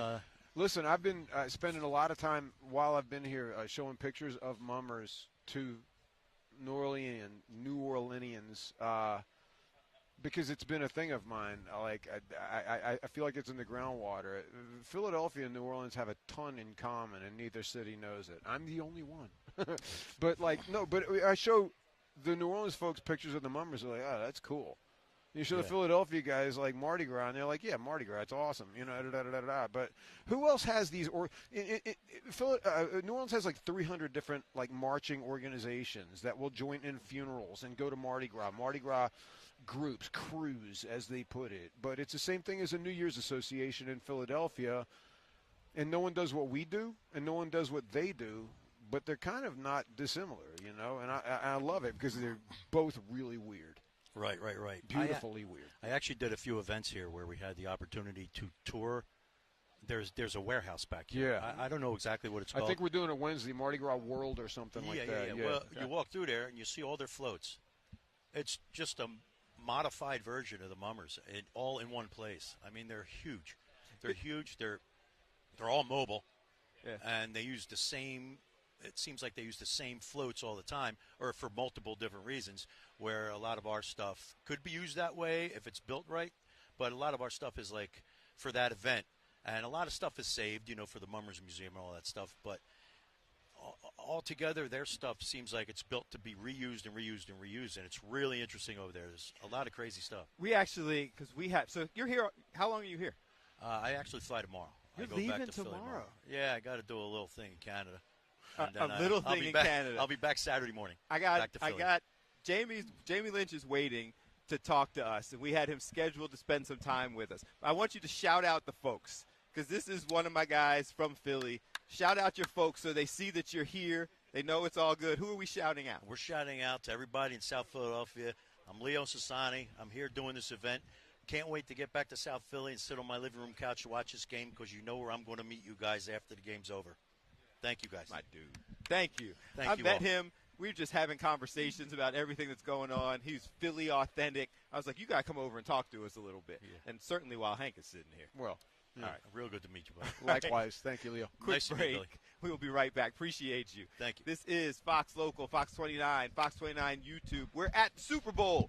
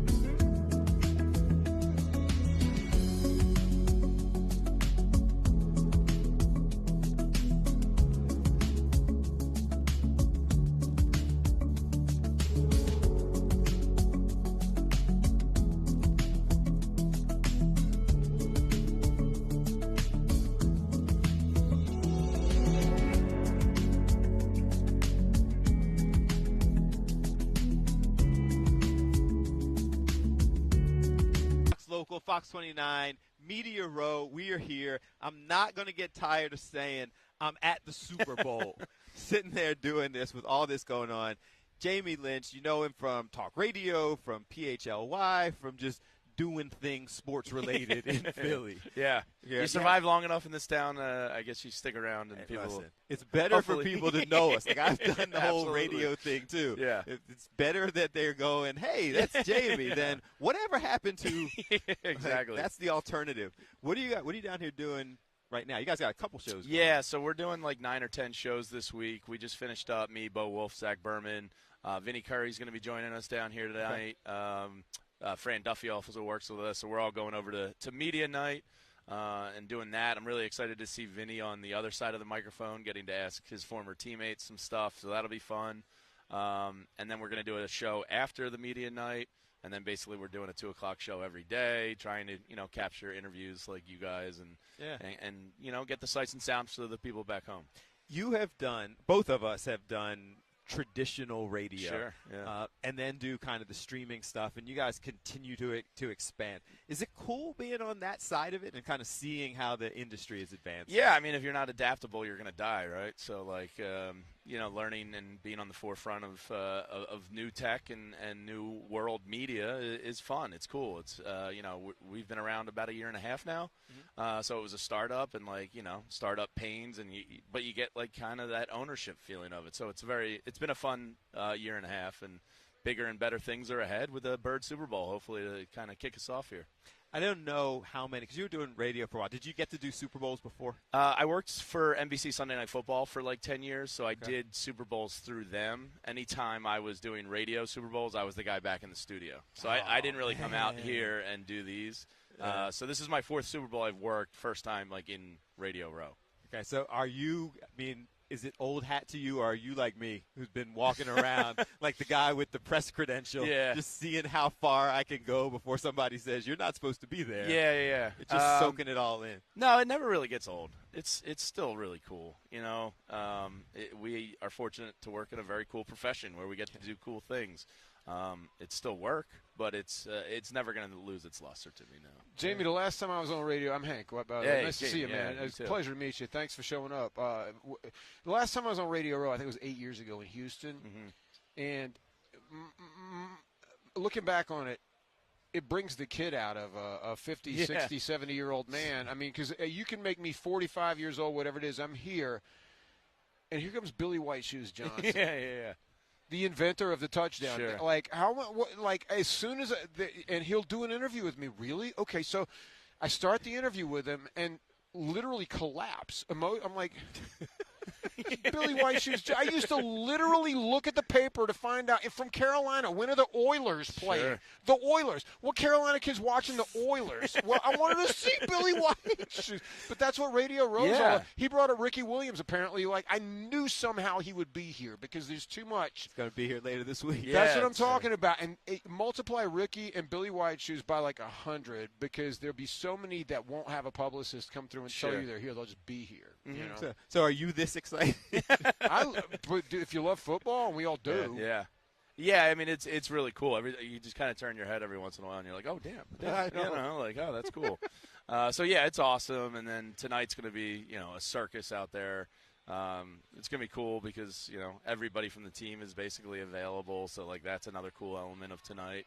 And then as the week goes, the celebrity level of people increases daily. So it's going to be cool. On tonight, the primal level of the questioning, once players and coaches become available, it really is a bit of a cattle call. You'll hear people yelling things in Spanish occasionally, and the coach is like, can somebody, But it's wild. And you do wind up getting coaches and players to say things that maybe they shouldn't necessarily, as far as future plans are concerned, maybe even some bulletin board material. What are you looking forward to tonight? I mean, especially out of KC. Who's going to say something stupid? They have a lot of stupidity on that team, I feel like, so chances are high. I guess I'm curious to see what Kellen Moore has to say about the New Orleans job. I wonder how much he tiptoes around that. I hope he says nothing. Yeah, he's pretty good at dodging stuff. Do you want it? You got to be like Vic and just be like, I'm happy here. Yeah. How much money do you need? Do you really want to double your money to go to a crap job? I'd rather have $4 million a year and stay right here and win 5 more Super Bowls than go and win twice as much and lose. No, but you can't take over the Saints because there's actually news out today that I'm not going to get into that's real ugly, but it has everything to do with the front office. And do you want to be the head coach with a front office that's in turmoil? Yeah, I guess the problem is, there's only 32 of those teams, so guys view it as a potential once-in-a-lifetime thing. But you're right. I mean, the Saints organization stinks from the top down right now. So, do you want those people to be your bosses? I guess everybody's different, right? The short answer for me is no, even though I can't coach. But you raise an interesting point, and I'm curious, doing it with the interviews, you've done it with radio, you're doing it with PHLY. Now, are there lines that you don't ask? Because all of us, I don't remember who we were talking to earlier, that was, Kyle Pagan from Crossing Broad was talking about how they like to go as far as possible, but at the end of the day, you still need your Super Bowl credential. Sure, yeah. So you don't want to cross that line. Like, how far do you go when you're asking somebody about something that's out there? No, but do I want to be the one? Yeah, probably not. Yeah. You don't want to get that credential revoked. Not on Monday. Yeah, it's kind of a touchy, gross story, and I'm sure people aren't going to press him too hard tonight. My experience is that it's already out, So, Yeah. why do you need to ask? I mean, Yeah. all anybody's got to do is watch New Orleans news, you know, and it's pretty clear. So what fun are you looking from tonight? What do you want to get? What are the specific, other than Kellen Moore? No, the young guys. I'm curious as kind of how they're soaking this. I all got in. Zach Bond questions because his name's not on any jerseys at the stores or Oh, whatever. no. Well, no, but he's the potentially defensive player of the year, but he's also up. Yeah. His contract's also up. He won't be with us next year because he's going to command $25 million a year. Don't put that out in the universe. They have to pay that, man, especially with Nakobe Dean's health. It's like, I know it's tough and they don't believe in paying linebackers and so on, but I mean, what a difference maker he was this year. Like, to lose that, to start over. How many tackles over the 100? Over 150, yeah. He was the first. There's a stat. He was the first player in like 20-plus years to have over 150 tackles, 5 forced fumbles, and like 3 or 4 fumble recoveries. He had a remarkable year. You got to pay him. He's also a product of a great defense. Sure. It's hard to be the only good defensive player on a team, but if you're one of like 9 great players on your defensive squad, it's easy to do your job. Sure. And, there's probably a little bit of equity with Vic Fangio there since Vic took that shot on him and gave him this opportunity. Not to say hometown discount, but maybe, maybe it helps. The hometown discount. I would be but nice. I was actually, I was going to ask that because you feel like guys like now. Zach Bond's going to get so much more than the minimum that you can't expect him to take too much of a discount. Yeah. But do guys like Bond, Mekhi Becton, like guys who were not getting that opportunity and certainly weren't successful, do they, in your experience, kind of say, you got to pay me, but you gave me a chance a little bit? Mekhi Becton's going to be an interesting one because he was kind of a cast-off, bust and all that, and Stoutland University, he's another great product of it. So I would imagine it helps in that regard. Do you want to go somewhere else where you could cash grab an extra $1.5 million? Easy for me to say. I'm not the one getting the money. Right. Or just stay in a successful situation. Going to Super Bowls and being loved. And that was a guy that was crying when they won the division. He kind of, I think, realizes the magnitude of how special and perfect this was for him. So you would think human nature would lend to, possibly taking a little bit of a discount. What's next for PHLY? What should we be following? What information do we have other than just following you the whole week during Super Bowl? Just follow us on social accounts. We're going to be pumping out content, PHLY YouTube page. We'll be putting up VODs and shorts and all sorts of stuff. So it's PHLY_sports on Twitter and Instagram and all that. We have individual team accounts. Our Sixers guys back home are reacting to the wildness of the NBA.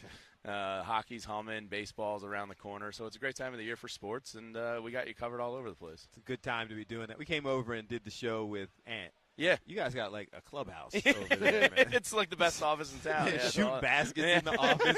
We walked in here like, paid to work? There's beers in the fridge. It's great. It's a great spot. We have a graphic. We got a monitor. We have a purple football. Nice. Yeah, there you go. We got a purple football. Yeah. Blowing up. That's good. Why are you hating on my monitor? We're going to take a break. Appreciate you, man. Yeah, Thanks of so course. much Thanks for for having coming me in. on, guys. Going to Thank take you, a break. Go Birds. It's Fox Local, Fox 29, Fox 29 YouTube, the very high-tech and colorful Super Stream 59 for 5.5 hours every day during this week. You're going to get all the information, talking to great folks. There's no reason for you to be anywhere else. And I'm going to learn how to make the sound effects come out of this thing. So stay.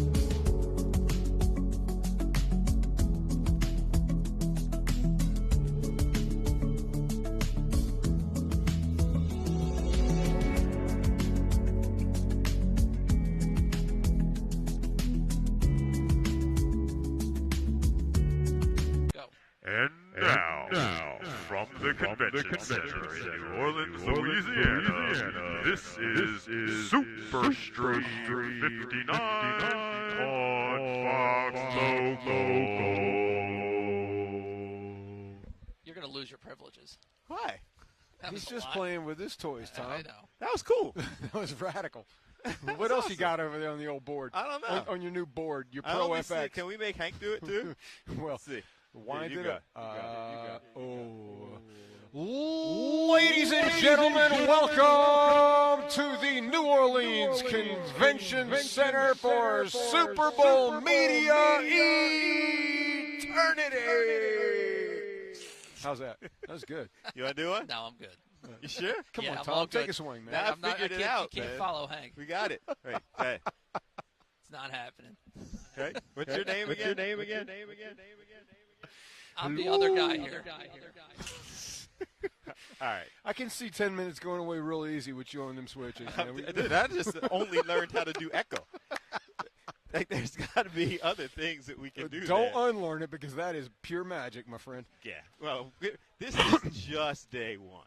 We're just figuring this out. So, obviously, Hank Flynn, we jumped in and just kind of started co-hosting and talking to different people. But what we didn't do was talk about your day. So let's play true or false. All right.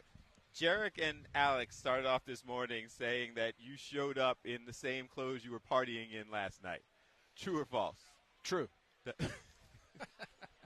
All right, that's all I got. Now, So, to follow through on the true, I did not sleep at the corner of Conti and Bourbon Street last night, covered you in didn't sleep. vomit and whiskey. No, I probably got about 4 hours. I didn't sleep great, and it wasn't the hotel's fault or the bed's didn't fault or sleep anything. well. It was just a little bit.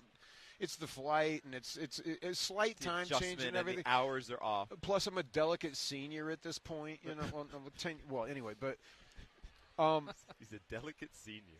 no, look. Here's the thing. It's like, a good outfit. We have an audience, you know, and like I'm waiting until later in the week to bust out my black Jalen Carter Super Bowl jersey. You That's know, a solid purchase. But you're born and raised. I mean, you've got probably a half dozen Eagles I jerseys. don't. So I had to. I dusted off my But that's Jerome a Brown. good one, man. That's a really My good throwback brown. I was going through my closet. I have the one that I wear on TV because it was like when they got rid of DeMarco Murray. Remember him?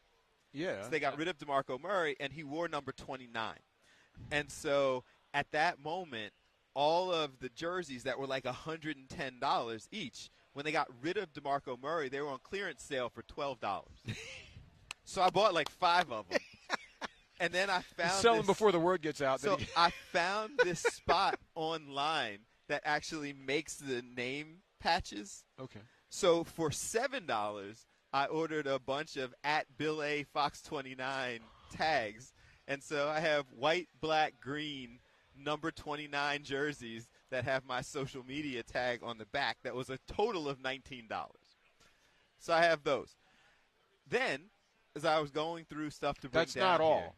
here- No, there's more. It's like a QVC show, but that's not all. But wait, There's more. I have a Terrell Owens Eagles jersey that I did not bring because I wasn't sure how that. I have a TO at home. That's a good one. I And left tell anybody that doesn't like it, they can smooch. And I have a Mike Vick. Nice. Number Dude, that will 7 never get old. I was at the jersey. UN the day that you would know it better. What was 6 minutes left, and they were down 24 points or something. It Oh, was down to the New York Giants. Giants. That was and the it end. was not a playoff game, but it was the end of the season. I was working at the UN, and the guys working in the camera at the UN got it up on the monitors, and I saw every play that Vic made. It was either a 40-yard run, And then that a was- 60-yard bomb, a score, and we're like, we're okay. We still got 17. And then again, And like then there was the Deshaun return and finished it out. I think so. Yeah, but Vic was insane. Like his fourth quarter would smoke like any other quarterback's entire game. It was insane. I want to know how many people watching had Hank working at the UN on their bingo card when we were sitting there having the conversation. What's great I about was working at the UN when I was watching that it game. was literally the Syrian Revolution cross-referenced with Giants versus Eagles. Make your head sick, you know. Okay. So you did, in fact, sleep in those clothes? I did not. I wore them last night, went to bed. I changed into these clothes yesterday evening. They have not had a full day in them. Okay. By the way, this green polo has no other use except to go over this green Eagles shirt. If I wore this alone, I would have to wear salmon-colored slacks and white shoes with golf spikes on the bottom of them. You can't wear a shirt like this. Get those here. We have a guest here. We have 2 coming up, so if we want to go to a break, and we'll get them up here. We have Bo Wolf and Zach Berman from PHLY, who cover the Eagles every day. Nice. All right. Let's take a break, keeping the discussion going. Fox Local. Oh, I turned down the echo. All right. We'll just wait, here we go. Get it up for Zach. We'll right.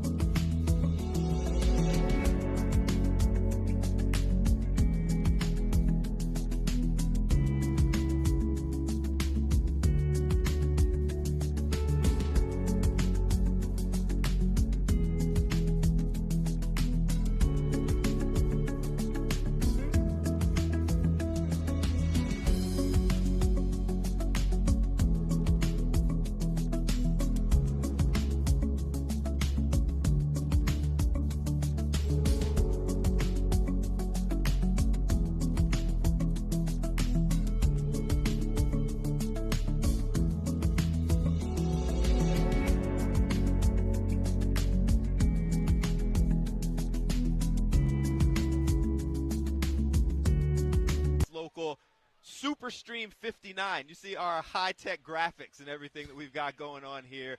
Broadcasting live from Media Row, where we're going to be all week. We just talked to Jamie Lynch from PHLY. We've got Zach Berman, Bo Wolf. They actually do the whole Eagles thing for them. Fair assessment? Yeah. Yeah, Jamie does definitely. it too, but yeah, definitely, yes. But you guys the whole Eagles you guys thing like is have the title. Yeah, the story of my life is the whole Eagles thing, right? Like that's how I would describe my existence. So, what is it? Official Eagles correspondent, Eagles host. Yeah, Eagles host. Yeah, we're co-hosts of the show, and we both cover the team as well. So we're at the facility every day. Senior host. That's what I'm going with. Yeah. Oh, senior. Okay. Senior executive. Yeah, host. well, yeah. I'm actually older than he is, so I feel like senior exgecutive host is a title, not necessarily an age. Yeah, I agree. Okay. Yeah, this is about quality of work. Yeah. Wow. How come we're not going Super Stream LIX? Because they probably figured that the people watching wouldn't be able to figure it out. Yeah. Like, it's all about. I'm not a Roman numerals guy anyway, so I like Yeah. 59. Give me the numbers. I like LIX. It's evocative. It's a whole. He's a licks guy, that's for sure. You guys got swag and everything. Yeah. Oh yeah, you can go to our store, phy.com. Oh, yeah. look at that. Look at him working in the plug. The hustle is real. Yes. All right, so you guys covering the team, you're doing all. What's this like? Like, you've done these before. Yeah. Is this taking it up to another level? Is this old hat for you guys? What's this feel like? Yeah, so I'll jump in first here. So this is my 8th Super Bowl covering, but the 3rd one that the Eagles are in it, and it's 2 totally different assignments when the Eagles are in it and when the Eagles are not in it. And what I mean by that is when the Eagles are in it, you're actually covering a team, covering a game. When the Eagles are not in it, you're covering an event, right? And so you wouldn't, if this was the Commanders versus the Chiefs this weekend, you wouldn't really get into the matchup. You wouldn't really get into some of the stories that are football specific. But like here, you have to cover the team that's in it. People want to know. And the other thing too is like these stories aren't new to us. Like if I was covering the Commanders, all these stories, it's the first time my audience has probably heard them. Now, like if I'm writing an Eagles story or we're talking about an Eagles story on the show, it has to go way beyond the surface. So it's a different beast, but I welcome it. And like from a competition perspective, I'm like bring it on. Everyone's here. You want to do the best work possible. Do you enjoy that more? Because that sounds more like. Oh yeah. Oh, he enjoys it more. Yeah, for that's sure. Work. Yeah. That's what they pay me for, right? That's work. Like we get to come here and describe all of this and eat wings on bounty. Like you're actually having to follow the depth of story. Yeah, that's his dream. That's what I signed up for. What he's here for. That's he's a worker bee. When give him some work to do, he's a happy man.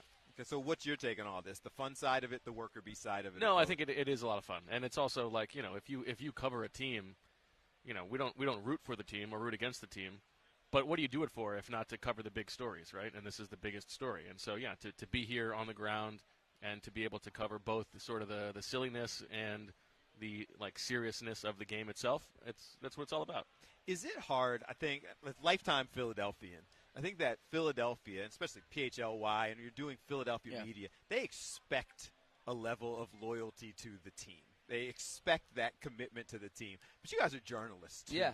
Is that ever a tough balancing act that people expect the rah-rah go birds versus the, you guys aren't going to like this, but I got to tell you.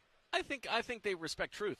Right, and this is a bit of a misnomer and a misconception of our jobs, right? This happens all the time when you're just like talking to friends, and they're like, yeah, but like you're rooting for the team, right? No, like it affects our jobs, If the team is going to the Super Bowl, people are going to be more excited.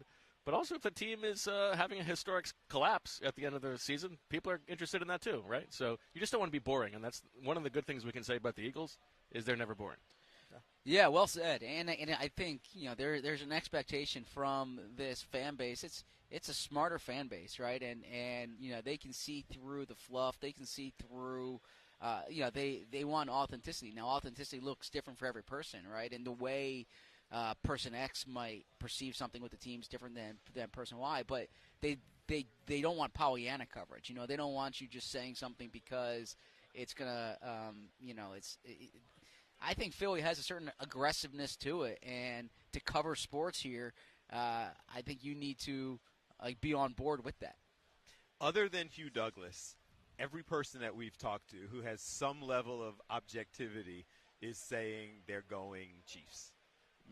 Oh, interesting. I disagree. Okay. Yeah, I'll jump in How do you first. guys see this playing out? I think the Eagles are the better football team, and I think they're better on both lines of scrimmage, which is kind of how I really try to look at it. Now, the Chiefs have the better quarterback. Chiefs have the best quarterback who's ever played from my perspective, right?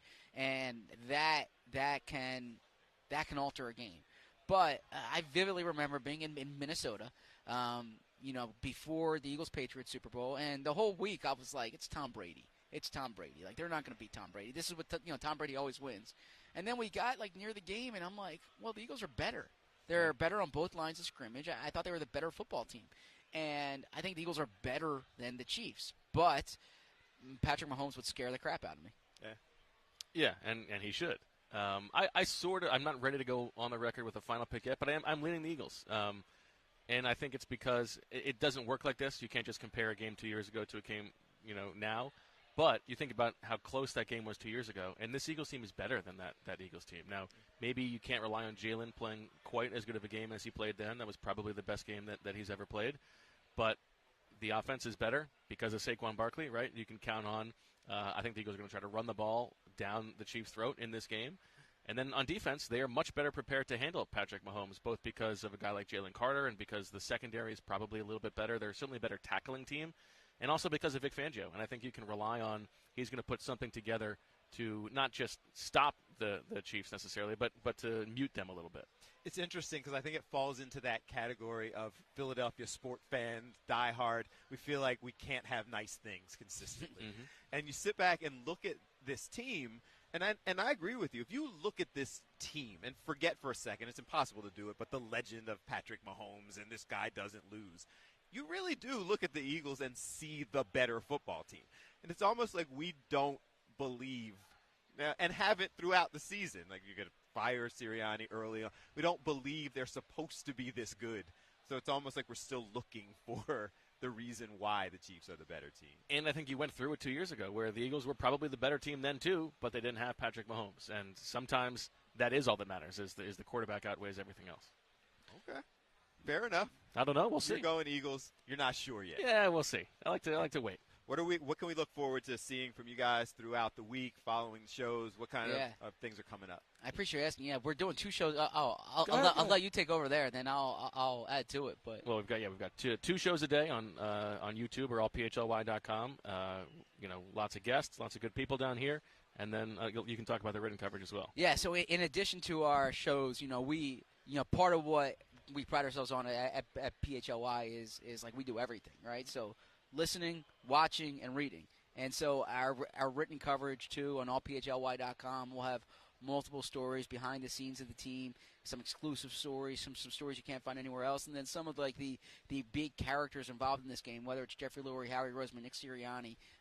We'll take like smart, nuanced looks at them, and we have a full staff of people here for the shows, for the audio, for the writing, for the written coverage. So everything you need for the Eagles, you can find on allphly.com. It's got to feel kind of cool seeing the growth of all the streaming platforms and everything. You guys have covered this. I'm fairly new to this. But to sit back and see all of this, you're like, huh. This is big. It's not Radio Row anymore. Well said. This used to be Radio Row, and it's not just your local radio stations as we can see, and just like the evolution of the job. I started covering the team for the Inquirer. Okay, then the place I went to after the Inquirer didn't exist when I started at the Inquirer. The place I work at now didn't exist when I started at the Athletic before this. So like the business constantly changes, but I think what endures, if I can be like a little like big picture here, idealistic, is good coverage of the team. Like if you're providing a service to the fan base, to the readers, the listeners, the viewers. If you provide good, honest, creative coverage of the team, people are going to follow you. And you can get swag at phly.com. Right. Sounds good, gentlemen. I appreciate you spending time. We'll see you throughout the week. Appreciate We'll be here. Sounds Absolutely. Good. All right, we're going to take a break, keep the conversation going. We are going – Tom, who are we talking to? He's going to break it down for us. The former GM of the Falcons is going to tell us why Howie is either doing great things, why he should be respected, how we're blowing up. We're going to come by and see these guys doing great work on PHLY. Make sure you check them out. And it's time.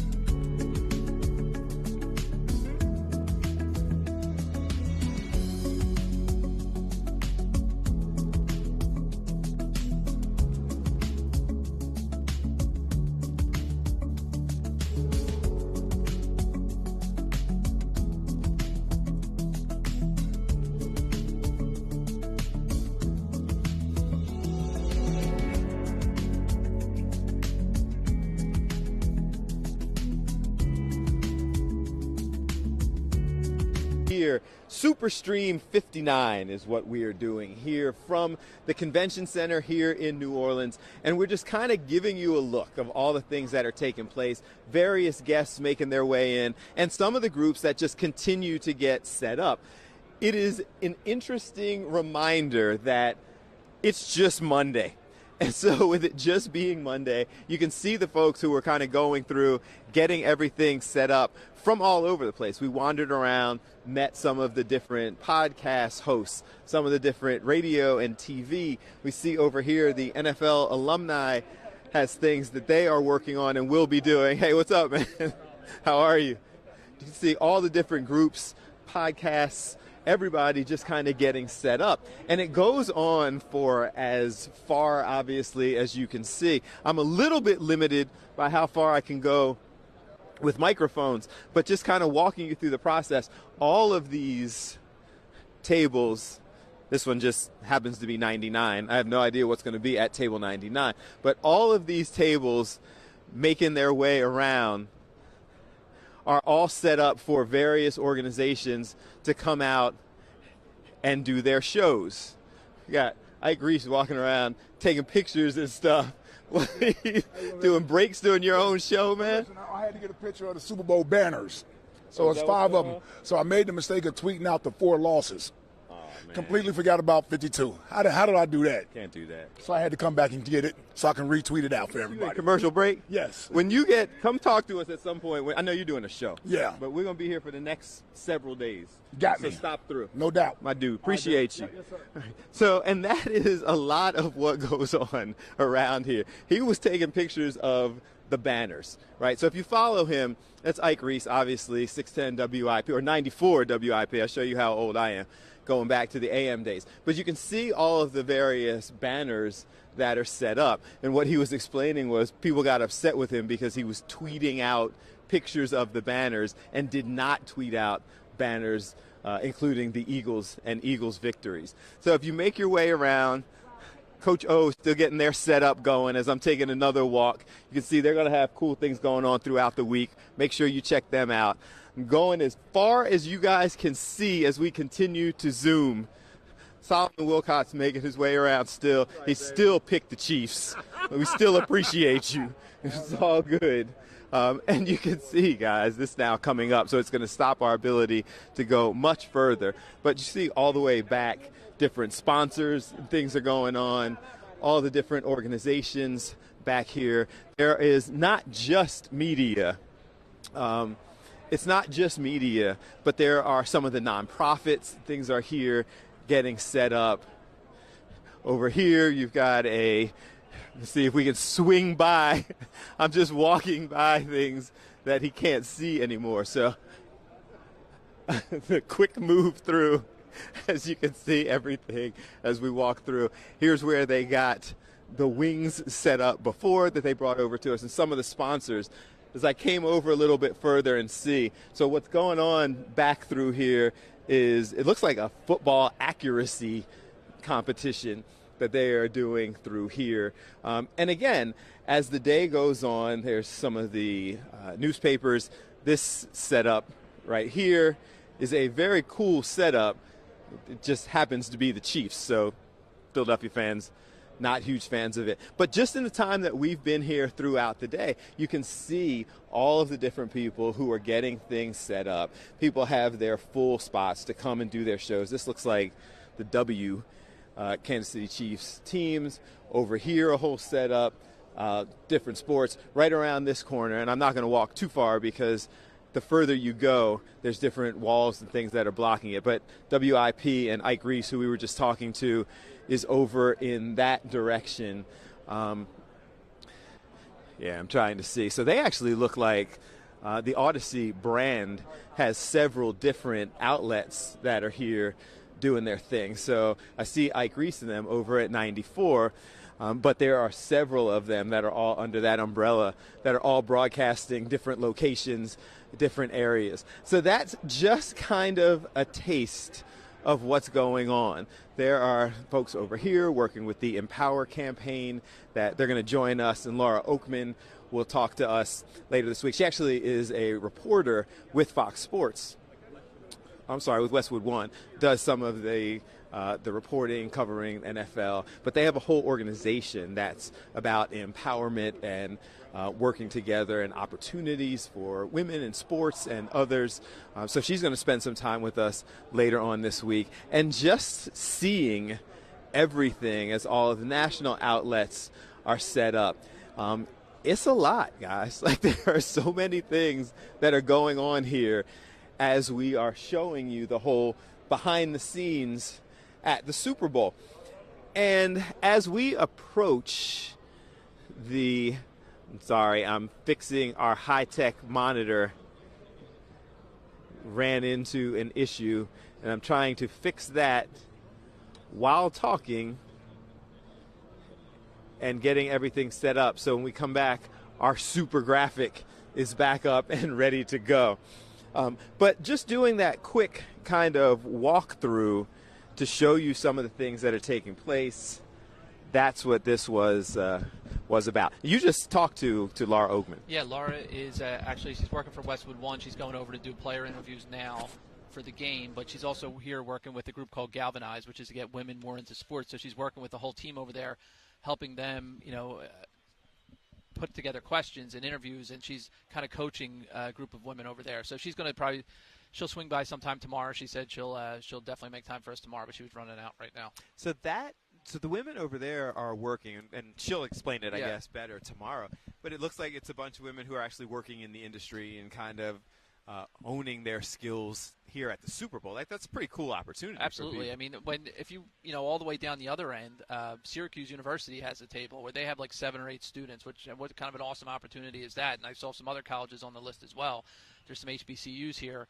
But like Syracuse had a whole team of kids come in, and they're getting to experience this and be part of it and do the same thing everybody else is doing. So it is, and I wonder, like, universities and things have the budgets to do that, but it's not inexpensive for people to come here and set up. So I think that it's pretty cool, the folks who will come here, universities, some of the nonprofits, some of the podcasts and these organizations, to find sponsors and be able to provide these types of opportunities for people as they get here and get set up here at Media Row.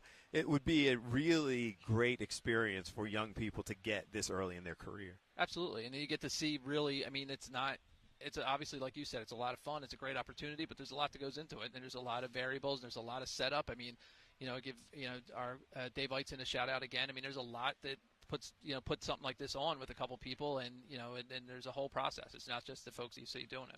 It's also, what's interesting is not that long ago we were commenting on the Ross Tucker show, and we may speak with him. I know that Breland spoke with him earlier, and so you'll hear from Ross Tucker on Fantastic Sports Show and the Fox 29 News.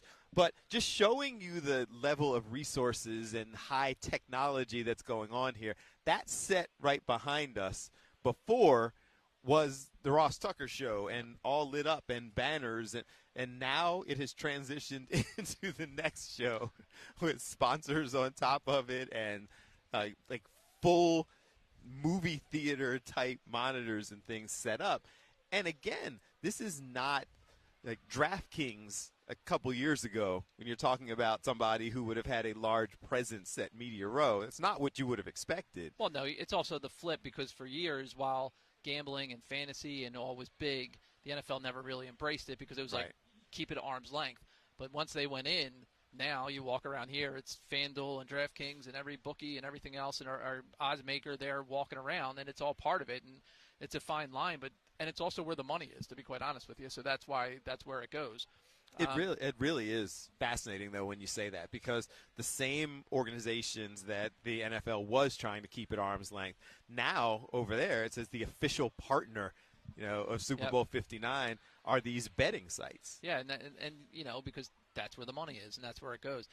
We should mention it's 4:00 at home, so that means all your loyal Behind the News viewers, they're tuning in. This is Behind Radio Row. Is a different version this week. So Bill's still here, which is a different look. I apologize for me being here, but that's what we're doing. It's all good. It's the whole Behind the News. That has been a thing. So at 4:00, I'm sorry, I just saw the look on somebody's face behind the camera that was like, keep it moving. Just keep going. Keep the conversation going.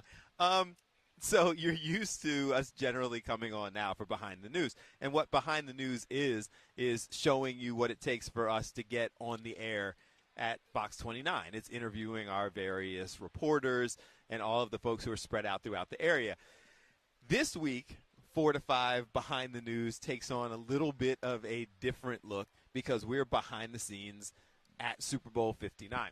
So today was and is, for another little less than an hour, our first look at what goes on here on Radio Row, previously called Radio Row, now expanded to Media Row, because there's so many things going on. And so you have gotten, and I wonder if back at the station there's a way to kind of do a time lapse of what was going on behind us. As you could see from when we first started, it was us and our monitor and me standing here to start the show, and a lot of open space kind of going back as the tables were coming in and getting set up.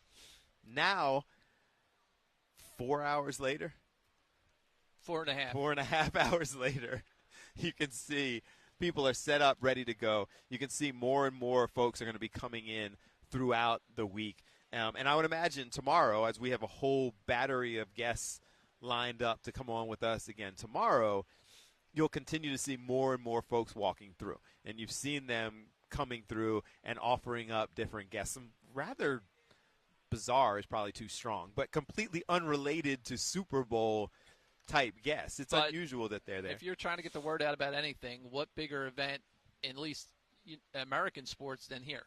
I mean, obviously the World Cup or whatever is what it is, but this is it, and every media outlet is represented in some way. Radio stations, there's radio stations from cities that have nothing to do with Philly or Kansas City here. Some of them are small, some are big. I mean, there's a way to get your message out, and you're hitting podcasts, you're hitting the PHLYs that do everything. You're hitting, Fox 29. We have the team doing everything on Fox 29, and we have us here doing everything on Fox Local and YouTube. It's brilliant when you think about it. Like, I have no idea the resources required to come in and do all of this from a PR and marketing standpoint, but it's brilliant when you think about it. And the people who are wandering around just trying to get bookings, and exposure for their various clients. Like, it would be an absolute essential if you're a PR and marketing company with something to push to get in this building, and walk around and talk to people, which is another reason why I would imagine the security is so tight. Like, you can't just show up with your agenda. As we found out today, it's not the easiest thing to get people in here, but we're making do. So what happened? There was a confusion. It was with just one a of the mix guests up on we the had. day. Just a little backstory. If you're not already credentialed, like a lot of these folks are that we've talked to, we just have to get them a day pass. There's just a mix up on the day, but the guest was nice enough. He'll be back tomorrow, so it's not the end of the world. But we kind of knew that was going to be a dicey thing, because it's in the past years, you would just basically give a list to the front door and say, hey, these folks are coming in today. But it's beyond that now. Like, there's a whole process. We have to give a lot of information, pictures, all that other stuff, and for good reason. I mean, obviously, we don't have to explain why, but there's a lot of security, and they're doing their jobs. It was when we came over last night and got everything, like yesterday afternoon, and got everything set up. That level of security, and people kind of looking around, and you're seeing everybody set up. But above and beyond, like, the kind of cool that you see of all this, keep in mind that you're also looking at millions of dollars of equipment that is spread out through here and set up, and people's cameras and soundboards and high-tech monitors and things that echo and all of these things. And they're all pretty much left here as people are set up throughout the week, because it is a very welcoming and well-lit and friendly fortress that has been established here. Yeah, and it's not just, it's obviously all the great people here in New Orleans, but it's also, I saw a thing today where there's hundreds of dogs, sniffing dogs going around from all across the country. They were interviewing a gentleman who came in from Las Vegas because he went through it last year, and they brought him back, and he was saying everyone's different. Like, the Superdome is a lot bigger than where the stadium in Vegas is. So, there's people from around the country here to be part of it, and you could see it because everywhere you go, there's that level of security. So the guys I was talking to earlier, when I took a walk over there, and they said that tomorrow, I guess, on their show, they're interviewing Cam Newton and a couple of other people on their show. On Two Mics and a Bill this past week, we pointed out that Cam Newton had a run-in with Jason Whitlock, the sports commentator.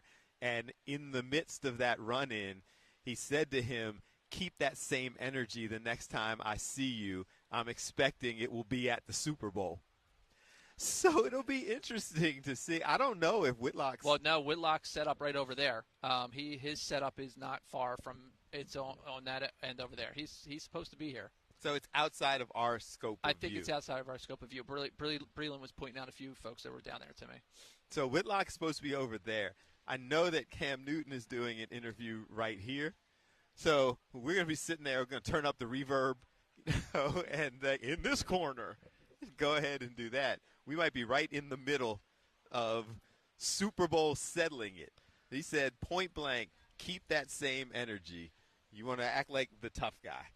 So we'll see. Well, that's one of behind the this scenes. This is one of those things where you got a lot. Listen, sports in a lot of ways has become all hot takes, right? So everybody's got to go extreme one way or the other. They got to get their bite for TikTok or whatever. This is one of those times where all those folks who are speaking a lot of stuff are going to be in the same room. And you see if you still have those same opinions when the person's next to you. And that is another thing about this that you don't necessarily think about. So one of the things, and we walk around, and a lot of the a lot of the announcers, the sports commentators these days are former athletes.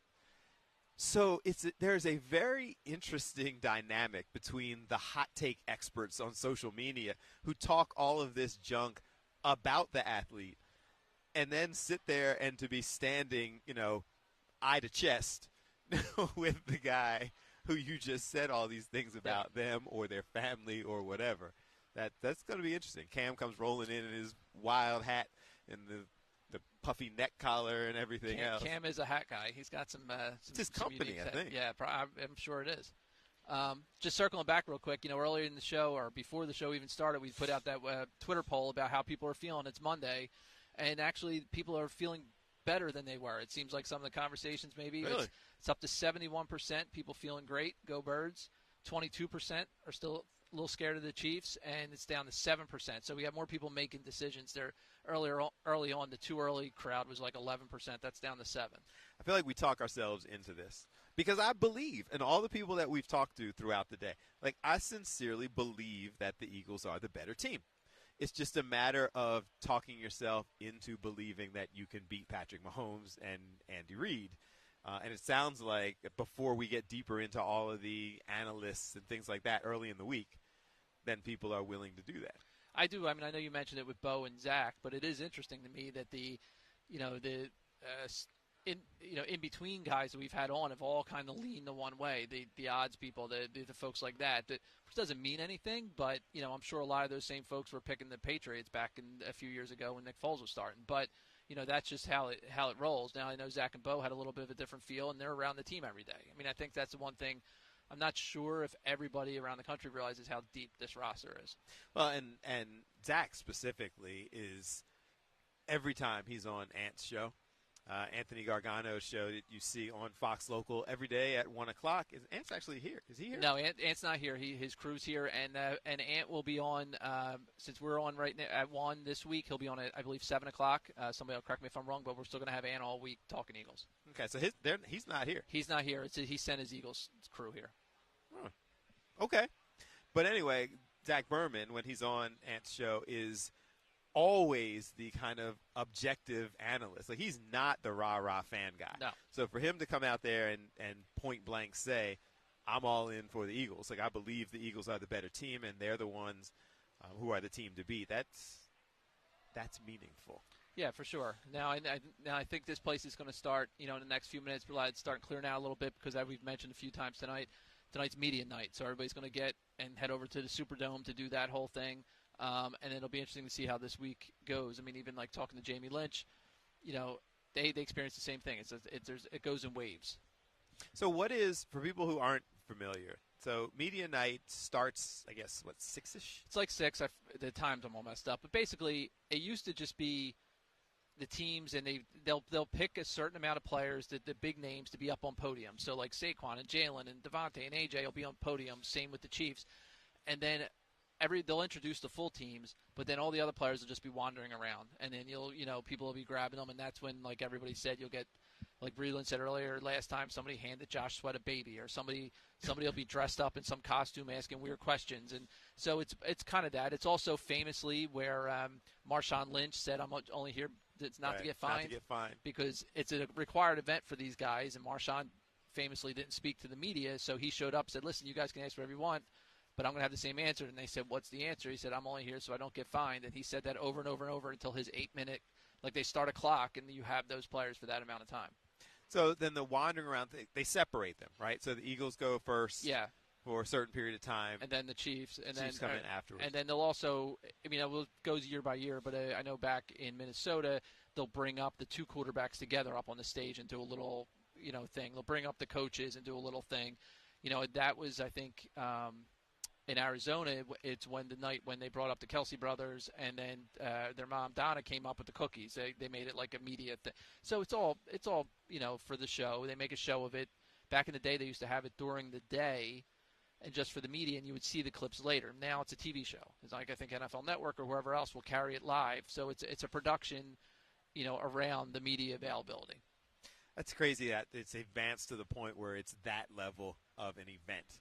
At this point, where we're sitting there. So the update on social media is that the overwhelming majority of people are still feeling like they're confident about the Eagles. I am seeing some of the comments that I have up on social media. Another gratuitous plug at Bill A. Fox 29. I put up a little clip earlier about some of the things that we are doing here at the Super Bowl. People are talking about they love how excited we are to share this experience with them. Go Birds. Eagles fans are going to be out of control all week.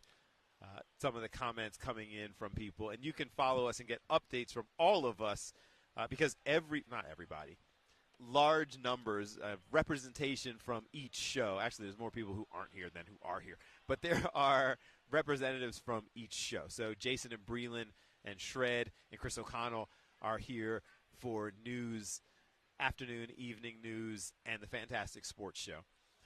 Mike and Alex and Hank are here for Good Day, as well as several producers and photojournalists and what have you, and myself and Tom and Hank. And Dave. Well, he's one of the photojournalists that I was talking about. The 13-time Emmy-winning photo. Is it 13? How many? What's happened to you, Dave, that you're here with us now all week? I know, right? Like, what's the deal? No, next year? Next year? You hear the voice starting to go. I feel like if we do this again, knock on wood. We're just starting this week. The Eagles get back to the – no, we're good. Yeah.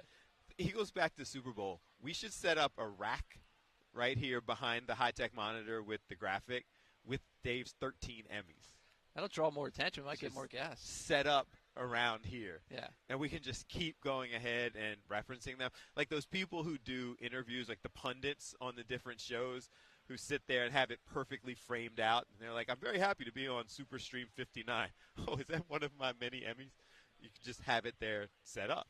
Yeah, but the problem is, though, the shot would just show them the whole time. It would never show you. But, yeah. All right. That's good things. Emmys look good. So he won't tell us how many, which means it's an embarrassing amount. You got Emmys, too. Yeah, a couple. Yeah. Look at this. I'm surrounded by greatness. Not really. Ladies and gentlemen, appreciate you spending time with us. We need to take a break. So we have one more guest coming in. One more for sure, although he's pushed back 3 times, but that's okay. One more for sure, and then we'll see. You never know who could walk by. Like Bill was just walking around and grabbed like Reese. I mean, you never know who's walking by, who's got to get up and do something. So, yeah. So there's another guy. When I talked about the whole concept of big guys all appearing to be NFL players. I don't know who it is, though. No? So we're going to continue with that whole look. So they're going to go sit down. Yeah. What's up, guys? Yeah. So Dave's zooming in for that person. But that's what I was talking about earlier. Like the challenge is when you've got all of these like 6'3", 6'4", 240, 250, and it's context, right? Because context matters. So I'm about 6 feet tall. Ever since I started leaning out, I'm a little under 200 pounds. Just a little under 200 pounds, depending on what I'm wearing. But when I was standing next to Hugh Douglas or Ike Reese or some of those guys, I looked like a child who was sitting there trying to get the interview with, their big brother sitting there going like this. Yeah. There's a bunch of those kind of folks wandering around and then trying to figure out exactly who's those people are. Like, this is Jerome Brown's jersey that I've had to, double tuck. Jerome Brown jerseys come in big. It's an attention grabber. Yeah? Yeah. People have noticed the JB jersey. Yeah, I'm trying to figure out the size of this thing because I was going authentic with the Jerome Brown, bring it home for Jerome jersey. So. Is the pro shop open yet? I don't believe it is, but I don't even know exactly where it is. This convention center is supposed to hold, obviously, where we are, the media center, media radio row, the NFL experience, which is where the fans can go through and do different things, which opens on Wednesday, and also the big NFL shop, the big one, is supposed to be in this building as well. Where, I don't know. I don't believe it's open yet, though. I got to go see if there's a place, maybe over at the media. So the media event tonight is just open to the media. So fans can come into that? You can buy tickets, which is fascinating to me, but you can buy tickets and sit up in the Superdome seats. And some of the stuff, watch people being interviewed. Some of the stuff up on the stage they'll have over the speaker, but a lot of it is just, Bill, you're going to be going around with your gear. Saying, people can't hear that or whatever. So it's like a show. So they try to fill these things, and you'll have people, and you'll get the feel of who's in there, and if who gets the bigger reaction, the Eagles or the Chiefs and stuff like that. When we were in Minnesota, the Patriots definitely got the bigger reaction. Partially because they were popular, but also because the Eagles had just knocked out Minnesota the week before, and they hated us. And they were that was supposed to be their Super Bowl that they were hosting, and then the Eagles knocked them out. And that was when everybody was upset about how the Eagles fans were behaving. Yeah, and they took over, whatever. But right. Yeah, they were just bitter. I still have a picture. When we showed up to Minnesota, there was one establishment that said, "Everyone welcome except Eagle fans. You'll get a beer thrown on you." So, fun fact. One of their Minnesota fan types actually sent a message to one of our managers because they were upset about something that I posted on social media about Minnesota fans being critical of Eagles fans, and they've never been to Philadelphia, and they're presenting as an authority. They actually sent a message trying to get me suspended for doing that. It said I was a representative of how nasty Philadelphia fans and media are. Yeah, well, they lost, and the skull chant became false chants, and they're not here either. So we'll move on. All right, let's take a break. We'll be right back. It's Fox Local, Fox 29, Fox 29 YouTube. We are here at Media Row. It's chilled out a little bit in that kind of in-between time as we're bringing people in and out. They're getting everything all set up. We will be here this time every day throughout the week. All sorts of guests get set up. I think we've spoken to 8 or 10 so far today. At least. More to come. People wandering around. We will continue to bring you that information, giving you a behind-the-scenes look of everything that is taking place here.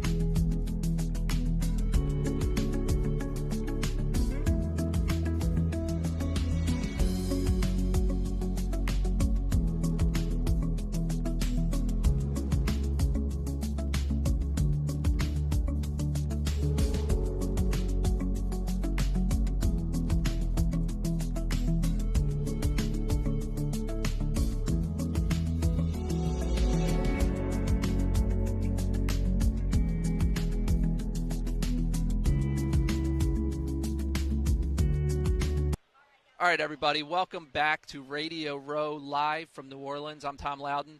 Bill Anderson, as you can all understand and appreciate, we've been on for almost 5.5 hours. Had to make a little run, so he'll be right back. So we're just giving you a look around the building right now. Dave Eitzen, our great photographer here, is showing off. You see all the Odyssey sports groups over there. WIP is there with Reese. They're in the middle of their show right now. We should, in about 15 minutes, be joined by Thomas Dimitroff, who is the former general manager of the Atlanta Falcons. He's been a busy guy today. It seems like every place is interviewing him, which is slowing up his schedule. One thing I'm curious to talk to him about is Howie Roseman's draft. If you've seen the last 4 years, the top 3 rounds of Howie's drafts have all been hits. So, what goes into that? How impressive is that for a guy who did the job? We know Howie's had some misses in the past, but the last 4 years have been pretty good. So we're going to stay here. We're going to be live for another 35 minutes or so. We're going to take another quick break while Bill finishes up, and he'll be right back, and we'll be back with time.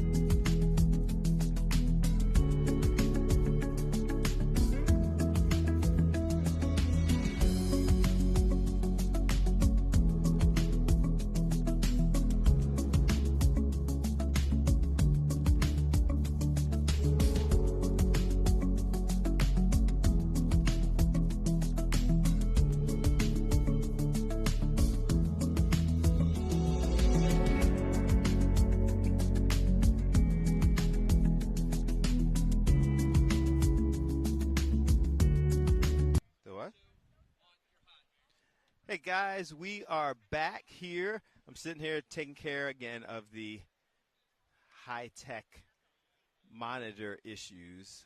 My bad.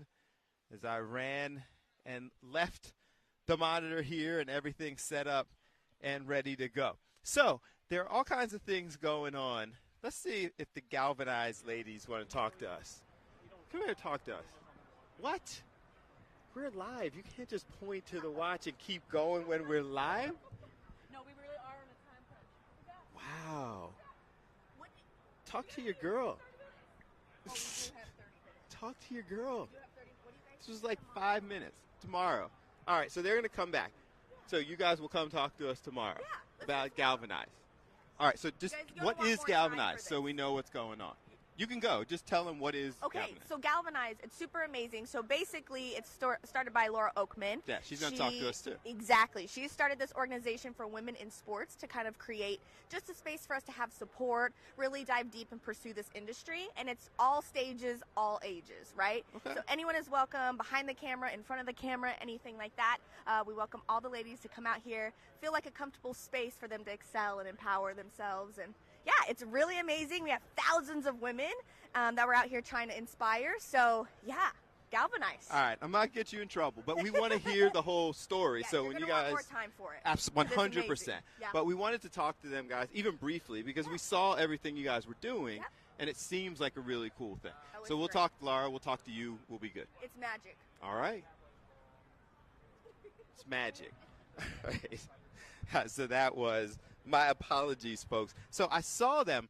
We were talking about the galvanized crew a little bit earlier, and we saw them. And I don't know if Dave wants to, we can do the smooth swing around so that you can see what's going on with them. There's a lot of wires and cords and everything, but 13-time Emmy winner photojournalist, I'm sure, can figure out how to spin this around so you can show them. So part of what the cool part of all of this has been, and Tom was talking about it a little bit earlier, it is so galvanized, and you're seeing some of them right now. It is that organization that's providing these opportunities for women to work in this industry. And so their table is right next to us here on Media Row. And we've seen them kind of move around doing a lot of different things. So we've seen them moving around shooting social media. We saw them yesterday when we were here. Crews of young women were coming in and actually built their structure up and set up the cameras and the lighting. And they've been working together to, get everything established here with their booth just as we were doing ours. But they also have been moving around, interviewing people. And Laura Oakman from Westwood, who's going to come on with us tomorrow. She is a reporter and a journalist, but also heads up this organization. She's been here throughout the day and was actually going to talk to us today, but it got to the point where she had to go run off and do some interviews, so she's going to talk to us tomorrow. But she has kind of been serving as that mentor for them, and you could see it. And I didn't – so part of the reason why I didn't give them too much of a hard time is because I'm not sure the various stages of their career or whether there are folks who are working, training, being mentored. And so I don't want to push somebody to go on camera and get them in trouble for doing it. Yeah, for sure. While they're going through training. They've been over there all day. They've been working hard all day. No, absolutely. And they were here, and I was explaining to people that it was before yesterday when we were here getting set up. They were here setting up. And all aspects of setting up the cameras, building the lighting. There's a set that we couldn't really see, and they were helping to build the set. In terms of how she briefly explained it, the whole training aspect of it was pretty cool, to see it, because they're doing it from soup to nuts. Nice. When we were just back, someone approached me. Roman Gabriel, great Eagles quarterback back in the day, who passed away last year. His son's making the rounds, also Roman Gabriel, and they have a whole thing, so he'll be stopping by tomorrow. Okay. They're launching Fatheads with some legends, and and the woman's like, "Do you even know who Roman Gabriel was?" I'm like, "Yes, yes, I know who Roman Gabriel yes. was." We're rocking a throwback Jerome Brown jersey. He's like, "I don't know much in life, but if you want to play this game, we can play this game." But yeah, so Roman's son will be. Wow. It got a little aggressive while we were sitting there trying to schedule. You want to play this game? Yeah. You want to play 6 Degrees of Roman Gabriel? We know what's going on here. We can do that. So, that's cool. So he'll be stopping by tomorrow to talk about his dad a little bit. And, obviously he was a great player back in the day. And, what they have going on and still keeping his name alive. He's going to be Roman Sr. is going to be inducted into the Asian Hall of Fame, which is a big deal. Okay. Yeah, so they're coming through tomorrow. So there's still people making their way around, kind of trying to schedule things out for tomorrow. Yeah, so it's an interesting vibe, and it's an interesting thing that keeps, popping up, and you just don't know. Like, we're sitting here, and they're like, "Hi, excuse me." So we just, go with it. I like it. So you were pulling up the YouTube page. Yes. That is our streaming page? We have all morning since this morning. We've had a live on the Fox 29 YouTube. Look at that. That's a decent shot. Yeah, I just saw it. It's almost like Dave knows what he's doing. That's not bad. Yeah, so it's been live live all day. See everything that's been going on in the background. Anybody make any comments? We've got a lot of comments on there. A lot of Go Eagles. Somebody saying they didn't realize we had a YouTube page. Asking who's on Radio Row. Somebody at one point couldn't hear us. Hopefully they can now. So it's all good. Speaker was muted. And we can ask, so now that we know that we have the questions going up there, then we can ask the question of the day and kind of post it up there also. Yeah, for sure. I'll get somebody back at the station to do that. But yeah, so if everybody on YouTube, and this is kind of the reason we're doing this. You know, if you're at work and you put it up Fox Local on your phone, or you just put the YouTube page up in the background, or if you're at home, you do it on the connected TV or on the YouTube page, you're just kind of hanging out with us at Radio Row, and you'll see stuff as we see stuff. So, you know, if you're in the YouTube chat and you see somebody walking by behind us, let us know. I mean, we're just hanging out to see what's up. I feel like, so I'm looking at the monitor now, I might need one of those, like, stage seats, because they can't see the Jerome Brown jersey. No, especially when when I'm like in relax mode and sitting back there, you can't really see it. So we're gonna have to do tomorrow. We have to be like, we'll get you some phone books, but it might not be the best look when you're trying to go I get don't talk need to to like be Hugh like Douglas. legs dangling, sitting on the little stool. I'm just saying that it's a little bit of a low chair, and it's an oversized jersey. Yeah, surrounded by haters. So we're hoping to talk to the former general manager of the Falcons. We're supposed to, but we're supposed to for the last 3 hours, so who knows? You don't sound terribly confident. No, it's all good. Listen, I think we've had, you know, so far we still got like 30 minutes left almost. You know, we've talked to a lot of people today between, you know, and Ike it's Monday. and Hugh and, you know, Zach Berman and Bo Wolf and two handicappers, which we'll probably have more of them during the week. You know, a couple of people from Yahoo, different organizations. You know, we found our guy Wilcox. Solomon Wilcox was huge. We found our guy from Passyunk Avenue who works for Fox Sports. Like, and our whole team. So Jason was by, Breland was by, Hank was by. We have not seen Mike and Alex. I think that we will see them, or Chris O'Connell. But in fairness, they actually are working on reports during the day for news that comes on right after we get finished here. So it's going to be a little bit of a challenge for the folks who have been up since 5 a.m. if not earlier, to come over and spend significant time here. They said that they will stop by at some point, and there is no shortage of time. For sure, and we'll see plenty of Hank. Hank loved it. Hank said he thinks he misses calling. He enjoys radio. He really does. Yeah, he likes the looseness of it. You guys should have seen Hank during the break. So I've known Hank. Wow. It just occurred to me, this is February. So February marks my 10 years at Fox 29. So I say all that to say I've known Hank now for about 12 years. Hank and I met together at Chasing News, and we've been friends ever since and kind of carried an interesting path, followed a similar path. And so Hank, during all of the different breaks, he loves this, and he loves the free-flowing conversation. Hank, as you saw during the discussion, is a master of obscure statistics and, you know, bizarre knowledge. He's a very well-informed and well-read guy on a lot of topics that you would just be surprised to hear them coming out of his mouth. So Hank, during breaks, was like, man, I know this is what you're doing, but I love this. Like, I'm not trying to step on toes. I don't want to. And we finally said to him, I was like, Hank, I've known you for 13 years. When it's time for you to go, like, we don't have any problem saying, like, my dude, like, don't you have something that you need to cover? We're all good. You know, we told Hank he's got to see here all week whenever he wants to stop by. Yeah, and for people who are sitting back saying that we went ahead and ushered him out the door, we didn't. No. Like, Hank had someplace that he had to go and is trying to figure out if he's going to meet us over at Media Night tonight. Yep. So the plan for us going over to Media Night is to just kind of try to grab some sound from the folks, because I'm not guessing, I know that Breland, Jason's going to be outside doing their live broadcasts on Fox 29 News from outside of the Superdome media area. But we're just going in trying to get some more sound. Absolutely. And then Mike and Alex are going to be over there, so they'll have a bunch of stuff, you know, with their own special spin that you'll see on Good Day. And we do have the ability here through this high tech, so we can roll some sound, you know, tomorrow. So, you know, we'll try to get some stuff lined up. We'll see who's there. Just kind of get a feel for it. But we do, you know, looking ahead to tomorrow right now. So we'll be on at 11:30 again tomorrow. We have, we talked about the country singer we have coming on. We have this, I just mentioned Roman Gabriel's son. We have DJ Dozier, former NFL player. A couple folks from a 107.3 ESPN down here in Lafayette, Louisiana, to get the perspective from down here. They're here doing their show.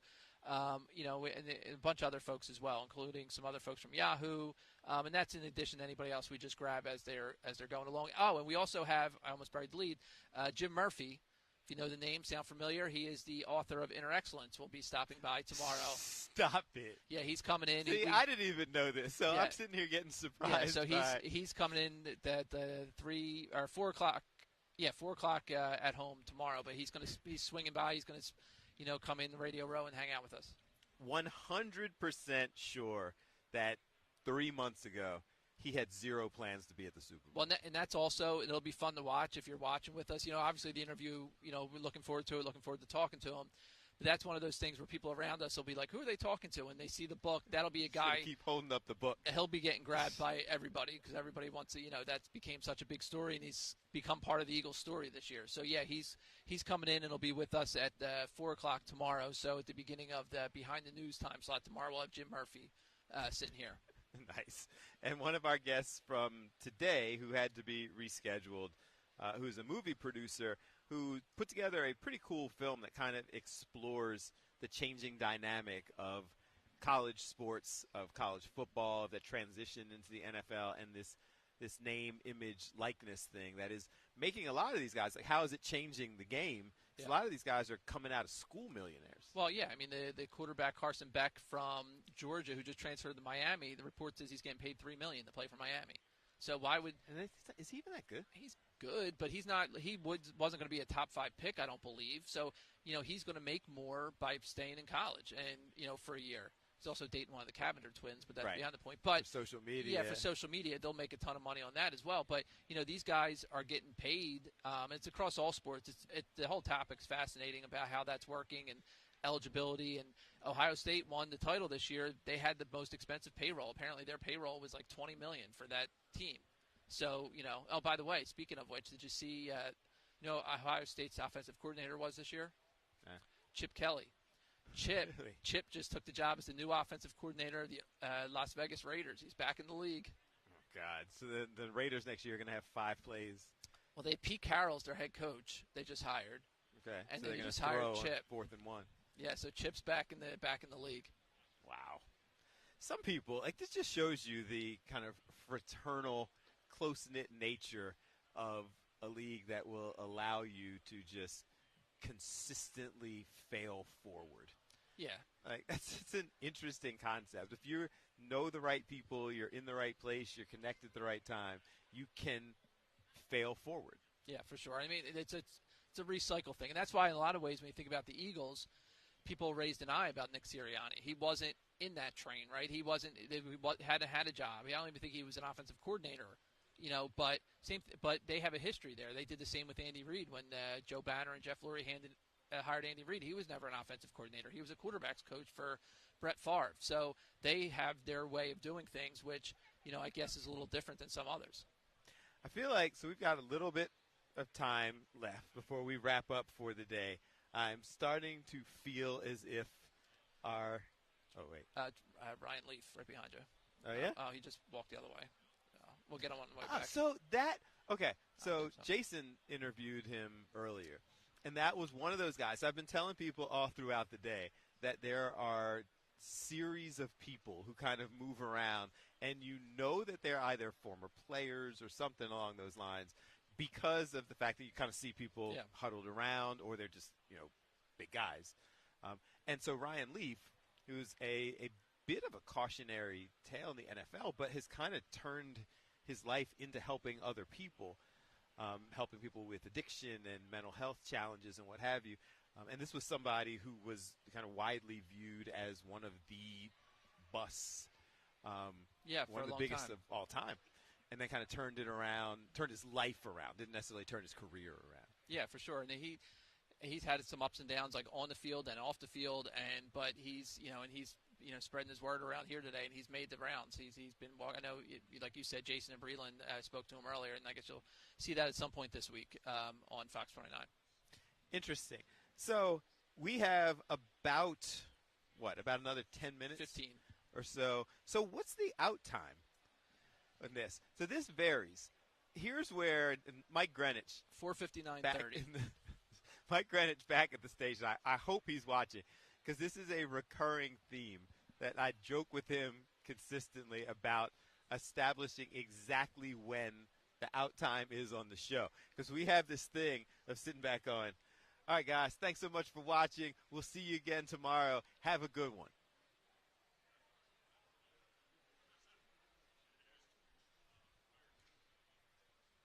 And you sit there and wait for the actual click out time. So we have an official. Yeah, 4:59:30. So we got like 15 minutes, so we'll see what we've got going on.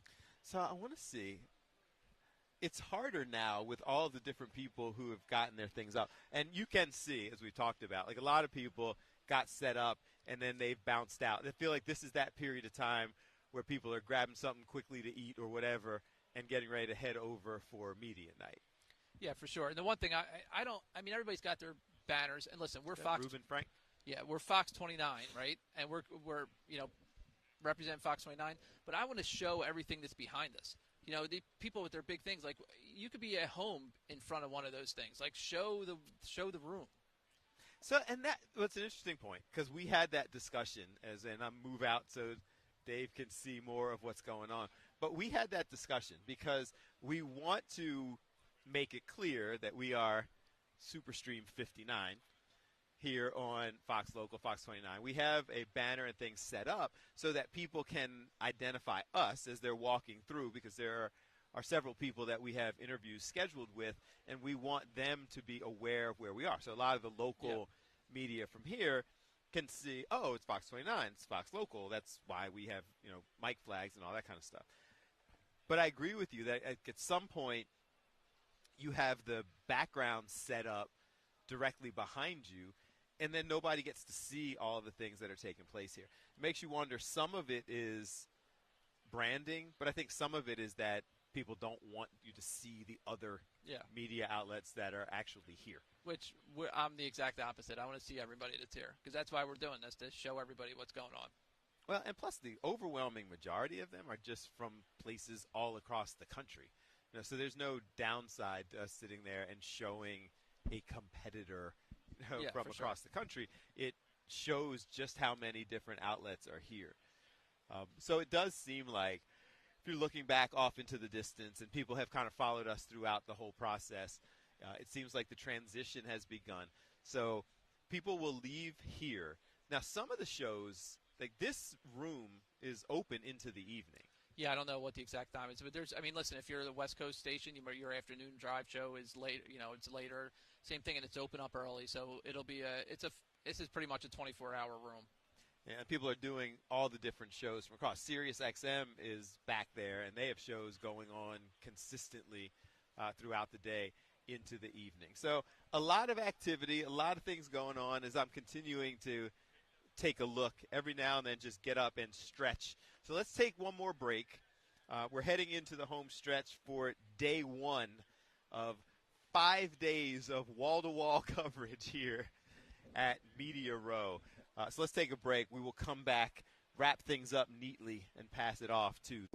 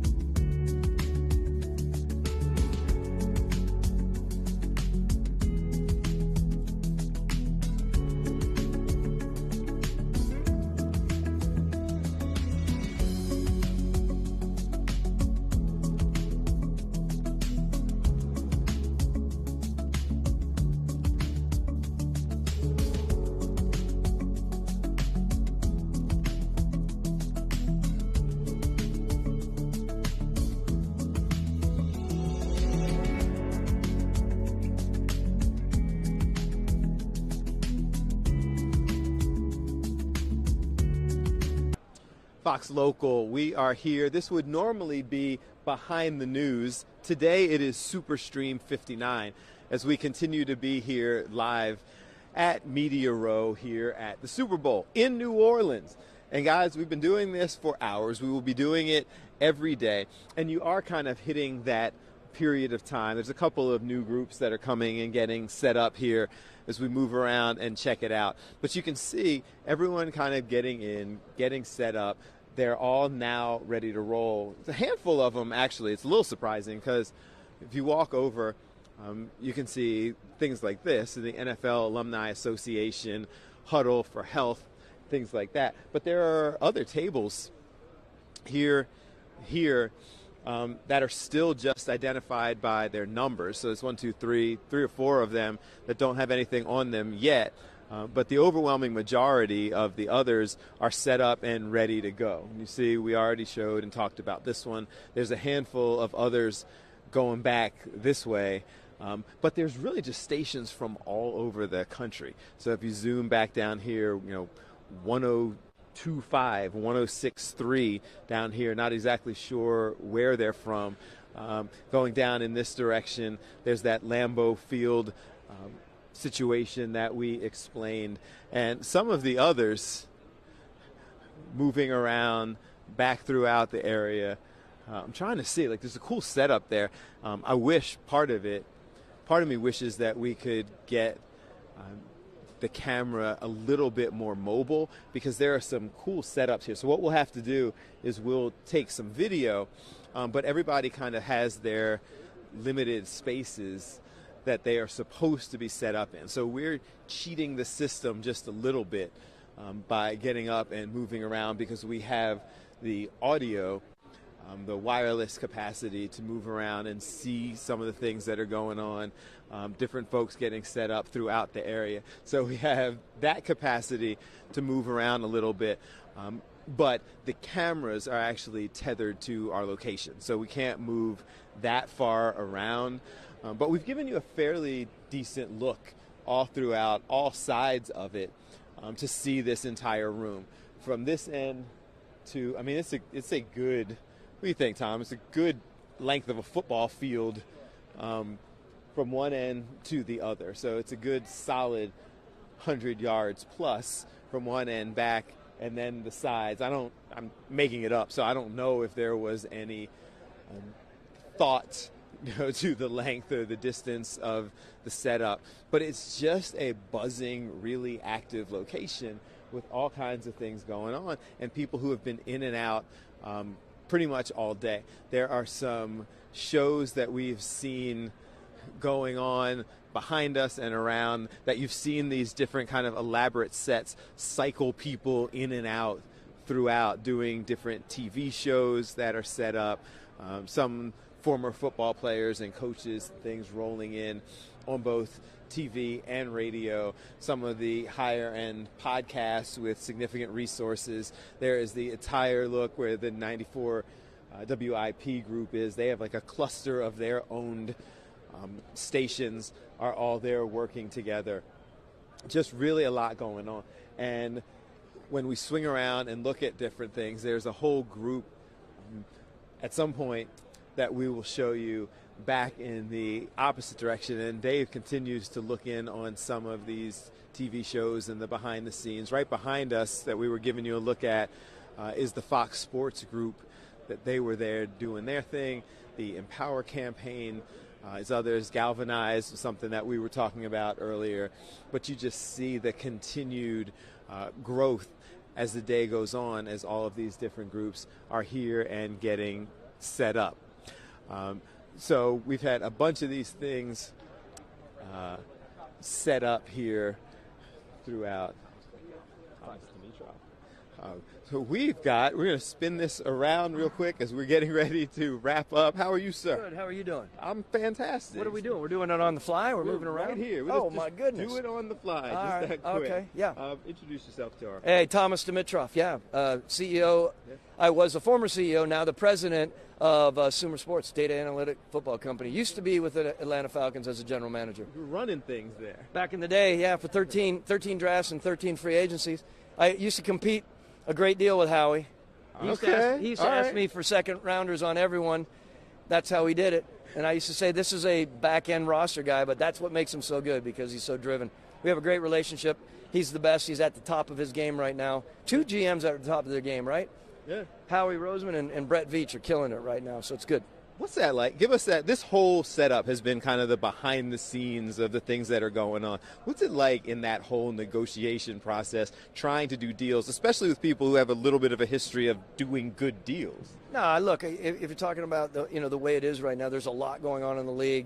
You're talking about doing the deals in general, right? I mean, when you're trying to work your deals and trying to make sure that you have a good value for someone and you're not getting twisted around and you know that you have the right background information to make the right deal is big. And I was saying to someone earlier, Howie Roseman has a reputation for making sure that he knows what he's doing. And I don't think his peers are worried about battling with him, meaning they get it, they know him. The young guys right now, I think, are intimidated by Howie Roseman's deal to get things done. So they're making sure that they go into these deals with him, with everything, all T's crossed and I's dotted, because he is so damn good at what he does. So somebody who has that reputation, to make it harder to do deals with them is like make you second guess what you're willing to do if they have that reputation, or are you just confident in your ability that it can be a win-win for both? Yeah, I think a lot of people know that the win-win is the ideal situation. It's rare. There's always going to be a winner on one side. I mean, I did the biggest trade of my lifetime, and quite honestly, at the time, one of the biggest trades was Julio Jones. When we did that deal, I mean, half the world thought my head was up in the clouds, and the other thought that we knew what we were doing. Those aren't easy trades to do. I mean, Howie's done some big trades, and those big trades take a lot of thoughtfulness and a lot of big brain about it to make sure that you have all your T's crossed again, and that's important.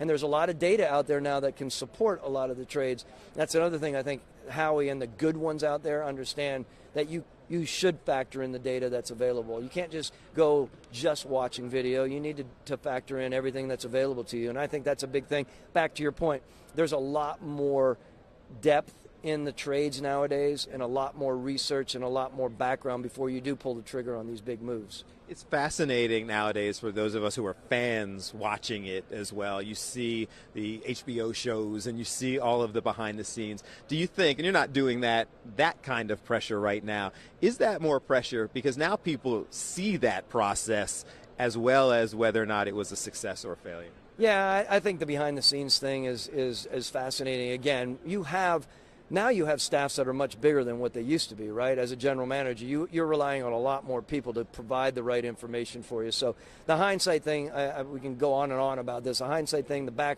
behind-the-scenes situation, the comparatives out there, right? Those are a big thing. Right now, you can look at any trade you're doing or any big move you're doing, and there's always a comparative out there, and there's data to tap into that allows you to compare the move you're going to make. We see some of these big trades that are today. We saw the Cleveland situation. They asked for a trade on one of the best deep players out there. How is that going to go down?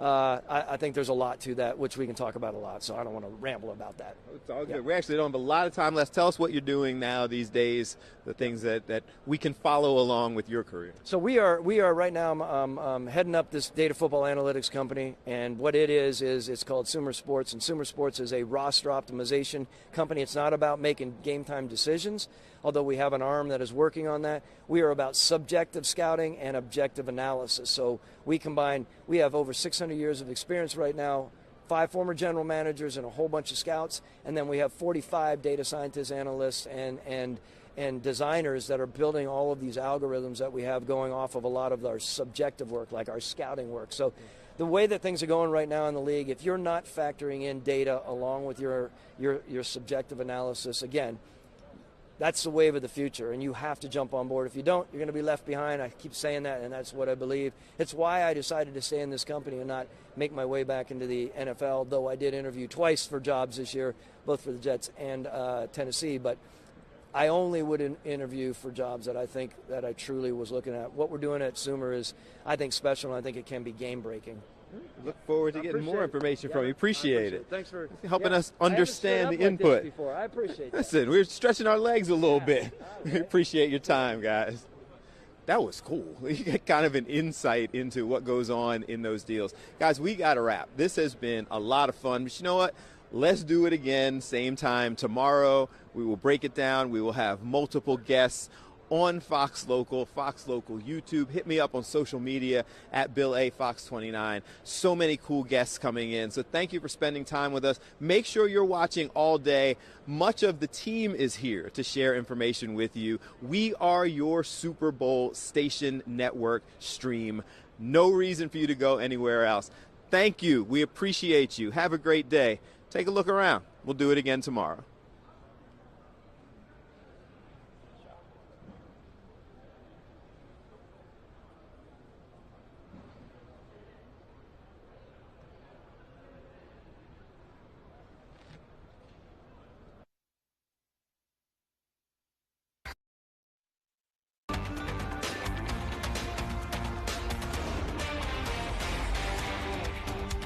When you look through the footage and you think about what could have been, had a gas line been hit, I'm going to stand strong on my faith. Strong emotions from Mayor Sherelle Parker reflecting on the deadly medical jet crash in Northeast Philly 3 days ago. Today, state, local, and federal leaders also got a closer look at the devastation. This is the news at 5. I'm Sheba Russell. New